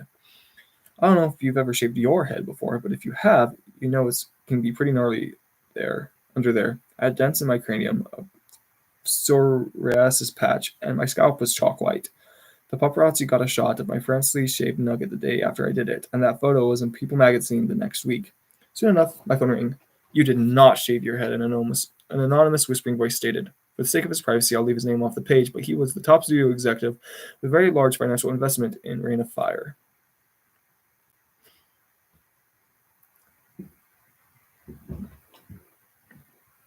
Yes, I did, I said bluntly. No, you didn't. I refuse to believe this, Matthew. You just wore a bald cap as a prank. Again, stating, not asking. No, I shaved my head. He hung up. That afternoon, the front desk delivered a handwritten letter to my room. In our talk this morning, Mr. McConaughey, you refused to admit that you had not in fact shaved your head. If you're in denial of that fact, please come clean so that we can proceed on this journey of making this film together. If in fact it is true that you shaved your head, this would be a tragedy, a major misstep, and an act that may bring you very bad karma.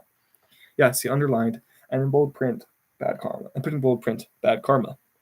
Well, I thought, I ought to kick this guy's butt for throwing this karma shade around, but the shaved head sounds like a real deal breaker. That fight I was looking for? Got it. I learned a few things about the Hollywood hustle over the years. For starters, it's better to play your own games in the business of Hollywood than to do your business playing the Hollywood's game. You have to get the joke, and the joke is nothing's personal. From the I love yous to the unreturned phone calls when your last picture didn't perform, they will pick you up in a limo, but you might have to catch a cab home. It's not personal, it's just business. That bad karma threat? It wasn't personal, but it was arrogant, cavalier, and in very poor taste. It was time to trump his gesture. Superstitions. The other day, I went in a roadside Quick Mart and bought a candy bar and a beer. The total came up to $6.66 on the register, so I paid to the cashier and left one penny in the need, one take one. Got one to give, left saucer. There was a big Hollywood industry party coming up that weekend. All the top executives and bigwigs would be there, and most likely Mr. Bad Karma as well. I bought a custom three-piece Gucci blue suit that matched my eyes. I tanned my pale head poolside for 4 hours a day for the next 5 days, and greased my now beautifully brown scalp with some oil, not of mink, until it was so shiny it would have made Dwayne Johnson jealous. Then I went to that part. I didn't see bad karma. I didn't have to. People noticed, especially the ladies, and people noticed them noticing me. The following day, my phone rang again. Bad karma calling. It scared me at first, but I've had a change of heart, Matthew. I love the shaved head. You look original and so handsome. I love it. I put a penny in the saucer. Greenlights. Some people want the AC on in the gym so they won't get sweat. I wear my beanie in July so that I will. I had 2 months to prepare and train to become my man, Van Zan. I needed isolation, so I decided to go out to my brother's ranch, Locopelotis in West Texas, 17 miles outside of the nearest town of 518 people. Very secluded, 1,500 acres, hot as heck in the middle of summer, and a perfect place to prepare to slay dragons. Next up was devising my own original Dragon Slayer mind, body, and spirit daily workout routine. What would a Dragon Slayer do? How would a Dragon Slayer train? I made a plan that would be executed in the mid-July 108-degree weather. 1. Take a double shot of tequila every morning as to sunrise before I get out of bed.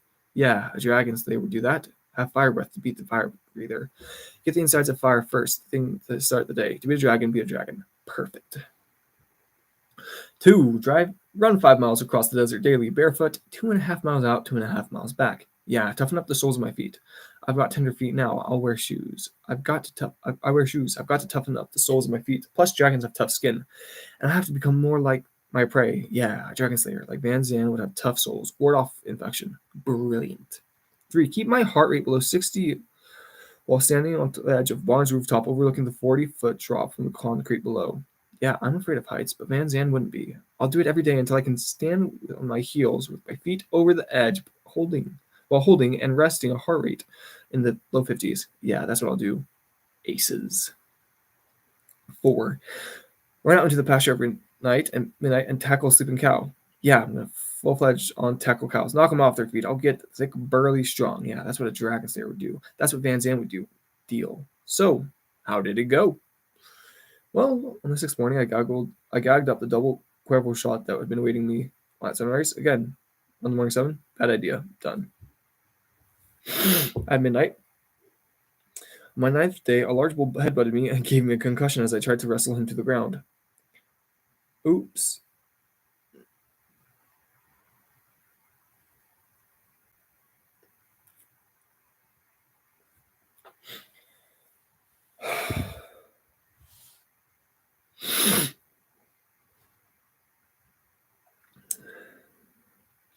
After 11 days of running 5 miles barefoot across the rocky 108-degree hot desert sand and stones, oyster-sized blisters formed on the bottoms of my feet, so bubbled I couldn't even walk, much less run.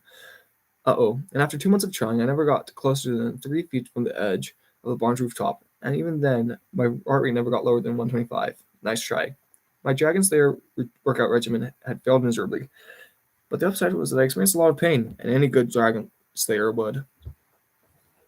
With my self-inflicted 60-day Dragon Slayer boot camp complete, I headed to Ireland to make the movie. Van Zan was a blast to inhabit, a warrior without a country, and bald with a battle axe. I miss him. Great characters earned my respect, and Van Zan was one who didn't so much as get the madness out of my system as he made me more of my own.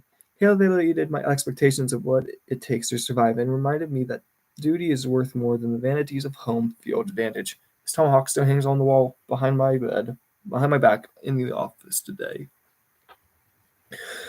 After wrapping 4 months of filming in the wet and cold Irish winter, I was physically and mentally exhausted and pleased to finally get some rest and mend my bruised and battered body and mind. Spiritually, I was strong. Challenging my reliance on God's existence in order to rely on my own was proving a valuable practice. Like the time when my dad moved on, I practiced being less impressed and more involved once again. It was 3 days after completing principal photography, and I was getting some much needed sleep one night in the Morrison Hotel on the north side of the Liffey River, in Dublin, Ireland, when I had a wet dream. I was floating downstream on my back in the Amazon River, wrapped up in anacondas and pythons, surrounded by crocodiles, piranhas, and a few freshwater sharks. There were African tribesmen lined up shoulder to shoulder on the ridge to the left of me as far as my eyes could see. I was at peace. 11 frames. 11 seconds. Then I came. Again. Yes, the exact same wet dream I had 5 years earlier. I was sure about two things in the dream. One, I was on the Amazon River, and two, those were African tribesmen on the ridge. It was a sign. Having already been to the Amazon and physically proven that it was, in fact, located in the continent of South America, I knew it was now time to go to Africa. But where in Africa? A couple of nights later, after crisscrossing the African Atlas, wondering where on this massive continent the wet dreams was calling me, I was listening to one of my favorite musicians, Ali Farka Touré. Then it came to me. Ali is known as the African bluesman. Where's he from? I hopped from the couch and grabbed the CD case with the liner notes. Niafunke, Mali, north of Mopti on the Niger River. I'll go find him, I said. It was time to chase down the other half of my wet dream. Sometimes, which choice you make is not as important as making a choice and committing to it.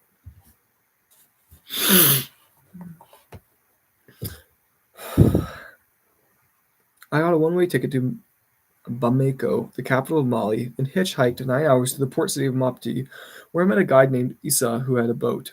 I introduced myself as David for anonymity's sake and told him I was looking for Ali Farka. We set sail upriver to Niafunke the next day.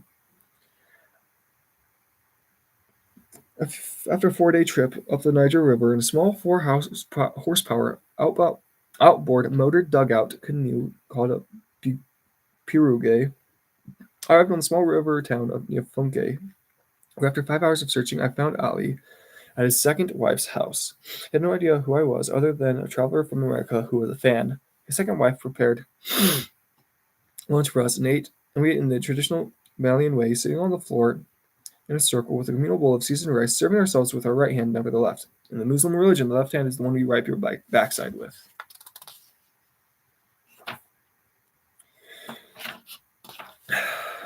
Ali was one of my musical heroes, but he was also, unbeknownst to him, my journey's only port of call, the second largest landmass on Earth, the lone geographical continent I chose to chase my dream. 55.92 north and 3 degrees. 15 degrees 55.92 north and 3 degrees 59.26.16 west. The longitude and latitude of Niafunke. What sign would my stop with him give me that might lead me to the meaning of my African tribesmen lined up along the left ridge of my Amazon River wet dream? We ate. He played some of his songs, and Issa translated my passion for his music in the local dialect, Bambara. Later I asked him, why do you only perform in West Africa and France? Why do you not tour others in other countries, including America? He solemnly answered, because there I would be a dried crap. Neither me nor my scent would stick with you. Here I am, wet crap. Both me and my scent stick with you. At the end of the day, we hugged our goodbyes. Then Issa and I returned to Pirogue, destination unknown. Now what? Where does the dream want me to go from here? I thought, without any solicitation from me, Issa began to speak. There is a magical people in Mali called the Dogon. They have extraterrestrial transmission of knowledge of the cosmological facts of the stars that they knew long before the development of modern astronomy. They fled to a place called the Bandigara Escarpment to escape the Muslim invasion over 1,000 years ago, where they now live in villages along the river's edge. I think this is a good place for you to go to, Daouda, David in Bambara. A place you will remember, he said. Another celestial suggestion. Remember, I thought. Better to have a scent and be remembered than to have none and be forgotten. Well, that's it. We're crap. Here we go. Let's go. Yes, let's go there. I said. We loaded the pirogue and headed up the Niger. Headed up the Niger for a 5-day journey, first south, first north, then south to chase down the rest of my wet dream. On the way to the Bendiagara, we stopped in the legendary town of Timbuktu. Wow, I don't know why I can pronounce that. Timbuktu. A center for art and learning. It is a quiet little trade settlement situated just north of the Niger River and south side of the Sahara Desert. One night, after an afternoon of racing camels in the Sahara, Isa, two of his well-educated friends, Ali, not Farka Toure, and Amadou, were finishing dinner on the veranda of the local hotel restaurant when a pretty young lady, about 25 years of age, came strolling through, having a solicitous look at each table full of males. It was obvious she was a lady of the night and trolling for business. "Oh, this is not good," said Ali. "This is a Muslim woman, and this is not the Muslim way. You do not go out and sell your body. This is a disgrace. She should not be doing this." "Well," said Amadou, "it is not for any of us to judge what someone should or should not be doing. We do not know her particular circumstances. What she does or does not is not for us to say." Two men went back and forth in this conversation, which grew increasingly animated, passionate, and now. It appeared to me to be an argument. I interjected at the first pause of the discussion. "I agree with me, Ali. It is not what she should be doing. She is young and has her health. She should be putting more effort to have a respectable job rather than choosing a prostitution at her young and able age. I believe Ali is right, I think." Just then Ali and the guy whose side I was agreeing with me snapped at me. "It is not about right or wrong. It is. Do you understand?" Slightly stunned, I leaned back in my chair sleeplessly as Ali stared at me with sobering vengeance. At least Amadou, whose side I was against, looked at me and said, "Do you understand that?" And asked hurriedly, "Do you understand that?" I did. "Yeah," I said. "I do. I'm sorry."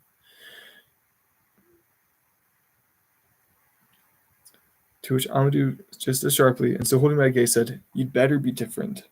Not sorry."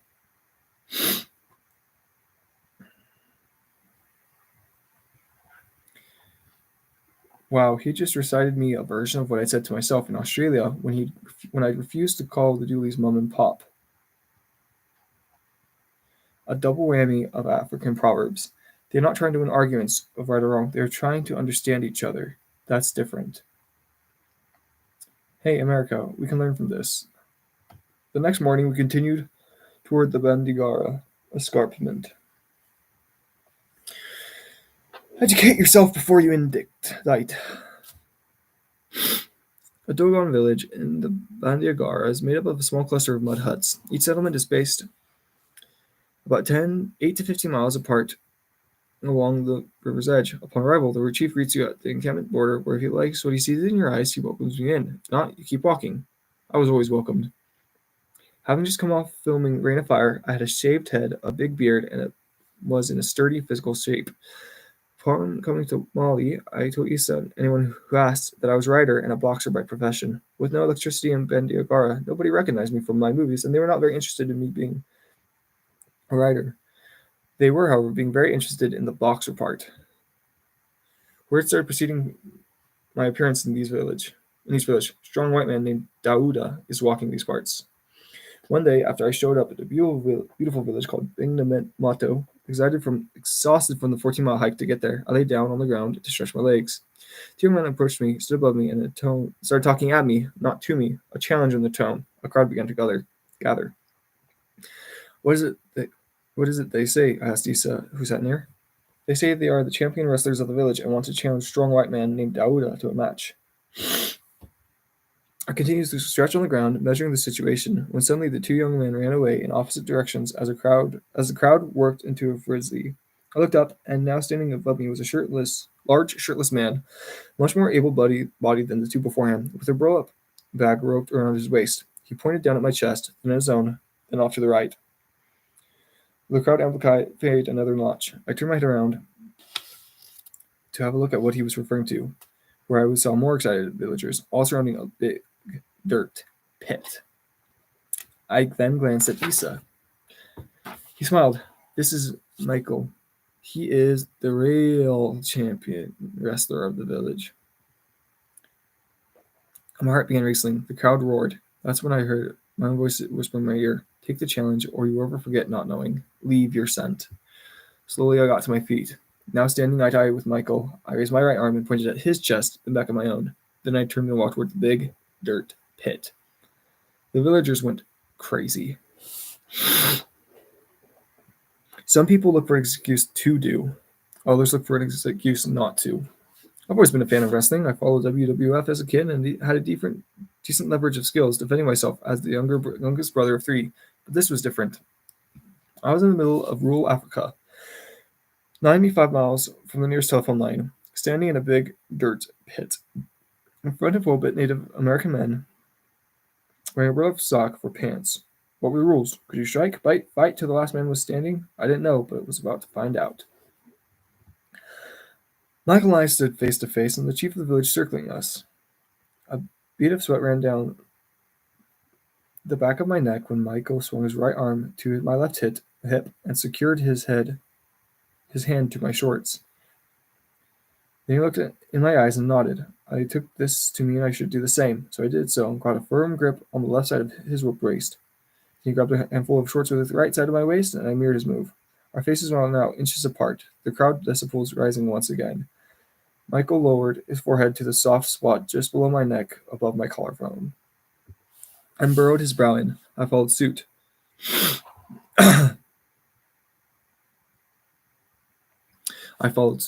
Both our arms attached to the other's waist, our foreheads bored into each other's girdles of the other. Ear to ear, we began to back our feet away from each other into an interlaced horizontal plank position, then dug our feet into the sand to get anchored.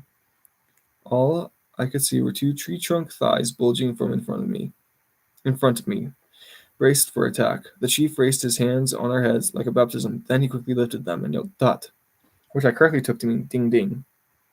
Round, head to head we spun in a few circles, measuring the other's might, before Michael lifted me up and into him, my chest to his face, then body slammed me down to the ground, knocking the wind out of me.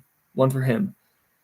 The crowd howled as he quickly mounted and tried to pin me. On my back, I swiveled and tried to evade his grip. Then I whipped my hips upward and swung my right leg over his head and back under his chin, and slammed his head down backward to the dirt. One for me. For 3 to 4 minutes we circled, flipped, and smashed each other onto the ground, but neither of us was able to pin the other. Finally, the chief stepped between us and broke up the battle. Dripping with sweat, now hyperventilating, I raised my hands over my head and tried to catch my breath. Blood ran from my neck, mixing with shards of my beard that had been ripped away from my face in the friction. My knees and ankles bleeding. Michael, with barely a glaze of sweat on him, stood upright, staring down at me, not a happy man. That's when the chief held 2 fingers to the sky, and the crowd pushed the limits of hysteria even further. Face to face in the middle of the ring, again we took our positions, hands to hips, heads burrowed, ear to ear. We dug in and let the baptism begin again. Tut! Round 2. Back home in Texas, my advantage as a wrestler was always in my strong legs and butt. Here in the big dirt pit in Africa, opposite Michael, I was reminded that I am no longer in Texas. More aggressive out of the gate the round, Michael immediately came on the attack. I slipped his first takedown and drove him to take to the ground.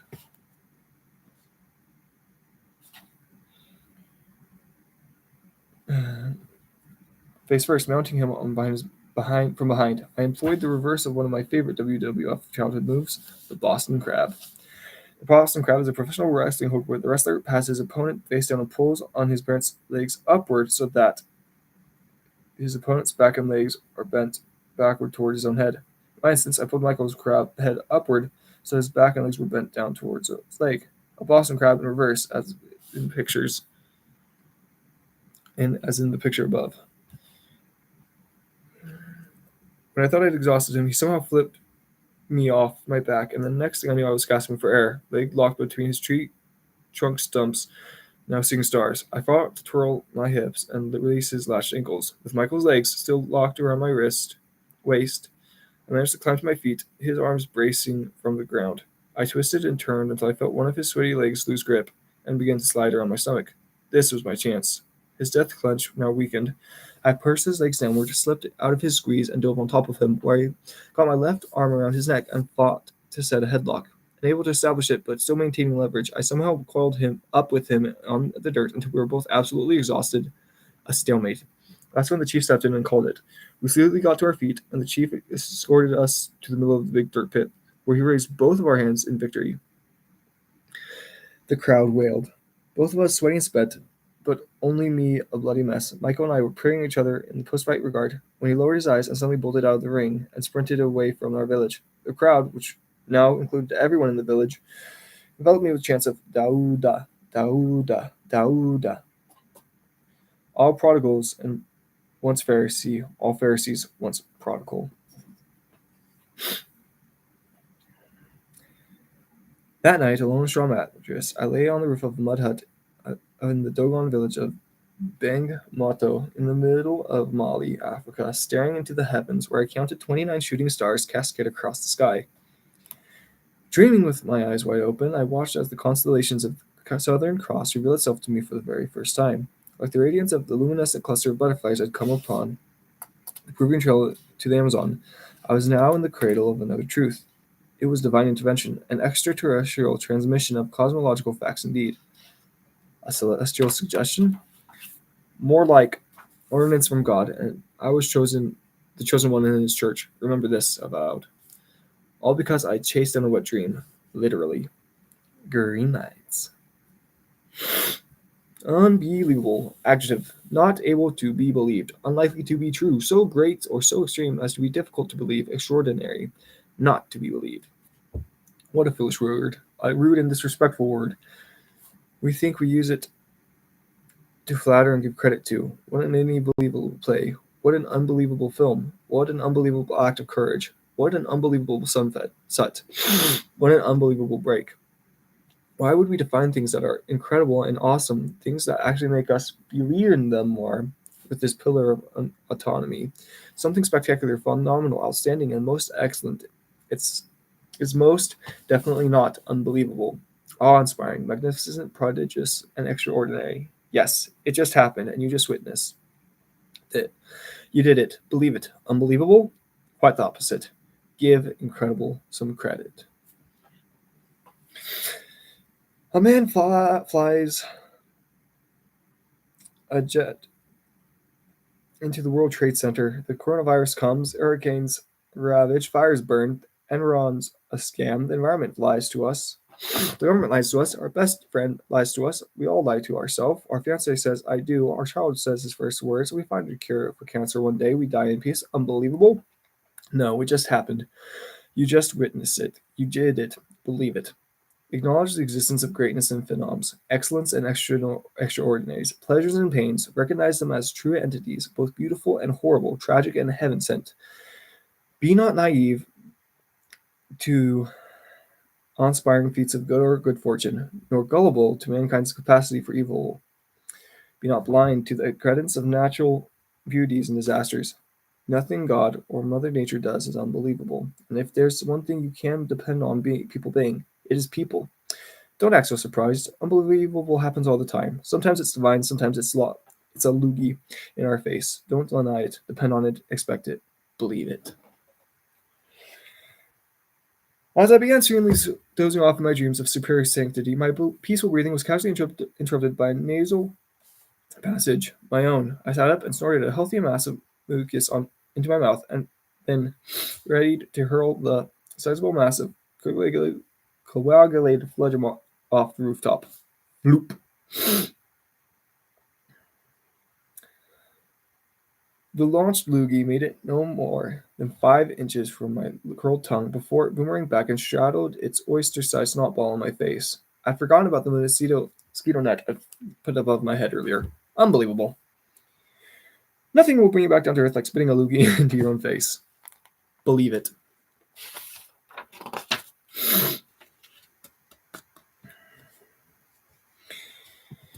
Okay. MDM on Austin something movie critic. A cynical demonstrationalist. Deconstructionalist who uses big words and careless innuendo to impress himself because he has no point of view. He has trouble recognizing one, so he chooses to stroke himself into the darkness. How does two carnals on local Pilates religion to bind together again? The true definition of again, Lager bind. Don't act like one, be one, and acting, traveling. The capacity for paradox is the measure of spirited strength and the surest sign of maturity. Both are true. While the contradiction of static and unproductive paradox uh, something makes room for grace and mystery. We are the inheritors of two myths that surfaced in the 12th century: the Grail myth, the relationship of individuality and the spiritual quest, mom on experiences and autonomy, and then the power of romantic love. Language is rich and verbs are most powerful. The mandorla, motion, the river, light languages built on nouns are weak, polar, self-righteous. If you only rely on adjectives and adverbs, you have lost your way. Losing your semantics. The verb is the holy ground. The place is the mandorla. Mandorla. It unifies opposites, binds together religion, where light and dark, uh, the middle peacemakers. Poetry. That is and is that this is that. Heaven is earth. Horby is a mandala on his butt, therefore he knows what to call it.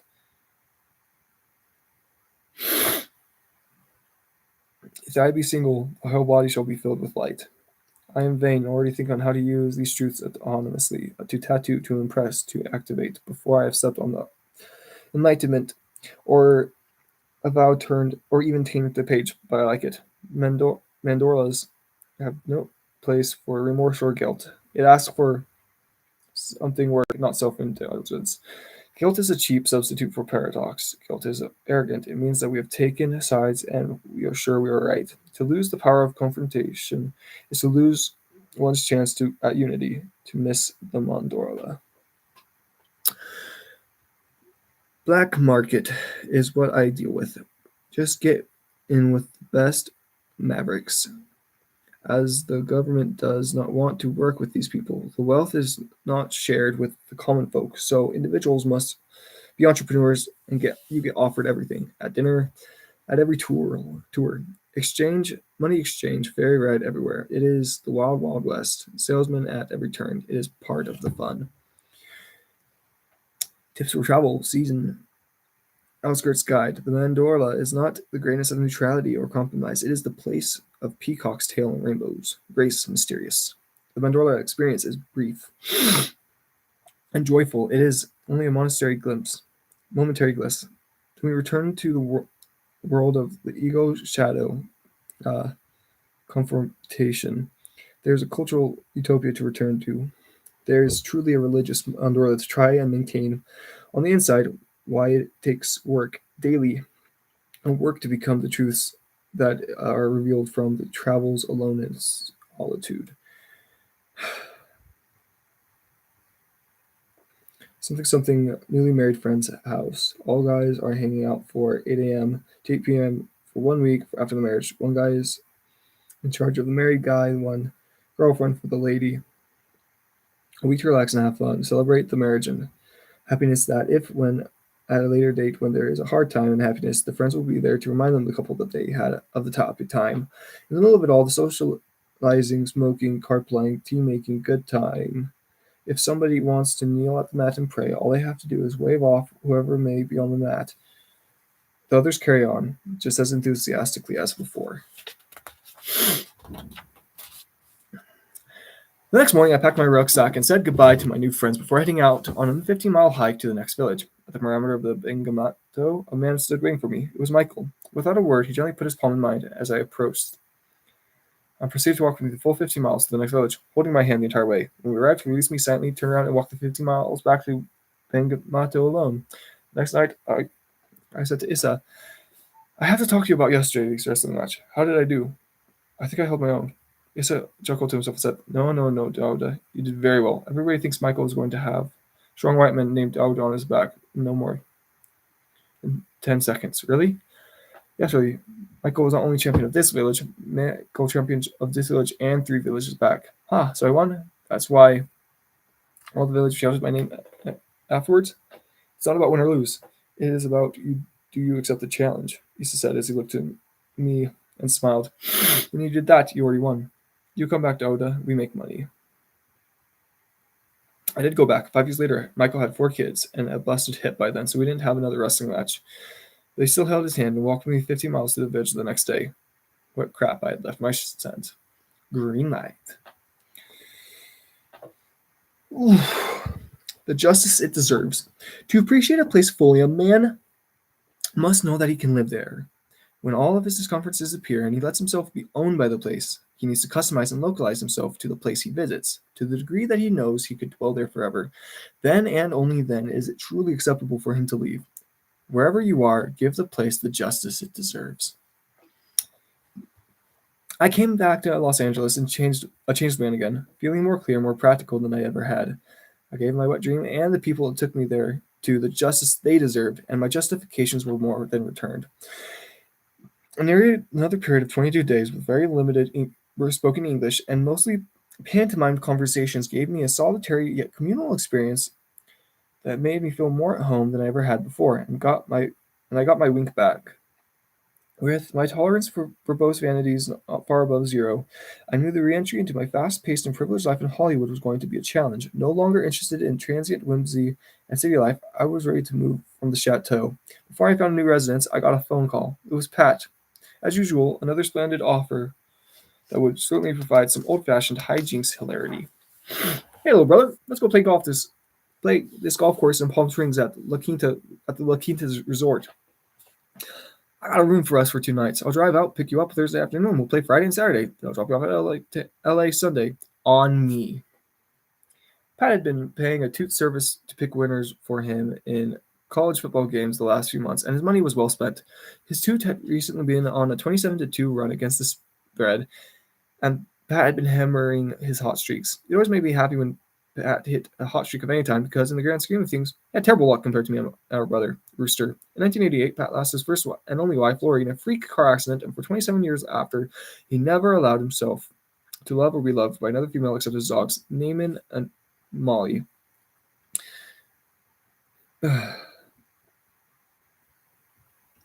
Like Rooster says, if it weren't for Pat, we wouldn't understand struggle, and we'd have a lot of less compassion for people having a hard time. Pat taught us forgiveness. That's why he's my lucky charm. The window's down, and Boston's more than a feeling blaring through the speakers. We pulled Pat's dusty and dented Ram Charger dually pickup into the La Quinta Resort at 8 o'clock Thursday evening, just after the sundown. There to greet us in suits and ties were the bellman and manager. Good evening, gentlemen. Welcome to the La Quinta Hotel and Resort. How was your journey? In a headband, sleeveless t-shirt, and a pair of flip-flops, I stepped out of the passenger's door and said, "Great trip. How are y'all doing?" The sound of a large barking dog now entering through the concourse. The manager's eyes went up to the source of the sound. In the truck of the bed, Pat's dually was his dog. A very excitable 180-pound black Labrador named Naaman, who was aggressively pacing back and forth impatiently to go potty. Very well, sir. Very well, they said. I casually crossed to the back of the truck to fetch our luggage and clubs. The manager and the bellman kept their distance. "And may I ask you, were you planning on the dog staying with you?" the manager said. "Yeah," I said. "Well, sir, we don't allow dogs at the resort." Unloading our golf clubs without a stutter on my step. "Oh," I said. "Oh, well, this is my brother's seeing eye dog." I made sure to say it loud enough so that Pat, who was now just getting out of the driver's seat, could hear me. If he'd rehearsed it, Pat raised his left arm in front of him and appeared to search the side of the truck. Finally found it, then secured himself to stand up firmly. "Hang on, Pat. You got it?" I asked. Pat half closed in a squint, brought his other hand to the truck side for assurance. "Yeah, buddy, I'm good. We here?" The manager's chin slightly dropped in embarrassment. Then he looked at me in a face that gave me assurance he hadn't put together the plausibility of my blind brother driving. My no-flinch Jedi mind trick now successful. I put Naaman on her leash, unloaded her from the truck, and walked over to Pat. "Naaman, come on, Pat." "Naaman on, Pat," I said, to which perfectly enacted the blind man now relaxing, because he had his trusty seeing eye dog to guide him. "You good?" I asked. Pat then did his best Dustin Hoffman in Rain Man imitation and said, "That good, Naaman on leash," which didn't really make any sense to me because he was pretending to be blind, not autistic. But I rolled with it. The manager and bellhop grabbed and carted our luggage. "Right this way, Mr. McConaughey," they said, and began leading us to our suite. Naaman didn't play her part near as well as my brother and I. Instead of leading Pat, she pulled him left and right, peeing on every shrub and Mercedes tire in sight. 40 paces ahead, I said to Matt, who replied to no one in particular. 40 paces, yes, 40 paces. The manager and bellman were now very considerate and a little bit ashamed of their earlier questioning of their service dog, escorting us to our room. They opened the door, walked the luggage in, and with an excess of civility, made sure Naaman and Pat got into the room safely. Naaman immediately began knocking over furniture, jumping on top of the bed, and slobbering up the windows. We're here, Pat. This is where we're going to stay for the next 2 days, I said, voice raised for some reason, as if Pat had a hearing as well. Very good. This is where we stay, Pat replied at equal decibel.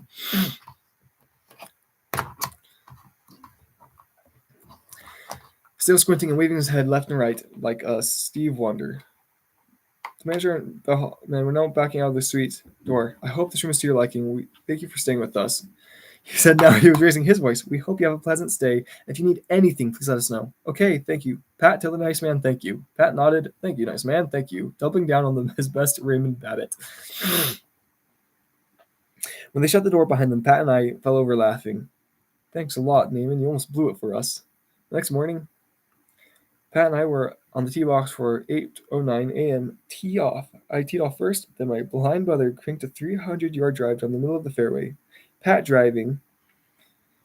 We hopped into the cart and started to head off for the day on the links when suddenly the hotel manager and security guard hustled up to our side. Confidently, he had busted us. Company had busted us, but doing his best to remain professional, the manager said, "Good morning, men. About the dog?"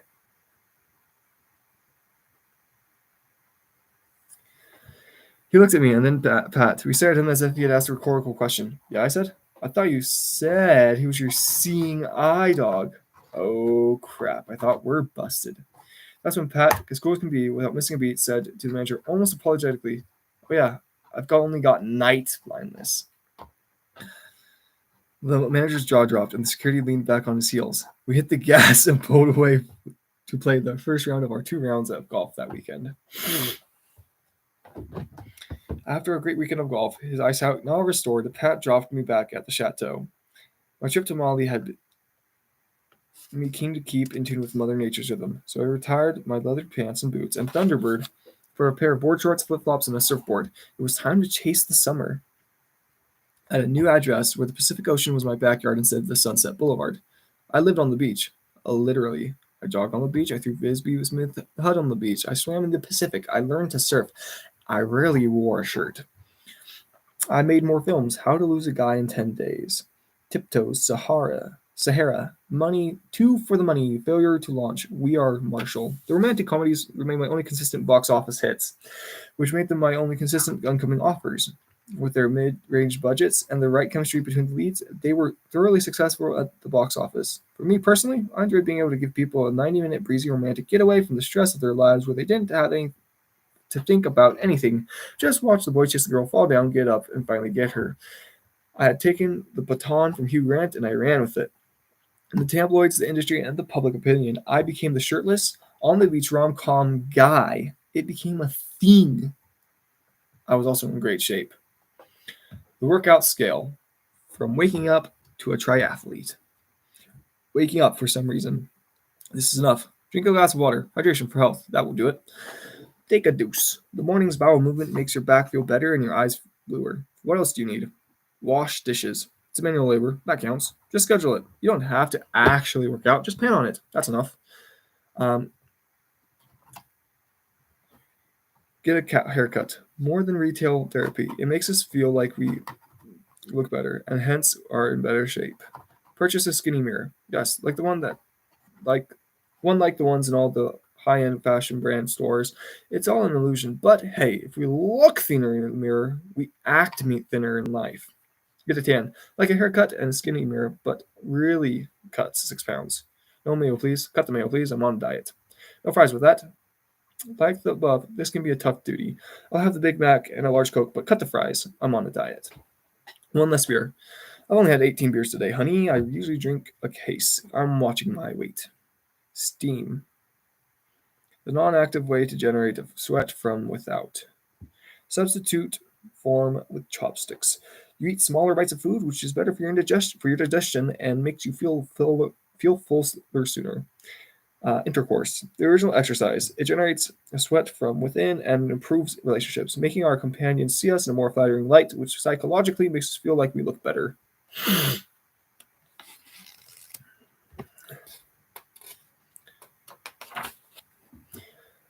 Butt starts and plyos. Why? Go to the gym when you can. Just take some steroids and do plyometrics and your own steering wheel on your own steering wheel while you drive to and from work. Babysit the kids. You can never sit down. You're always crawling, especially if you have two or more. Take the stairs. No more elevators for you. Dance. Probably my favorite one on the list. Cardio, flexibility, and fun. I wish more people were doing more of it. Walk. Don't ride. Pilates, low intensity, excellent for flexibility and core strength. Yoga, intense and relaxing. A mental meditation as well. Jog, low heart rate, but a good fat burner with some distance. Run, high intensity heart rate. The gym, one of our top shop for the entire body. Plus, it's usually got those skinny mirrors. A trainer, now you're getting serious.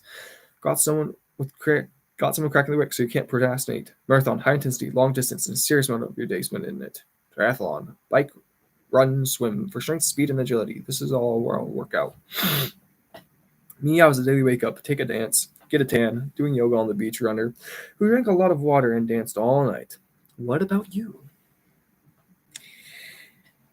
I was never too bothered by the consistent critical write-offs of me and my work. I enjoyed making romantic comedies, and their paychecks rented the houses on the beaches I ran shirtless on. Getting relative with this inevitability, no way was this working-class country boy going to be condescending about the opportunities they gave me, no matter how categorized they were. That said, as much as I was enjoying the self-engineered ease of my life, I was becoming uneasy with a couple of things. One, the romantic comedy stopped presenting a challenge for me. I felt like I could read the script today and play the part tomorrow. Two, I was beginning to feel like an entertainer, not an actor.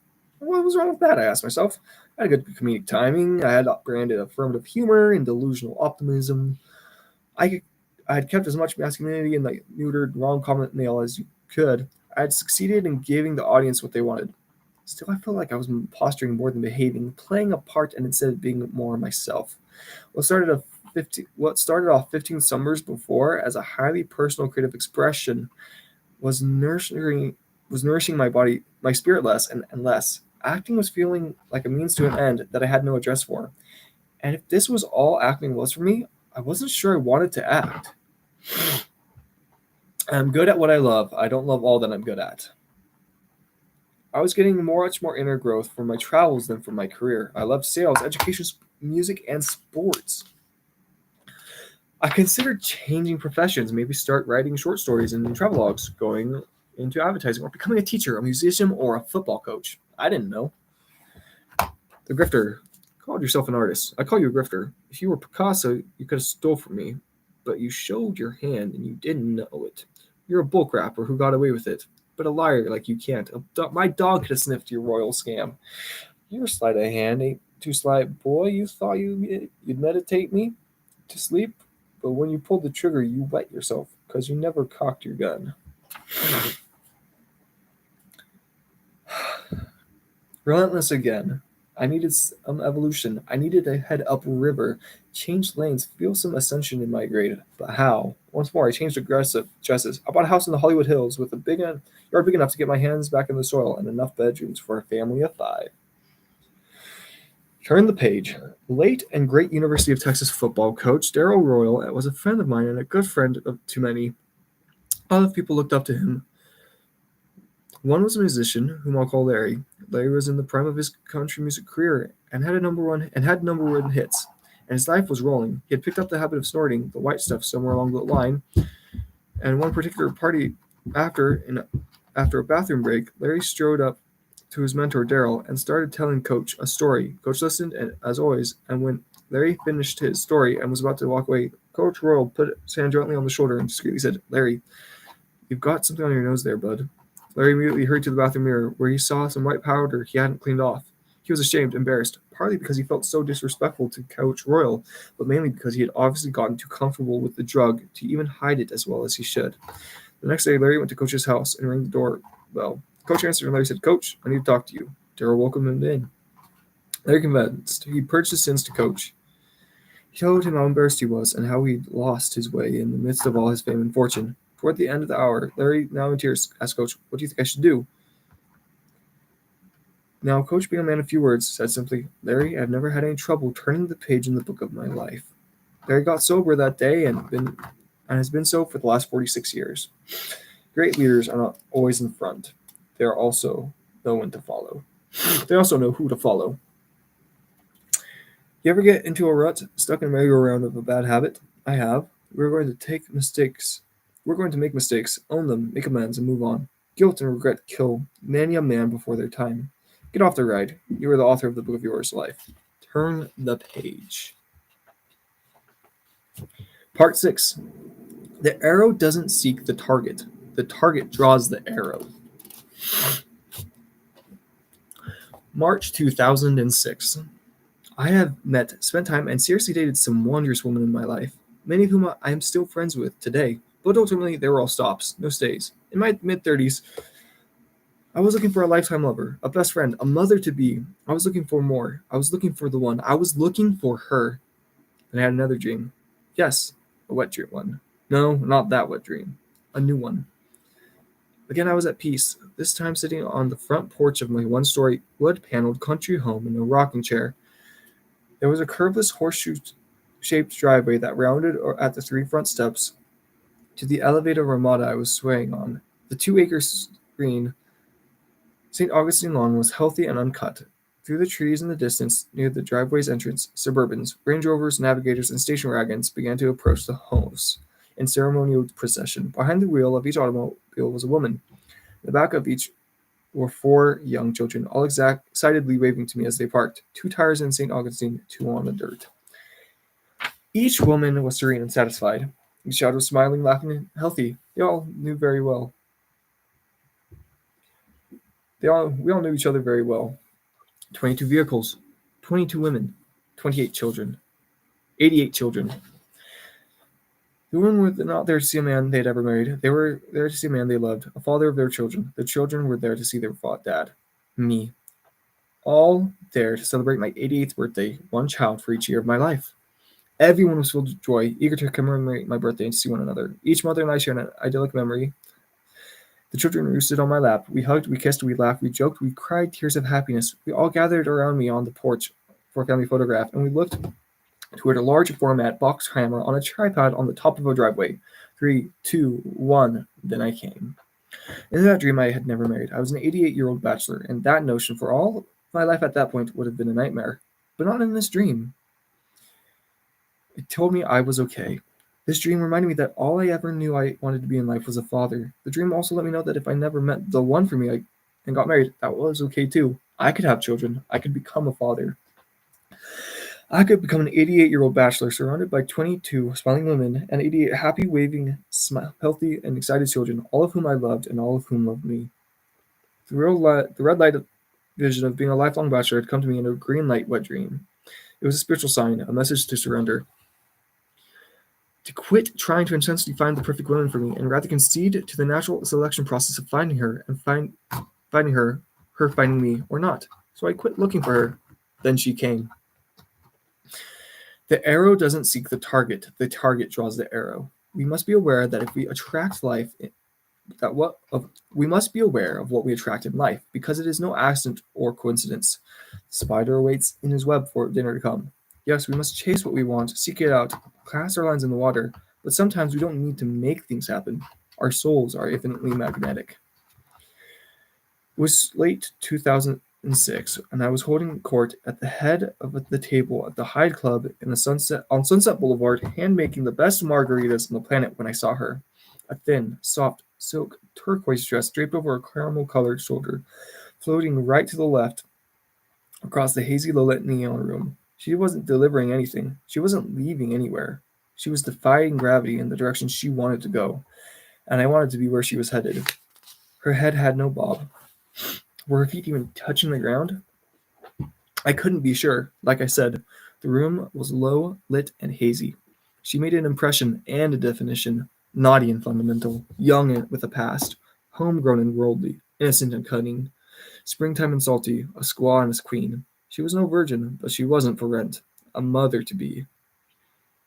She wasn't selling nothing. Didn't need to. She knew what she was, who she was, and she owned it. In her own element, a natural law, a proper noun, inevitable. What is that? I said to myself as I rose from my seat, her gravity pulling me. I locked in as she settled on the red velvet chaise lounge next to two other women. Unable to catch her eye, I raised my right arm and began to wave, trying to get her attention, when I heard a voice in my left ear. This is not the type of woman you wave over from across a bar, son. Get your butt up, young man, and go introduce yourself. It was my mom's voice. Time to get relative. I walked over to the long chair where the woman was in conversation. She looked up. Hi, I'm Matthew, I said as I extended my hand for an honorable shake. I could tell she recognized me, but she remained seated. Again, not for sale, or easily impressed. Camilla, she replied as she extended her right hand up and gave an assured yet casual handshake. I caught my breath. Would you and your two friends like to come over to our table? I'll make you a great margarita. She glanced at her friends. Excuse me, she said, then stood up alone and let me escort her over. Even though she left her friends, I could immediately tell that there was no chance she would have come over to the table unless I had done the gentlemanly thing and invited them over as well. I mixed the best margarita I have ever made. I spoke Spanish better than I've ever spoken it before. She spoke Portuguese. I've never understood Portuguese well as I did that night, and haven't since. The rhythms of the two Latin languages seemed to fit the meter. 20 minutes had passed as we huddled mouth to ear at the end of the table, having our first conversation when McConaughey, cars out front, let's roll! My buddy screamed over the music. It was closing time, 2 a.m. Give me 5 minutes, I said, holding open an open palm to his face without averting my gaze from her. You want to come back to my house for a drink? I asked her. Me and the boys are going there for a nightcap. No thanks, not tonight. Thanks though, she kindly said. Crap. I walked her out to the car, which to her surprise was not where she had parked it. It was right here, she said, standing on the vacant parking lot at the gas station next to the club. You looking for a white aviator? The gas station attendant overheard us asked. Yes, I am. I got towed. This is a spot for gas station only, he said. Come on, let me drink at my house. Then I'll have the chauffeur take you home. Sure, she said at last. We loaded the waiting SUV. My two buddies moved to the third row. 3 a.m. 3:30 a.m. My house. Well, thanks for the drink. I'd better go now, she said. I walked her out to the waiting chauffeur in the driveway, but for some reason, there was no chauffeur waiting in the driveway. I feigned concern. What? Where the heck did he go? I said. Unbelievable. I'll call you a cab. Sorry. There was little to no cell service at this part of Hollywood Hills, but I had a landline, so I called 3 cab companies, and guess what? None of them answered or had their driver available. You're welcome to take the guest bedroom upstairs. Well, after 4 in the morning, no transportation available, she acquiesced. I snuck down to the guest bedroom that night, twice to check on her. I got kicked out both times. The next morning, I woke up at around 11. I walked down the spiral staircase to the foyer that led to the kitchen. I heard people talking and laughing, the kind of overlapping speech and humor that only people who are extremely comfortable with each other can have. It sounded like old friends. As I approached the kitchen, there she was, with her back to me, sitting on the center bar stool of the cooking's area and wearing the same turquoise dress over her, the same caramel shoulders.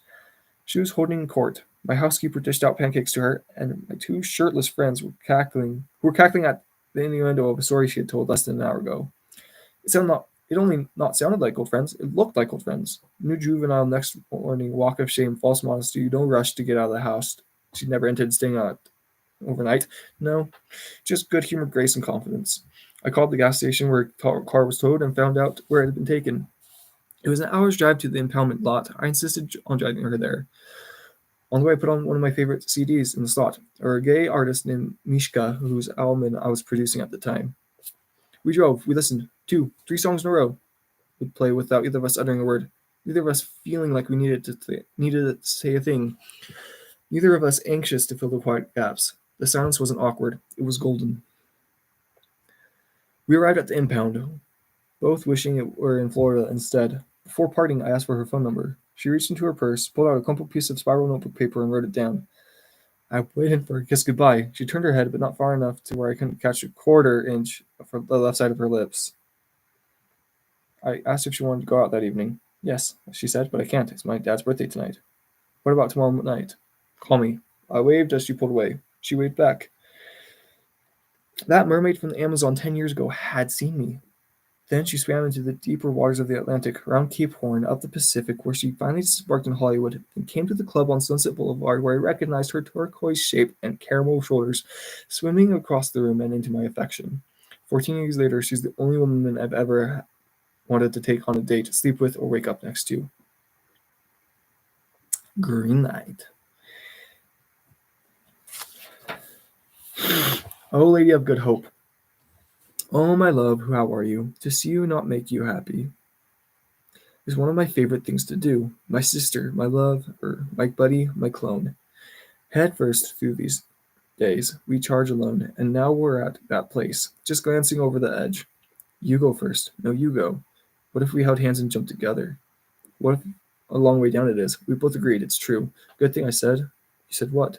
You say what? I only want to fly with you. Camilla had been dating for about a year when I took a job in Australia to film The Fool's Gold.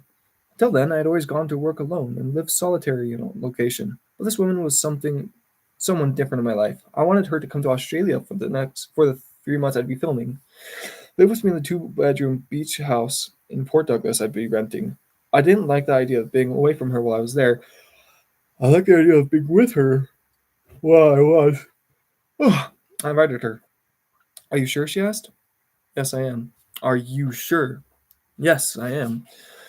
Well, there's a few things I'll need in order to do that. I'll need my own bedroom, my own bathroom, and my own key to the house. Deal. She came. She stayed. She didn't sleep in that bedroom. Seldom used that bedroom, and rarely needed the other key. But she had them, and it was an important part of her independence, of our independence. At this stage of our relationship, very wise real estate to claim, whether you use it or not. 2 months in, with New Year's coming up, I found a 6-day surf retreat in Papua New Guinea for the break. Tree houses, jungle, surf adventure. We spent our days surfing, swimming, diving, hiking the rainforest, exploring the markets, visiting indigenous tribes. We lived in a one-room treehouse at the edge of the jungle. No electricity, none needed. It was wild, beautiful, magical. On the 4th afternoon after making love, we were sitting on the porch perch of our tree hut, watching the sun over the Solomon Sea, having our first cocktail before joining the locals at the watering hole a few hundred yards down the beach. I was falling in love. What would I have to do to lose you? I asked. As I said these words, I turned to look at her out of the corner of my eyes, the drink in her left hand already halfway to her mouth, as she was moving to take a sip of it. How gracefully her hand moved, never hitching, never hesitating, just fluently gliding as if a question like that had never been asked. The drink reached her lips, and she took a nice, easy sip, her eyes staying with the sunset. Then she relaxed. Then she took a relaxed, satisfied swallow and slowly lowered the glass back down to its wet ring place on the wooden arm of her chair. Oh, that's easy, she said as she turned her head to me. My heart raced. Her eyes found mine and settled. Change, she said. Greenlight. When we returned home from Australia, Camilla had moved west from New York. My Hollywood home was ideal nest for two serious lovers, but it was mine. And without saying it, we knew we wanted a fresh start, an opportunity to build a life together. The two of us relocated to the Malibu Beach RV park, where we moved into my 28-foot Airstream, the canoe. Dedicated to a future with each other, we discussed children and soon decided she would get off birth control. On one condition, she said, when you go off to work, we all go. Deal, I said. Today, I made love to my woman, not because I wanted to right then, but because I knew I'd want to once we started, and that the walk on the beach we took afterwards would be more romantic. The cocktail I made at 4:45 would taste better, the shrimp I seasoned would have more savor, the all-star game we'd watched at 7 would be more exciting, the music we danced to till midnight would have more rhythm, and the conversation about life we had started together, sitting across the kitchen table from each other until 3 in the morning, would be more inspiring. As it was. And it was. For 4 months, we covered all 188 square feet of the canoe, trying, but nothing stuck. So we stopped trying and just enjoyed doing. A few months later, I got home around 7 one night, and she was there to greet me with her usual hug, kiss, and smile. The kiss was a little wetter this evening. She handed me a pre-poured double tequila on the rocks. I kicked off my flip-flops and sat down on the couch. One of my favorite scents was coming up from the stovetop. Homemade cheeseburgers. What's this? What's up? This is heaven on earth. Yes, it is, she said as she sat down next to me and handed me a small wooden box wrapped in a string of turquoise stones. I opened it. Inside was a photograph. I couldn't quite make out what it was, so I looked closer to see more clearly. Tears of joy began running down my cheeks. I looked her way. She was crying the same tears. The photograph was an ultrasound. She was pregnant. We cried, we laughed, we danced. The only thing I ever knew I wanted to be was a father.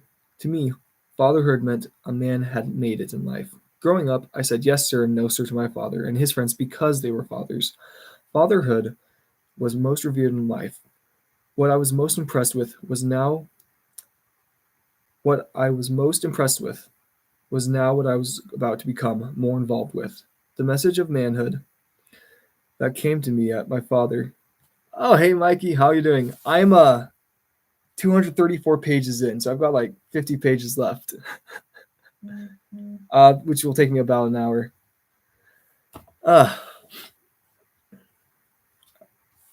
The message of manhood that came to me at my own father's passing had newborn relevance as I became one with myself. Yes, sir. A green light. Thanks, Mike. Yeah, I'm a little over 5 hours in, so yeah, it's just been a little long. I did have one other person watch for a few minutes earlier today, which was fun, but yeah, I'm just enjoying rereading this.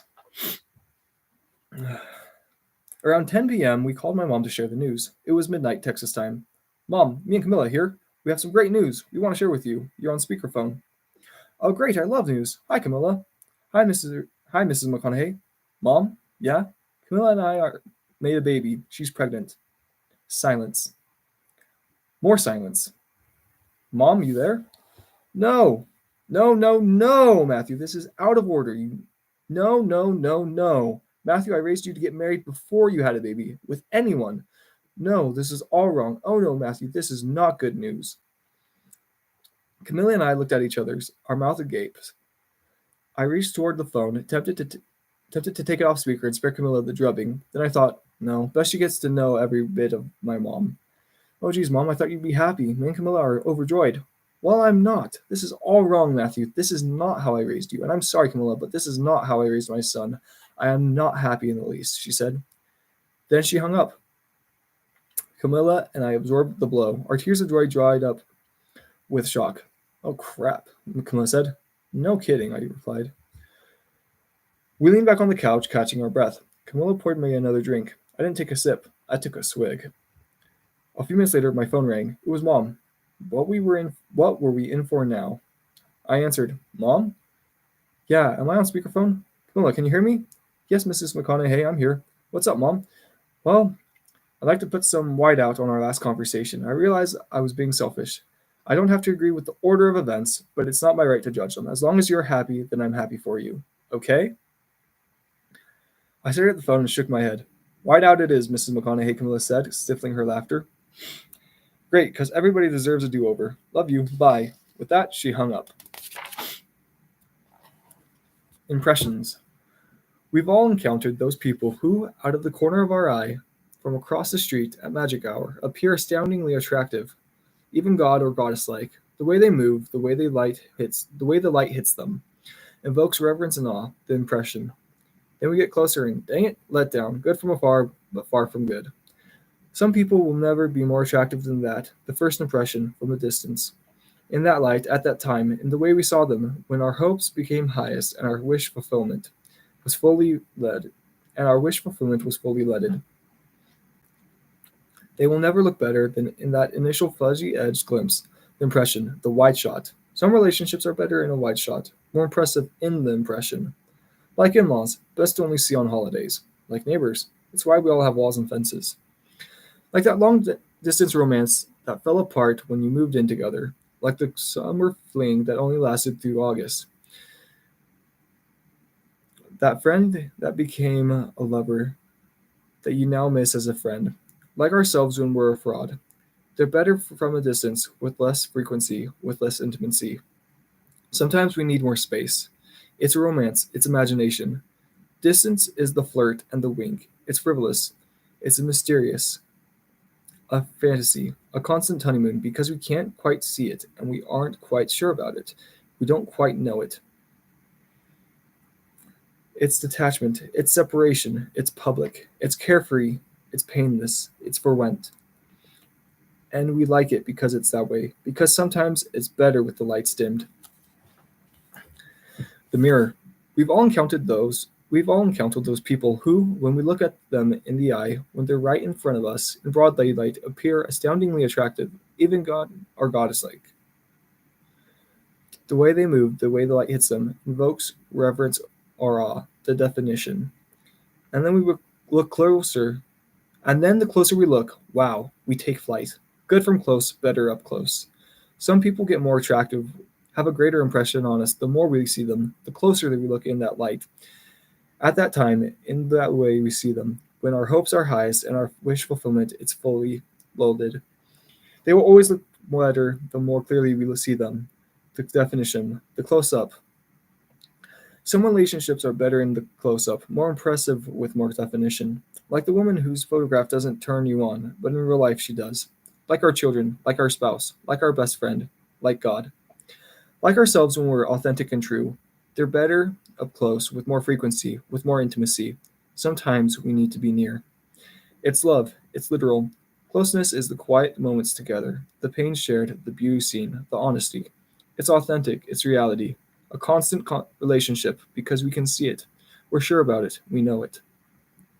It's making love, it's attachment, it's togetherness, it's private. It costs us, it hurts, we own it. And we like it that way because sometimes it's better with the lights on. Impressions in the mirror. Camilla was 6 months pregnant when I got a call from my film production office in Venus, California. The number came up on caller ID, and I reached to pick up the phone. My hand paused mid-reach. I didn't want to answer it. A call from my production office, the office where I paid rent and staff since 1996. I didn't answer it. Instead, I called my lawyer, Kevin Morse. I'm shutting down the production company immediately. I'll call everybody and let them know tomorrow. I want to give generous severance packages. Shut down. JK, live-in records as well. It was time to clean house. Process of elimination. I had 5 things on my proverbial desk to tend to daily. Family, foundation, acting, a production company, and a music label. I felt like I was making B's in all 5. By shutting down the production company and the music label, I was limiting 2 of my 5 commitments, with plans to make A's in the other 3. I told my lawyer that I wanted to take care of my family, my foundation, and be an actor for hire. Simplify, focus, conserve to liberate. All right. The great man is not all to each. He is each to all. The genius can do anything, but does one thing at a time.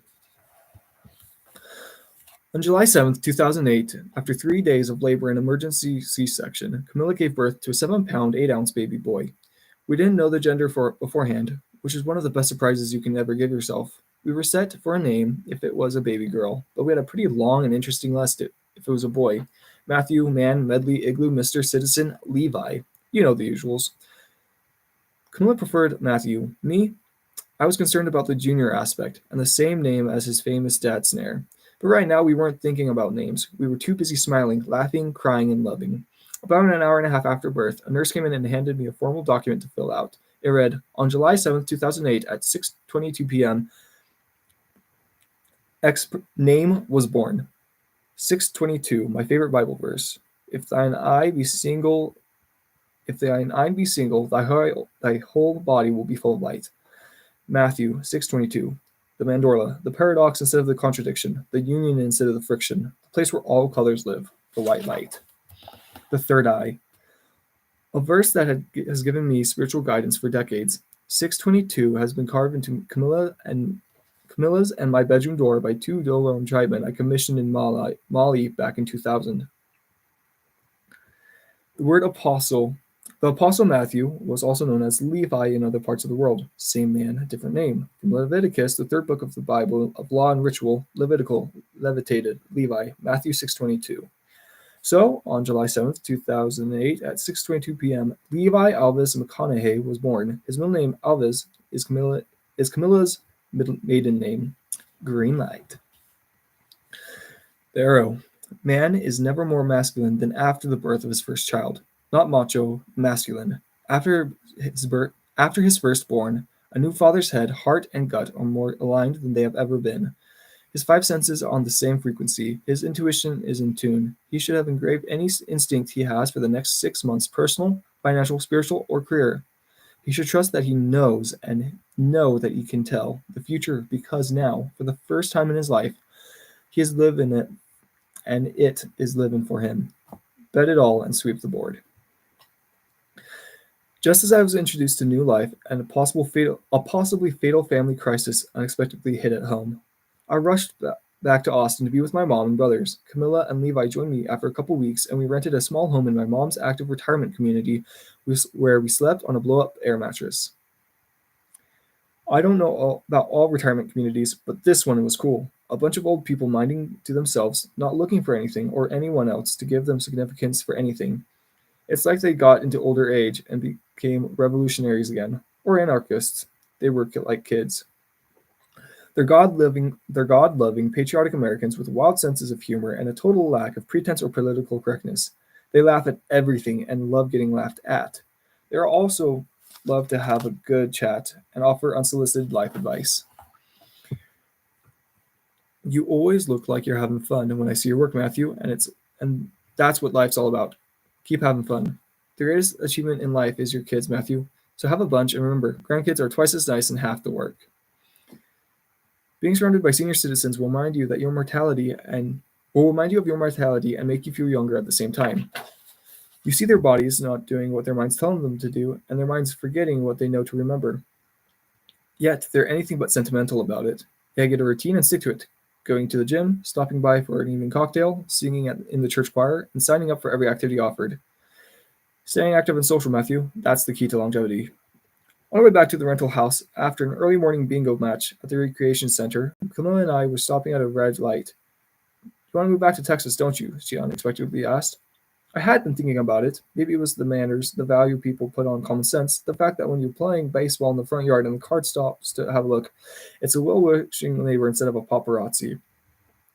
Maybe it was optimism in the fact that nobody acts like there's a crisis, even when there is one. Maybe it was that mom was now in her late 70s and by football math, that was at least the fourth quarter, and seeing her more than twice a year seemed like a prudent proposition. The answer was that Camilla and I had just started a family, and I wanted our children to have all of the above. I turned to meet her gaze. Yep.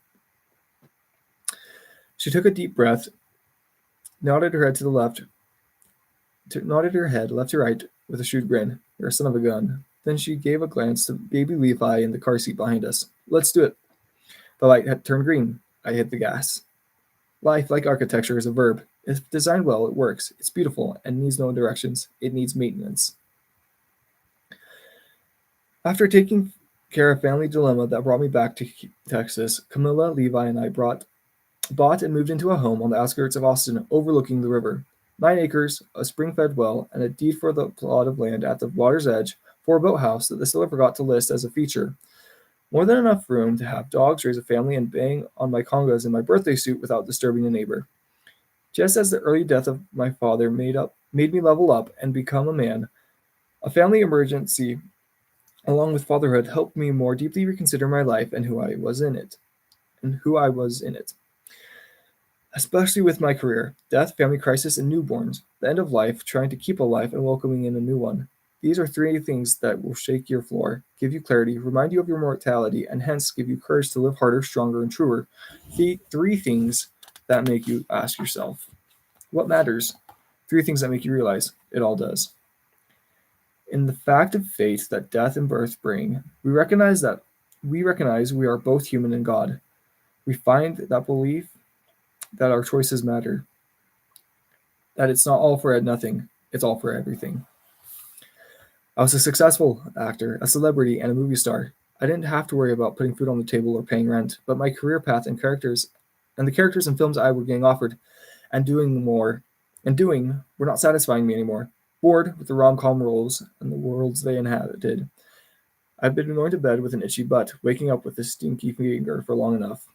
My life was full. Wild, dangerous, essential, consequential, lively. I laughed louder, cried harder, loved bigger, loathed deeper, and felt more as a man in my life than in the characters I was playing in the movies.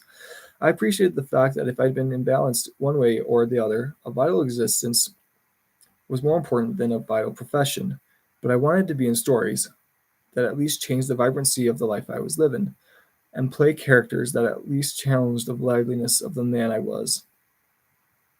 These roles, those roles and stories I was looking for, the ones that would complete the life I was living, they weren't coming my way, and again, I wasn't sleeping well with the ones that were. It was time to make a change, to pivot, to make a new commitment. No more changing addresses, hoping the weather would change. This time, with ever more than ever to live for, it was time to quit leaving crumbs, time to get truly selfish and see what I could live without. It was time for a real sacrifice. Plus, Camilla was pregnant again. It's not a risk unless you can lose the fight. Part 7. Be brave, take the hill. Fall 2008. When facing any crisis, from Hurricane Katrina to a family emergency to the profound choices we make in life, I found that a good plan is to first recognize the problem, then stabilize the situation, organize a response, then respond. Aware that I needed more as an actor, I recognized the problem. Now it was time to pivot and stabilize my situation. I called my money manager, Blaine Lourd, and asked how long I could go without working and still live the life we were accustomed to. You've saved your money well. Do what you need to do, he said. I called my agent, Jim Toth, and told him I wanted to stop making romantic comedies and to find dramatic work that challenged me. No problem, he quickly replied. What do you mean, no problem? I asked. My rom-coms have been bringing in a healthy 10% commission to your agency's wallet for over a decade. What do you think your bosses are going to say when you go in on Monday morning meeting it and tell them McConaughey is not doing romantic comedies anymore? I don't work for them, Mr. McConaughey. I work for you. Mensch. Selfish. When I'm rich enough to not care about the money, when a child's life is more important than my own, when my self-worth isn't reliant on the adulation of others, when I don't care anymore to outscore my desires, I look near and within and get selfish. This is the measure of a man's greatness. When a man becomes classic, when mortal rewards are no longer enough to pay his rent, man becomes legend. Fish for yourself. Self-ish. It was a risky bet I was making. In Hollywood, if you pass on too many projects, they may quit asking. If you step out of your lane and turn back on what you're successful at, the industry can turn its back on you. They don't mind seeing you miss the bus because there's plenty of people to take your seat. Again, it's not personal, it's just business. I wet the floor with my tears talking to Camilla about this decision. We cried, we prayed, we made a deal. It's going to be a dry weather for a while, honey, she said. Who knows how long it will last? It's going to be hard. I know you're going to get antsy. I know you're going to get wobbly. I know you're going to drink more. But if we're going to do this, if we're going to commit to this change, then we're going to do it all the way. No half-assing it. Deal? Just like my dad told me years ago. Deal. At a crossroad, not a catastrophe, I knew my existential dilemma was going to cost me. Monetarily, sure, but even more so emotionally. The fatigue of not knowing if and when I would come out of it was going to be a test. By telling Hollywood, my mistress of the last almost 20 years, I still love you, but we need a break, and I'd rather be alone and happy than together or not. I was now in limbo. I'd purchased a one-way ticket to Will Notify. I prepared for the worst and hoped for the best. Once you know it's black, it's not near as dark.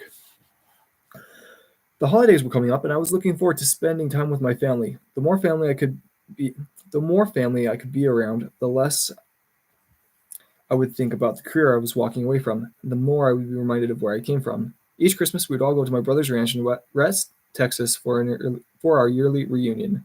Everyone loads up their trucks and RVs with their kids, dogs, and heads to the ranch, where we catch up with each other, drink and eat, and tell lies. During the days, we hike the rugged West Texas terrain, deer hunt, ride horses, feed cows, watch bull games on TV, and then end up on a campfire at night telling news stories and resurrecting old ones until deep into the morning. As religious as we were raised, these family gatherings now offered very little Christmas ritual besides opening presents on the 25th.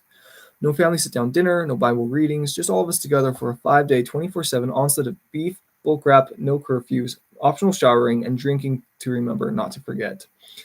If anyone ever shows up on their high horse or is walking on their toes, as mom calls it, the rest of the family will rip them back down to earth until they cry for mercy. Then we lift them back up off the ground and serve them a drink.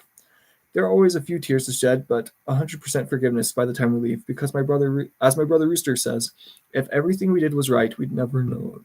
We'd never know what was wrong.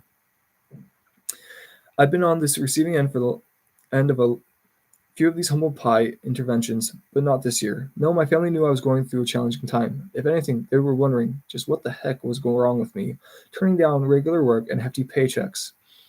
But they could tell my mind was made up, and my family always respected sincere conviction, which I now had. A couple days after Christmas, Rooster, Pat, and I were riding around the ranch, sipping beers in Pat's maroon dually truck, when Pat, who was then and still is a pipe salesman working for Rooster, decided to call in his answering service to see what business-related messages he might have missed over Christmas break.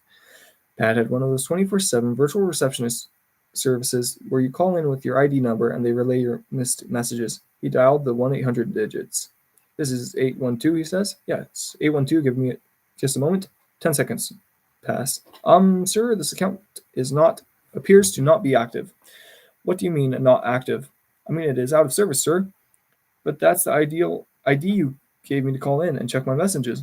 I understand that, sir, but account 802 has, it says here, been inactive for over 2 years. Pat, beginning to fume, immediately slammed the brakes, hopped out of the truck, and started yelling at the other end of the line. What do you mean it's been down for over 2 years? Do you know how many millions of dollars that I've lost from business calls coming in to me to buy pipe from me, and they couldn't even leave a message for me because you had my account inactive. I'm gonna sue your butt. I'm taking you to court. 2 years my account's been down, and it's your fault. Sir, I'm just the person who answers the phone and connects people with their accounts. And sir, yours is not active. I don't care what you say. I've probably lost at least $10 million because you haven't been taking my messages for over 2 years. $10 million later, that's what I'm suing you for. She hung up on him. Pat continued his rant. Don't you dare hang up on me. You hear me? You owe me. Finally closing his flip phone, Pat kicked the dirt, then turned to me and Rooster, who have been witnessing this tirade. Can you believe that? 2 years they've had my account inactive. 2 years. I'm suing them for $10 million. I'll take this all the way to the Supreme Court if I have to.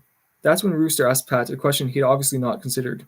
Well, little brother, what do you think the judge is going to say in the court when he finds out you didn't even know it was down because you haven't called in to check on your messages in over 2 years? Case closed. I guess everybody in my family has a passion for prosecution. We just have trouble picking litigations we can win. If we all made sense of humor, the default emotion, we'd all get along better. The next day, Camilla, Levi, and I had cut the holiday soiree short and then headed back home to take care of more time-sensitive affairs. I believe trying to maintain a honeymoon glow in a relationship is fool's errand. Worse yet, it's unfair to the two lovers trying to maintain it. It's a 120-watt bulb that burns too hot to last. No one can live up to the pedestal we put them on if we always put them on one. As well, when we only see our lover as a superhuman, our reflection in their eyes makes us one to them in theirs. Then we're both for rent because we're both unobtainable. The honeymoon, like Hollywood, is an animated movie. It's a larger-than life, not a reality we should expect to see once we exit the theater. Where we live, where our humanity lives, where our secrets, scars, fears, hopes, and failures reside, this is what comes after the credits roll. Where real love cares, hurts, understands, falls down, and gets back up. Where it's not easy, but we get to honestly try. The 20-watt bulb isn't enough. The 20-watt bulb isn't enough light to show the way if I expect you to be Wonder Woman and you'd expect me to be Mr. Incredible. The 100-watt honeymoon bulb is superhuman by design. It's the beginning, the first time, the birth. That's why it's called a honeymoon, not a marriage. It's not obtainable nor sustainable until you have a daughter. On January 3rd, 2010, Lyda Alvis McConaughey was born. The only honeymoon that lasts forever. Greenlights. Define success for yourself.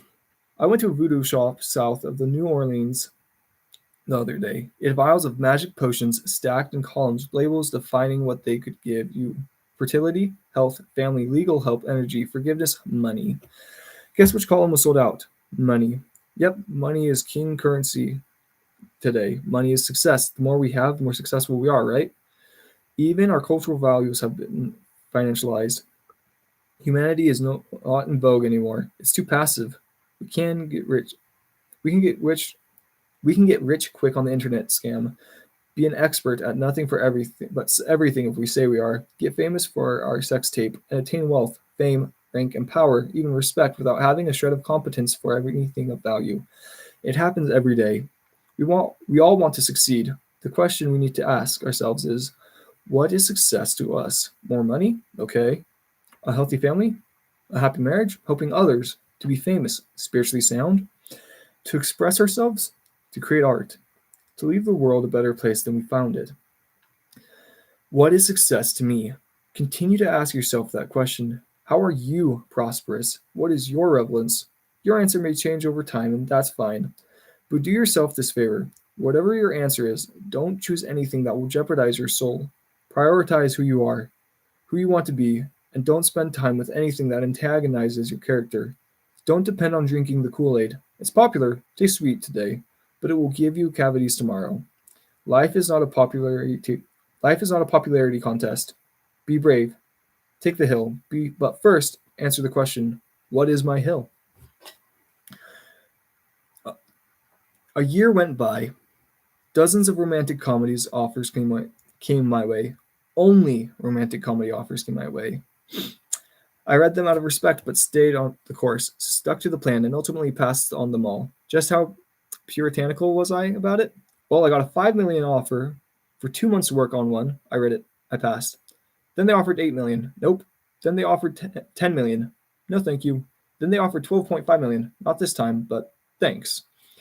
Then $14.5 million. Let me reread it. And you know what? It was a better script. It was funnier, more dramatic. Just an overall higher quality script than the first one I read with the $5 million offer. It was the same script with the exact same words in it, but it was far superior to the previous ones. I declined the offer. If I couldn't do what I wanted, I wasn't going to do what I didn't, no matter the price.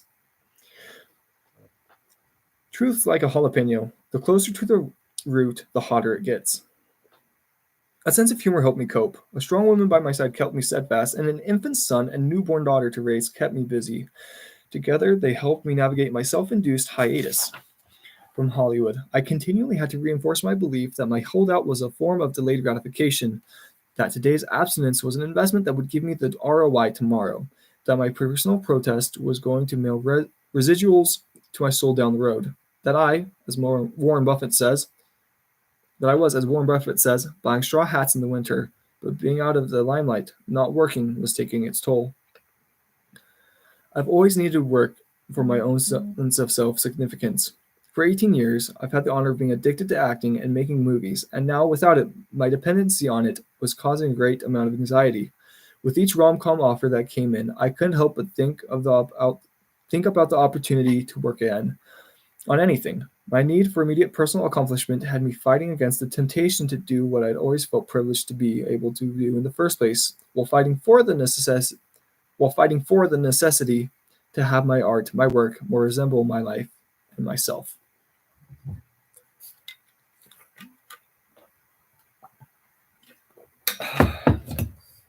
10 more months went by. It was evident that the industry, the studio heads, the producers, the directors, the casting agents, all of them had gotten my message, because now nothing came in. No rom-coms, nada. Not a single offer for anything. A total of 12 months passed where I said no to anything that defined my brand before. Rom-com guy? No. Shirtless on the beach guy? Nope. No beaches or paparazzi in Austin. For 20 months, I did not give the public or the industry any more of what they had banked on me to give them. No more of what they expected and even assumed to know. For 20 months, I removed myself from the public eye. At home in Texas with Camilla, I was raising Levi and Vita, gardening, writing, praying, visiting old friends, spending time with family, and recoiling from relapse. The industry didn't know where I was or what I wasn't doing. Out of sight, I was out of mind. It seemed I was forgotten. Voluntary obligations. Moms and dads teach us things as children. Teachers, mentors, the government, and the laws all give us guidelines to navigate life, rules to abide by in the name of accountability and order. I'm not talking about the obligations, I'm talking about the ones we make with ourselves. You versus you obligation, not the societal regulations and expectations that we acknowledge and endow for anyone other than ourselves. These are faith-based responsibilities that we make on our own, the ones that define our constitution and character. They are our secrets with ourself, personal protocols, private counsel in the court of our own conscience. And while nobody will give us a medal or throw us a party when we abide by them, no one will apprehend us when we don't, because no one will know except us. An honest man's pillow is the peace of his is an honest man's pillow is his peace of mind. And when we lie down on ours at night, no matter who's in our bed, we all sleep alone. The voluntary obligations are personal Jiminy Crickets, and there are not enough cops in the entire world to police them. It's on us. Then, after just shy of 2 years of being gone from the industry and sending very deliberate message to Hollywood as to what I was not anymore, I suddenly and unexpectedly became something, a new good idea. The anonymity and unfamiliarity had bred creativity. Casting Matthew McConaughey as a defense attorney in The Lincoln Lawyer was now a fresh thought. Going to Matthew McConaughey for the lead in Killer Joe was now a novel notion. Richard Linklater's called me for Bernie. Lee Daniels called me for The Paperboy. Jeff Nichols wrote Mud for me. Steven Soderbergh called for Magic Mike. Yes, by saying no. The target drew the arrow. I was remembered by being forgotten. I had unbranded. I was rediscovery. And now it was time to invent. My sacrifice complete. I had weathered the storm, organized. I knew what I wanted, and I was ready to respond. It was time for me to say yes and rebrand. Forget the dollars. I'm going for experience. Greenlight. Time and truth. Two constructs you can rely on. One shows up for the first time every time, while the other never leaves. The offers come in droves, almost as many as after A Time to Kill. The difference this time is I knew what roles and stories I wanted to do, and my appetite for dangerous dramatic fare was ravenous. Camilla's appetite for her man carving his own path had teeth as well. At one point, I had offers for roles in The Paperboy, Magic Mike, and Mud, all three of which I ideally wanted to do, but their production schedules were going to be back to back if I did all three, leaving me only a few weeks in between each to prepare if I did them all. I remember saying to Camilla, I think I have to choose two of the three, so I have 8 weeks to prepare for the 2 movies I do choose. You want to do all 3, she asked. Yeah, but the schedule's too tight for me to prepare like I think I need to. If you want to do all 3, then reach between your legs and grab your pair, big boy, do all 3. You'll make it work. I did, and it did. I'd read the Dallas Buyers Club script in 2007 and immediately attached myself to it as an actor who would play the lead character, Ron Woodruff. Once again, I was drawn to a character on the fringes of society, an underdog, an outlaw, doing what was necessary to survive. Being attached meant I had control of the script, and I could try and get it made, as well as approve this director. For the years before and during my 20-month sabbatical, no directors or financiers were interested in making a period drama about AIDS with rom-com McConaughey in the lead. Even early into my rebranding phase, with the so-called reconnaissance picking up steam. Did you know that I made up, coined, and created the term reconnaissance? I did. I was at Sundance with Mud in 2013 when I sat down for an interview with MTV. I'd been on a pretty good career run, and I figured it needed a campaign slogan, an anthem, a bump sticker, but I knew it couldn't quite come from me. But I knew it couldn't come from me. You've been on quite a run, Mr. McConaughey. Killer Joe, Bernie, Magic Mike, and now Mud. Congratulations, the journalist said. Yeah, thank you. Yeah, I'm on a great ride. I actually did an interview the other day, and the journalist called it a reconnaissance, I replied. Oh my gosh, the reconnaissance, that's brilliant. That might stick. It did. I never told anyone that story until now. The so-called reconnaissance picking up steam. Nobody was interested. Plenty of other actors tried to take control of the script away from me, and many other directors wanted to make the film with someone other than me, but I held on to it with a firm hand. Then, in January 2012, My agent told me a Canadian director named Jean-Marc Vallée had read the script and was interested in meeting me. I watched a film of his, Crazy, and liked it for all the right reasons. Unsentimental humor and heart with anarchy wrapped around the dreamer's humanity. It also had a bad A soundtrack, which I still have no idea how he got on the low budget he had. This was exactly what I felt the Dallas Buyers Club script needed to bring it to life. We met in New York and discussed our passion for the project. Having recently done Magic Mike, I was in excellent physical shape. This character, Ron Woodruff, he has stage 4 HIV. How are you going to look like you do? Because it's my job to, and I will, I told him. It's my responsibility, Ron. A week later, he agreed to direct. Jean-Marc, the producers of Robbie Brenner, Rachel Winter, and I made a plan to film in October of that year. Weighing 182 pounds at this time, I had a lot of weight to lose. 5 months out from our agreed upon start date, I began shedding weight. 3 egg whites in the morning, 5 ounces of fish, and a cup of steamed vegetables for lunch, the same for dinner, and as much wine as I wanted was my diet.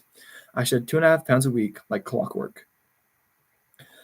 At 557 pounds, with more to lose, I received a call from Martin Scorsese offering me the 2-day role of the broker mentor Mark Hanna at Leonardo. Oh my goodness.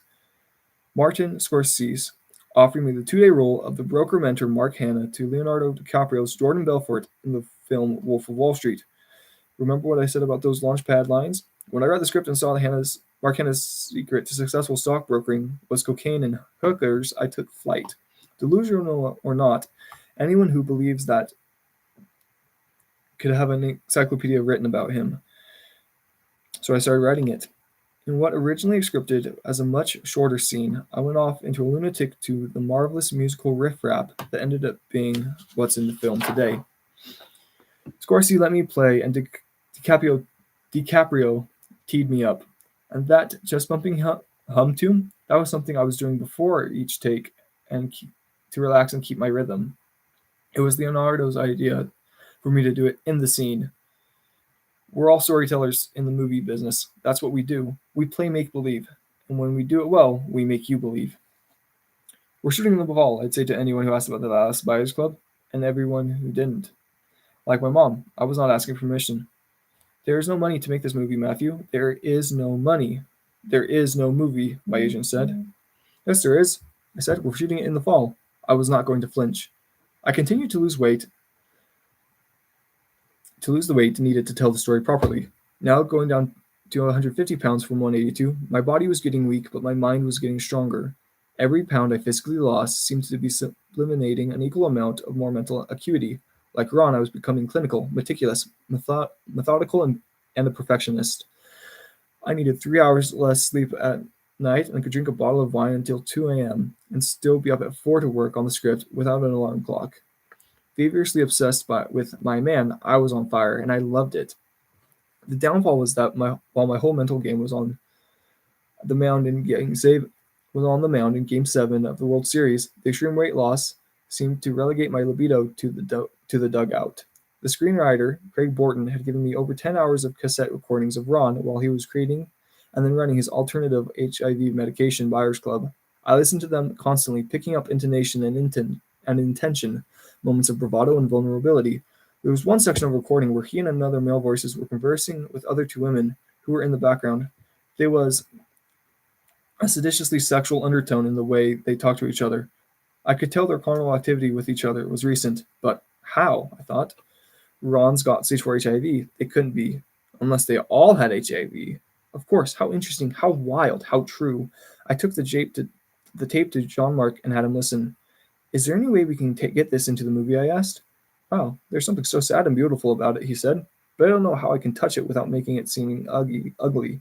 Jean-Marc and I didn't speak of it again, but as you read, he'll never forget it. I drove to see Ron Woodruff's sister and daughter in their home at a small rural town outside of Dallas.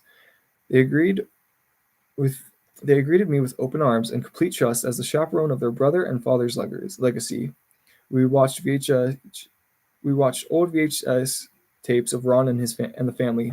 Ron on vacations, showing off for the cameras, dressed for Halloween. They were honest about who Ron was and who he was not, and answered every question I had. As we hugged goodbye, his sister said, "Would you be interested in his diary? He's kept one for years." "If you'd allow me, I'd be honored," I said. While the hours of tape give me insight to the man from the outside in, the diary let me know who he was from the inside out. It was my secret key into Ron Woodruff's soul. The diary told me who Ron was on lonely nights. It was where he shared his dreams and fears with no one but himself and now me. His diary was how I found him, who he was after contracting HIV, but even more important, who he was before. I remember a guy who would lie in bed in I remember a guy who would lie in bed on a weekend smoking a joint, drawing doodles in a spiral notebook, writing things like, "Hope I get a call back tomorrow to go install two JVC home speakers at Tom and Brady Wickman's house. They live across the town about 42 miles away, so I figure $8 gas there and back and $6 for monster cable speaker while I got a supply. That'll clear me 24 of the 38 I'm charging him to install the speakers. Hot dang. I'll hit the Sonic afterwards and get me a double cheeseburger and a taste of a Nancy." Then he'd wake up early the next morning, iron his one pair of slacks and short sleeve button down, and put a fresh AA battery in his pager while he sipped a second cup of coffee, preparing to make a $24 profit out of his day, until his pager buzzed. "Tom and Betty's number. We're going to cancel the speaker install today, but found a company that costs a little more than you, but they'll ensure their work. Thanks, Ron." His heart would sink. Gosh dang it. He wrote. Then he'd get high and head off to Sonic in spite of it all. Buy a single instead of a double, flirt up Nancy Blankenship, who he thought was pretty cute, especially how he roller skated out to his car door with his food order and smiled her one brown tooth smile. "She's my lucky 16," he wrote. Come to find out, 16 was the room number of the nearest two-star motel where he and Nancy Blankenship would shag from time to time. That's why she was lucky. Ron invented things but wouldn't follow up on a patent. He made plans, but they never quite happened. He was a dreamer, but he couldn't catch a break. Meanwhile, Jean-Marc Vallée and his producers continued to cast and crew the film, and scouted locations in New Orleans. They did not ask permission. They did not flinch. Still, it does take money to make a movie, and we were running out of time on our bluff. Except we weren't bluffing, and I was still losing weight. We're shooting in New Orleans in the fall. The start date is October 1st. We declared again more loudly to anyone who asked and everyone who didn't. Finally, someone believed us, or believed in us, because that someone pulled up $4.9 million to finance the movie. It wasn't the $7 million that the film budgeted for, but it was enough for us to get in the game. 8 days before we began principal photography on New Orleans, I got a call from Jean-Marc. "I do not know how I'm going to shoot this film for $4.9 million. He said, "That is the lowest possible budget to make it is $7 million. But if you will be there on day one, I will be there day one, and we will make what we can make." We both showed up.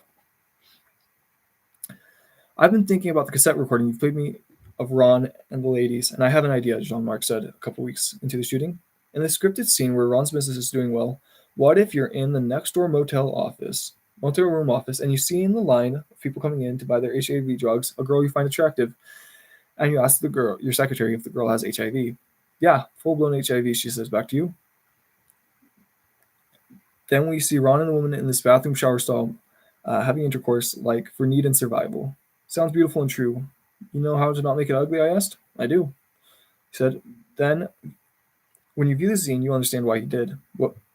It's human, it's heartbreaking, and it's funny. While Ron and the woman are shagging in the shower next door, Jean-Marc cuts to the office where we see the secretaries and patrons hearing them, then looking around at each other in mild surprise and with mischievous grins of hilarity and compassion. With humor, Jean-Marc exposed the humanity. What he did not know how to not make ugly, he made beautiful. We made Dallas Buyers Club for $4.9 million in 25 days. We did not ask permission. We did not flinch. We took the hill. I got down to 135. A green light. Part 8. Live your legacy now. "Why isn't Mama a McConaughey?" my inquisitive 3-year-old son, Levi, asked me one day. "What do you mean?" I asked. "I'm Levi McConaughey. Vita's Vita McConaughey, but Mama's Camilla Alves. Why doesn't she have our last name?" I thought about it for a second. "Because we're not married yet." "Why not?" he asked. "If you're a parent, then you know There are questions our children ask us that as soon as the words come out of their mouth, we know we better have a great answer, because what we say next is going to be branded in their memories for life. This one is one of those times. Great questions. I do want to marry Mama. I just don't feel the need to. If I marry Mama, I want to feel like I need to.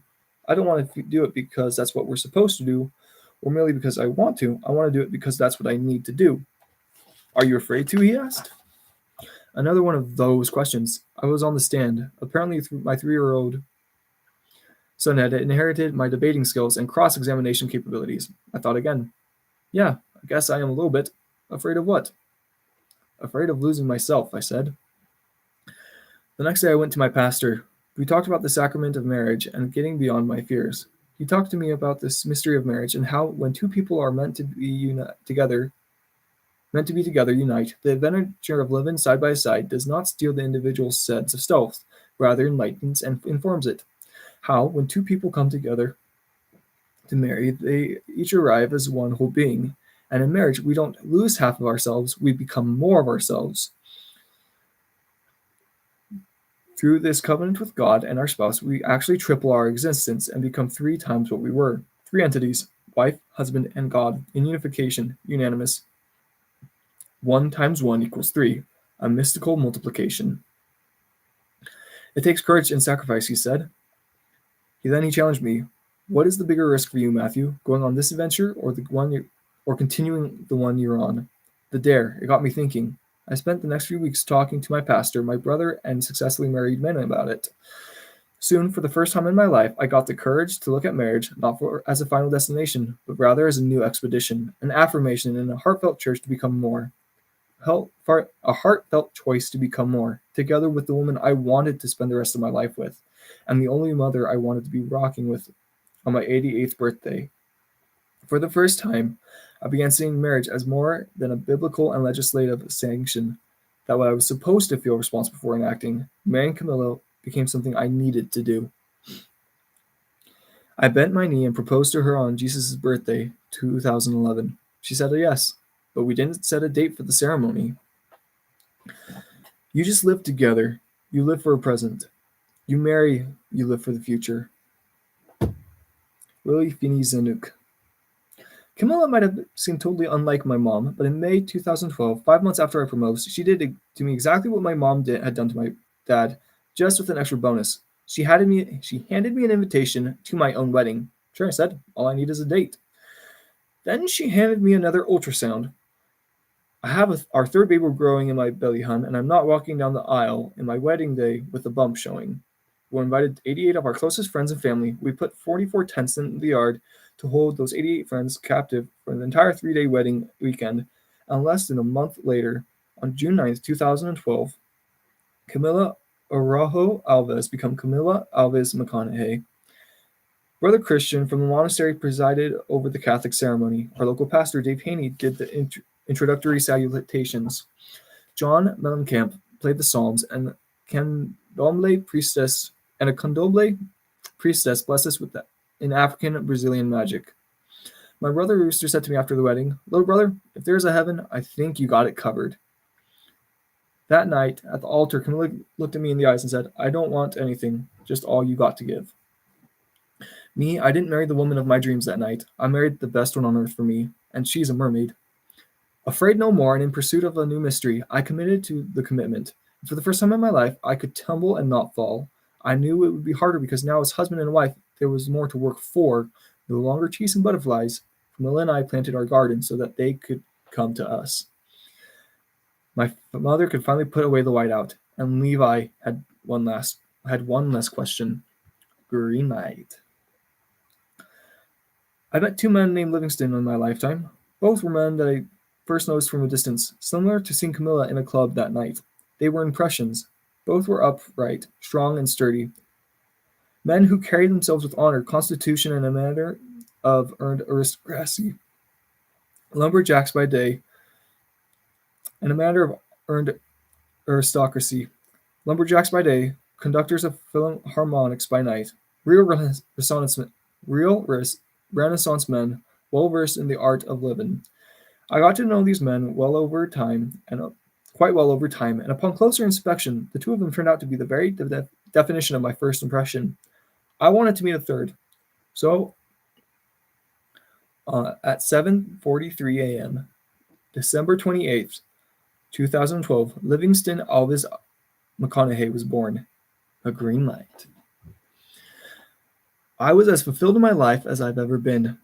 Married, with 3 children like my father, I was finding inspiration everywhere, but now in truths, not ideas. Unimpressed with my success, I was now involved in it, wanting what I needed and needing what I wanted. The more successful I became, the more sober I got. I liked my company so much that I didn't want to interrupt it. The closer I get to divinity, the more I wonder if I'm a fraud. I'm pretty sure it's because I still need to learn how to win. I received an offer for a lead role in an 8-part limited series for HBO called True Detective. The script by Nick Pizzolatto was so white hot on the page I could feel the blood dripping off of it. The fact that it was one on the small screen didn't make me hesitate because the story and characters had such clear and original identities. The role I was offered was that of Marty Hart. The role I wanted was Rustin Coley, the greatest detective I'd ever meet. I couldn't wait to turn the page to see what came out of his mouth next. An island of a man who lived between the mortal respect of death and the immortal need for its deliverance. A man who, without sentiment, fearlessly sought the truth no matter how much it burned. He made me sweat in my boots. If I can be Rustin Cole, I'm in, I told them. After a couple of days of mulling over my notion, Nick the director, Kari Joji Fukunaga, and the producers agreed to give me Mr. Rustin Cole. My great friend Woody Harrelson came aboard to play Marty Hart. Thankfully, he hadn't played any characters that bred copycat killers since the last time. My family and I soon packed up and moved to New Orleans for the 6-month shoot. I've always had a soft spot for the Crescent City, maybe because my dad was raised there. My family visited his mom and her sisters and the blessing of the Fleet Shrimp Festival every year growing up. Maybe because I also filmed 4 of my last 5 movies there. Maybe because if you want to know if you're in a good part of town or the bad, the local rhythmic rational will tell you, well, sir, there's a little bad in the good parts and a little good in the bad parts. It always felt like home. Places are like people. Each have a particular identity. In all travels around the globe, I've written in my journal about culture of a place, its identity. If a place and a people move me, I'll write them a love letter. New Orleans is one of those places. Dear New Orleans, what a big, beautiful mess you are. A giant flashing yellow light proceeding with caution, but proceed. Not overly ambitious, you have a strong identity, and don't look outside yourself for intrigue, evolution, or monikers of progress. Proud of who you are, you know your flavor. It's your very own. And if people want to come taste it, you welcome them without solicitation. Your hours trickle by, Tuesdays and Saturdays more similar than anywhere else. Your seasons slide into one another. You're the Big Easy, one of the shortest hangovers on the planet. Anywhere, a levitation greets you on a Monday morning with the same smile as it did on Saturday night. Home of the front porch and the back. This engineering feat provides so much of your sense of community and fellowship as you relax facing the street and your neighbors across it, rather than retreating into the seclusion of the backyard. You engage with the going-ons of the world around you and on your front porch. Private properties hospitably trespass on each other and lend across borders where at 9 a.m. alarm clock is church bells, sirens, and a slow-moving $8-an-hour carpenter nailing window panes 2 doors down.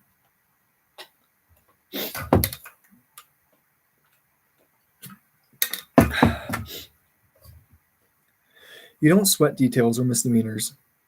And since everybody's getting away with something anyway, the rest just want to be on the winning side. And if you can swing the swindle, good for you, because you love to gamble, and rules are made to be broken. So don't preach about them. Abide. Peddle in worship and litigation. Where else do the dead rest eye to eye with the living? You're a right brain city. Don't show up wearing your morals on your sleeve, lest you want to get your arm burned. The humidity suppresses most reason. So if you're crossing a one-way street, it's best to look both ways. Mother Nature rules. The natural law, capital Q. Queen reigns supreme. Assigns to the animals an overbearing and inconsiderate person to us bipeds. But you forgive her and quickly, 'cause you know any disdain with her wrath will reap more. Bad luck, voodoo, karma, so you roll with it. Meander rather slowly forward, taking it all in stride. Never sweating the details. Your art is in your overgrowth. Mother Nature wears the crown around here, and her royalty rules. And unlike in England, she has both influence and power. You don't just use vacuum cleaners. No, you use brooms and rakes to manicure. Where it falls is where it lays. The swerve around the pothole, the duck beneath the branch, the poverty and the murder rate, all of it. Just how it is and how it turned out. Like a gumbo, your medley's in the mix. June 7th, 2013, New Orleans. When True Detective aired, Camilla and watched it every Sunday night like everyone else. I obviously had the opportunity to see it in all in one sitting prior to its release, but I chose to digest it as the way it was designed to be consumed. 1 hour every Sunday night, followed by water cooler talk on Monday morning with anticipation for the next episode. It was my favorite. It was my favorite thing on TV. Still is.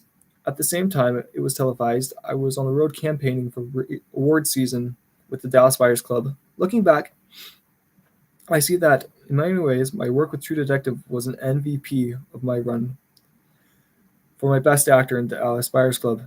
It was a weekly crusade for me, the best advertisement money couldn't buy. There I was in your living room every Sunday night as Rustin Coley, then the next day in your face as Ron Woodruff on the campaign trail.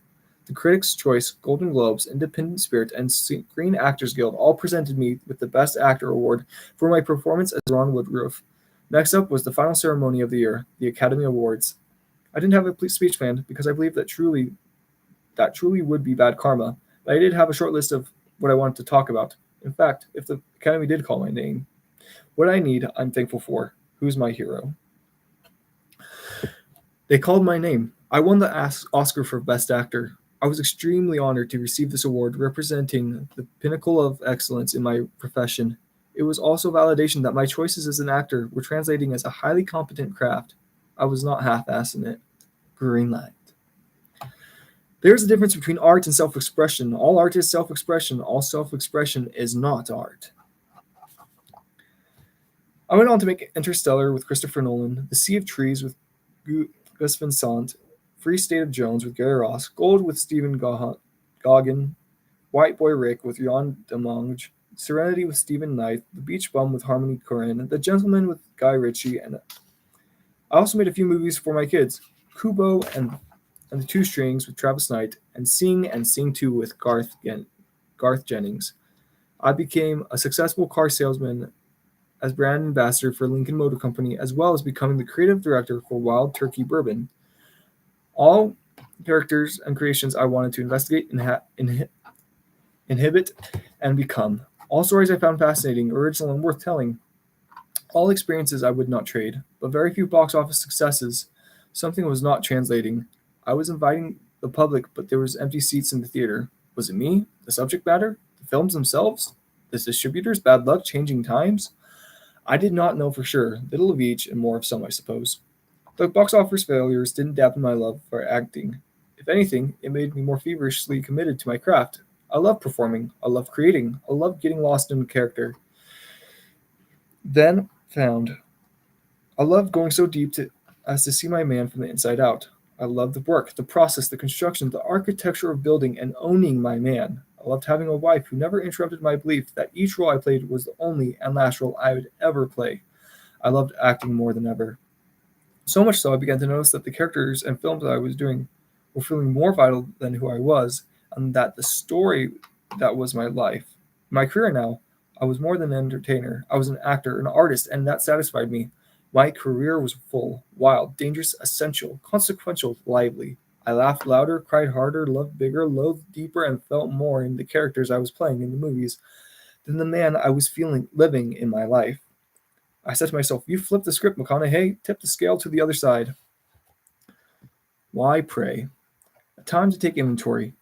to take a look from high and wide at yourself, our loved ones, our mortality, a time to smile upon our blessings, to humble our selfish yearnings, to embrace those we know are in the need with our compassion, to see in our mind's eye as their most true selves, a snapshot down memory lane of lives we know and care for when they are most themselves, not happiest or proudest, not saddest or most reflective, but that image of them when we see, without advertisement or desire, the light shine within, and finally ourselves the same before we say amen, when we are who we are and no one else. I said to myself, you flipped the script, McConaughey, tip the scale to the other side. I was more alive in my movies than in my life.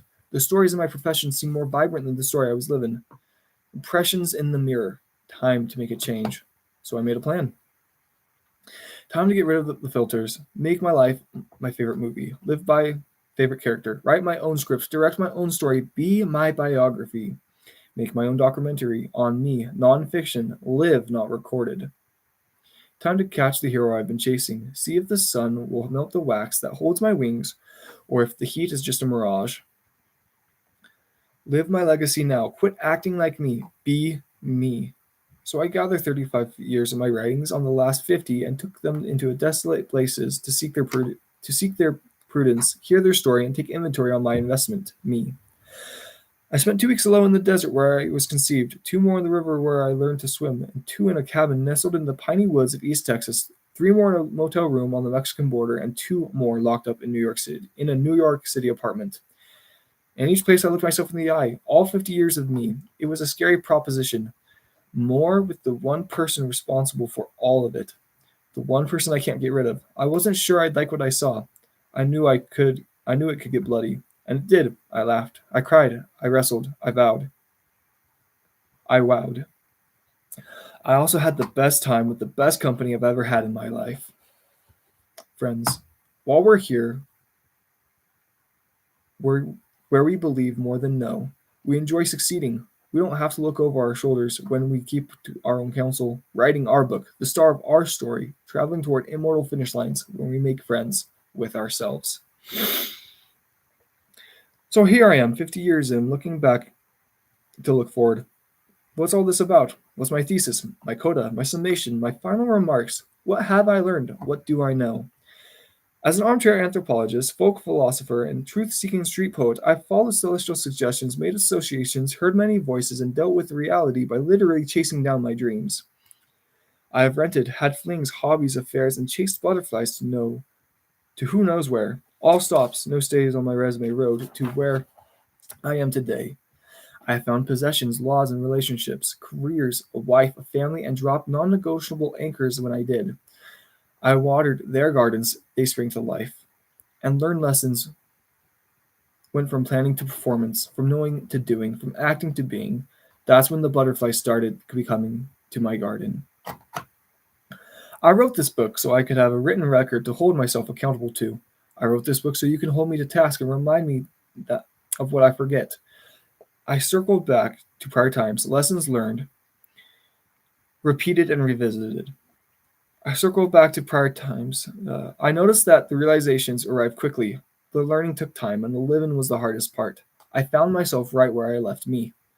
My first 20 years were where I learned the value of values.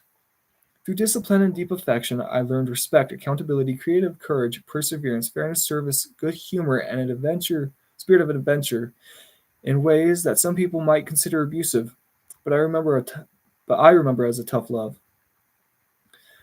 I wouldn't give back one butt whooping I ever got for the value of the values my parents impressed upon me. I thank them for that. My 20s and 30s were contradictory decades. Years I went and eliminated conditions and truth that went against my grain. The value of this conservative era was that it was a safeguard for me from fatal character deaths in my early life. It was a time when I was more often concerned with not running the red lights when I was with investing into Greenlights. I did what I wanted. I learned to live. I survived. My 40s were much more of a affirming decade. Years when I started to play offense with truth. I had learned and put them into action. An era where I doubled down on what fed me. The value of this liberal age was that it eliminated my most life endorsing character assets. It was a time when I not only cruised through more green lights because I had eliminated more red and yellow ones, but a time when I created more green lights to travel through. A time when past reds and yellows finally turned green. And as old hardships revealed themselves as good fortune, a time when the green lights seemed brighter because I gave them more power to shine. I did what I needed. I lived to learn. I thrived. As I approach the new chapter of truths to cross, the only thing I know for sure is that I will recalibrate again, and that my family will be at the core of what I do. As a father, I often contradict myself, and I know I could do a better job of practicing what I preach. But I've also learned that if the message is true, don't forget it, and live the and forgive the messenger, even if he does. I hope to give my children the opportunity to find what they love to do, work to be great at it, pursue it and do it, rather than to cover their eyes from ugly truths. I want them to cover their eyes from fictional fantasies that will handicap their ability to negotiate tomorrow's reality. I believe they can handle it. It's hard to find constants, natural laws, universal truths in life, but when we have kids, there is no intellectual discussion or philosophy as how to or how much to love, protect, and guide them. It's an instinctual commitment, an immediate, infinite, and ever growing responsibility, a privilege, a green light. When I was putting the finishing touches on this book earlier this year, my life, like yours, was intercepted by a red light drama called COVID-19. Its disruption in our lives became inevitable. We had to stay home, social distance, and wear masks for protection. We couldn't go to work, we lost jobs and loved ones, and we never truly knew when it would end. We were scared, we were angry. Each of us had to make sacrifices, pivot, persist, and deal. We had to get relative. The tumultuous start to 2020 continued when another red light drama introduced itself in the name of the George Floyd murder. Its disruption in our lives soon became inevitable as well. There were protests, looting, riots, fear, and outrage. The unjust murder sparked a social justice revolution in America and around the world. And as racism reared its ugly head into the spotlight once again, we were reminded that all lives couldn't matter until Black lives mattered more. Each of us had to make sacrifices, pivot, persist, and deal. We had to get relative. Both of those red lights forced us inward, literally quarantined us to search our souls for a better way to live forward. In doing so, we took inventory of our lives and who we are in them, what we care about, what our priorities are, what matters, what we know our children, families, and ourselves about better. We got to know our children, families, and ourselves better. We read, we wrote, we prayed, we cried, we listened, we screamed, we spoke out, we marched, we helped others in need. But how much did we change for good, its sake, and forever? For those of us who survived, when and how we see the benefits of what we went through during the turbulent times is relative. But if we work individually to make justified changes for more value-driven and righteous tomorrow, the red light year that 2020 will one day in the rearview mirror of life inevitably turn green, and perhaps be seen as one of our finest hours. With reverence for the values my parents preached, and as a lifetime of traveling the world, I value culture and the culture of values. I also believe in the value of doing something well, convinced that the best road for ourselves and society lives in the path that leads to having more values and competence. I assumed the position of Minister of Culture MOC last year. Worked to preserve and promote a culture of competence and shared values across cities, institutions, universities, academics, and athletes. Bipartisan and non-denominational, values are not only guiding principles that we can all agree on, they are fundamental ethics that bring people together. When we are competent at our values, place more value on competence, we create a more valuable society, and that means more return on our investment, us.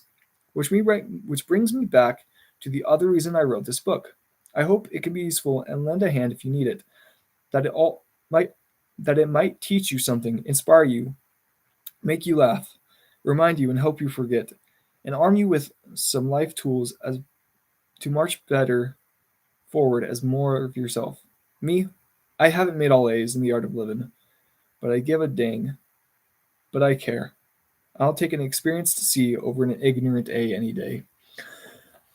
I always believe that the science of satisfaction is about learning when and how to get a handle on the challenges we face in life.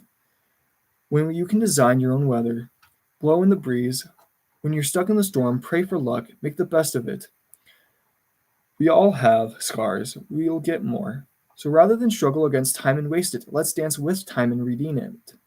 Because we don't live longer when we try not to die, we live longer when we're too busy living. As I've navigated the weather of my own life, getting relative with the inevitable has been key to my success. Relativity we are living. Life is our resume. It is our story to tell, and the choices we make to write the chapters.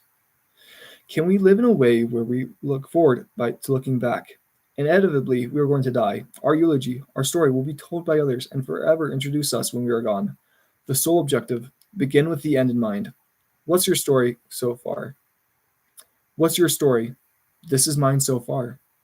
Green lights. Here's to catching more of them. Just keep living. Matthew McConaughey. P.S. 10 goals in life. 1. Become a father. 2. Find and keep the woman for me. 3. Keep my relationship with God. 4. Chase my best self. 5. Be an egotistical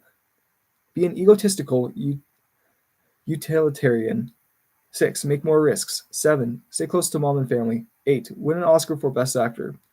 9. Look back and enjoy the view. 10. Just keep living. While writing this book, I found this in a pile of my journal, buck slip, napkin, beer coaster, notes, and scribbles. I've never seen this since I've written it. Notice the date.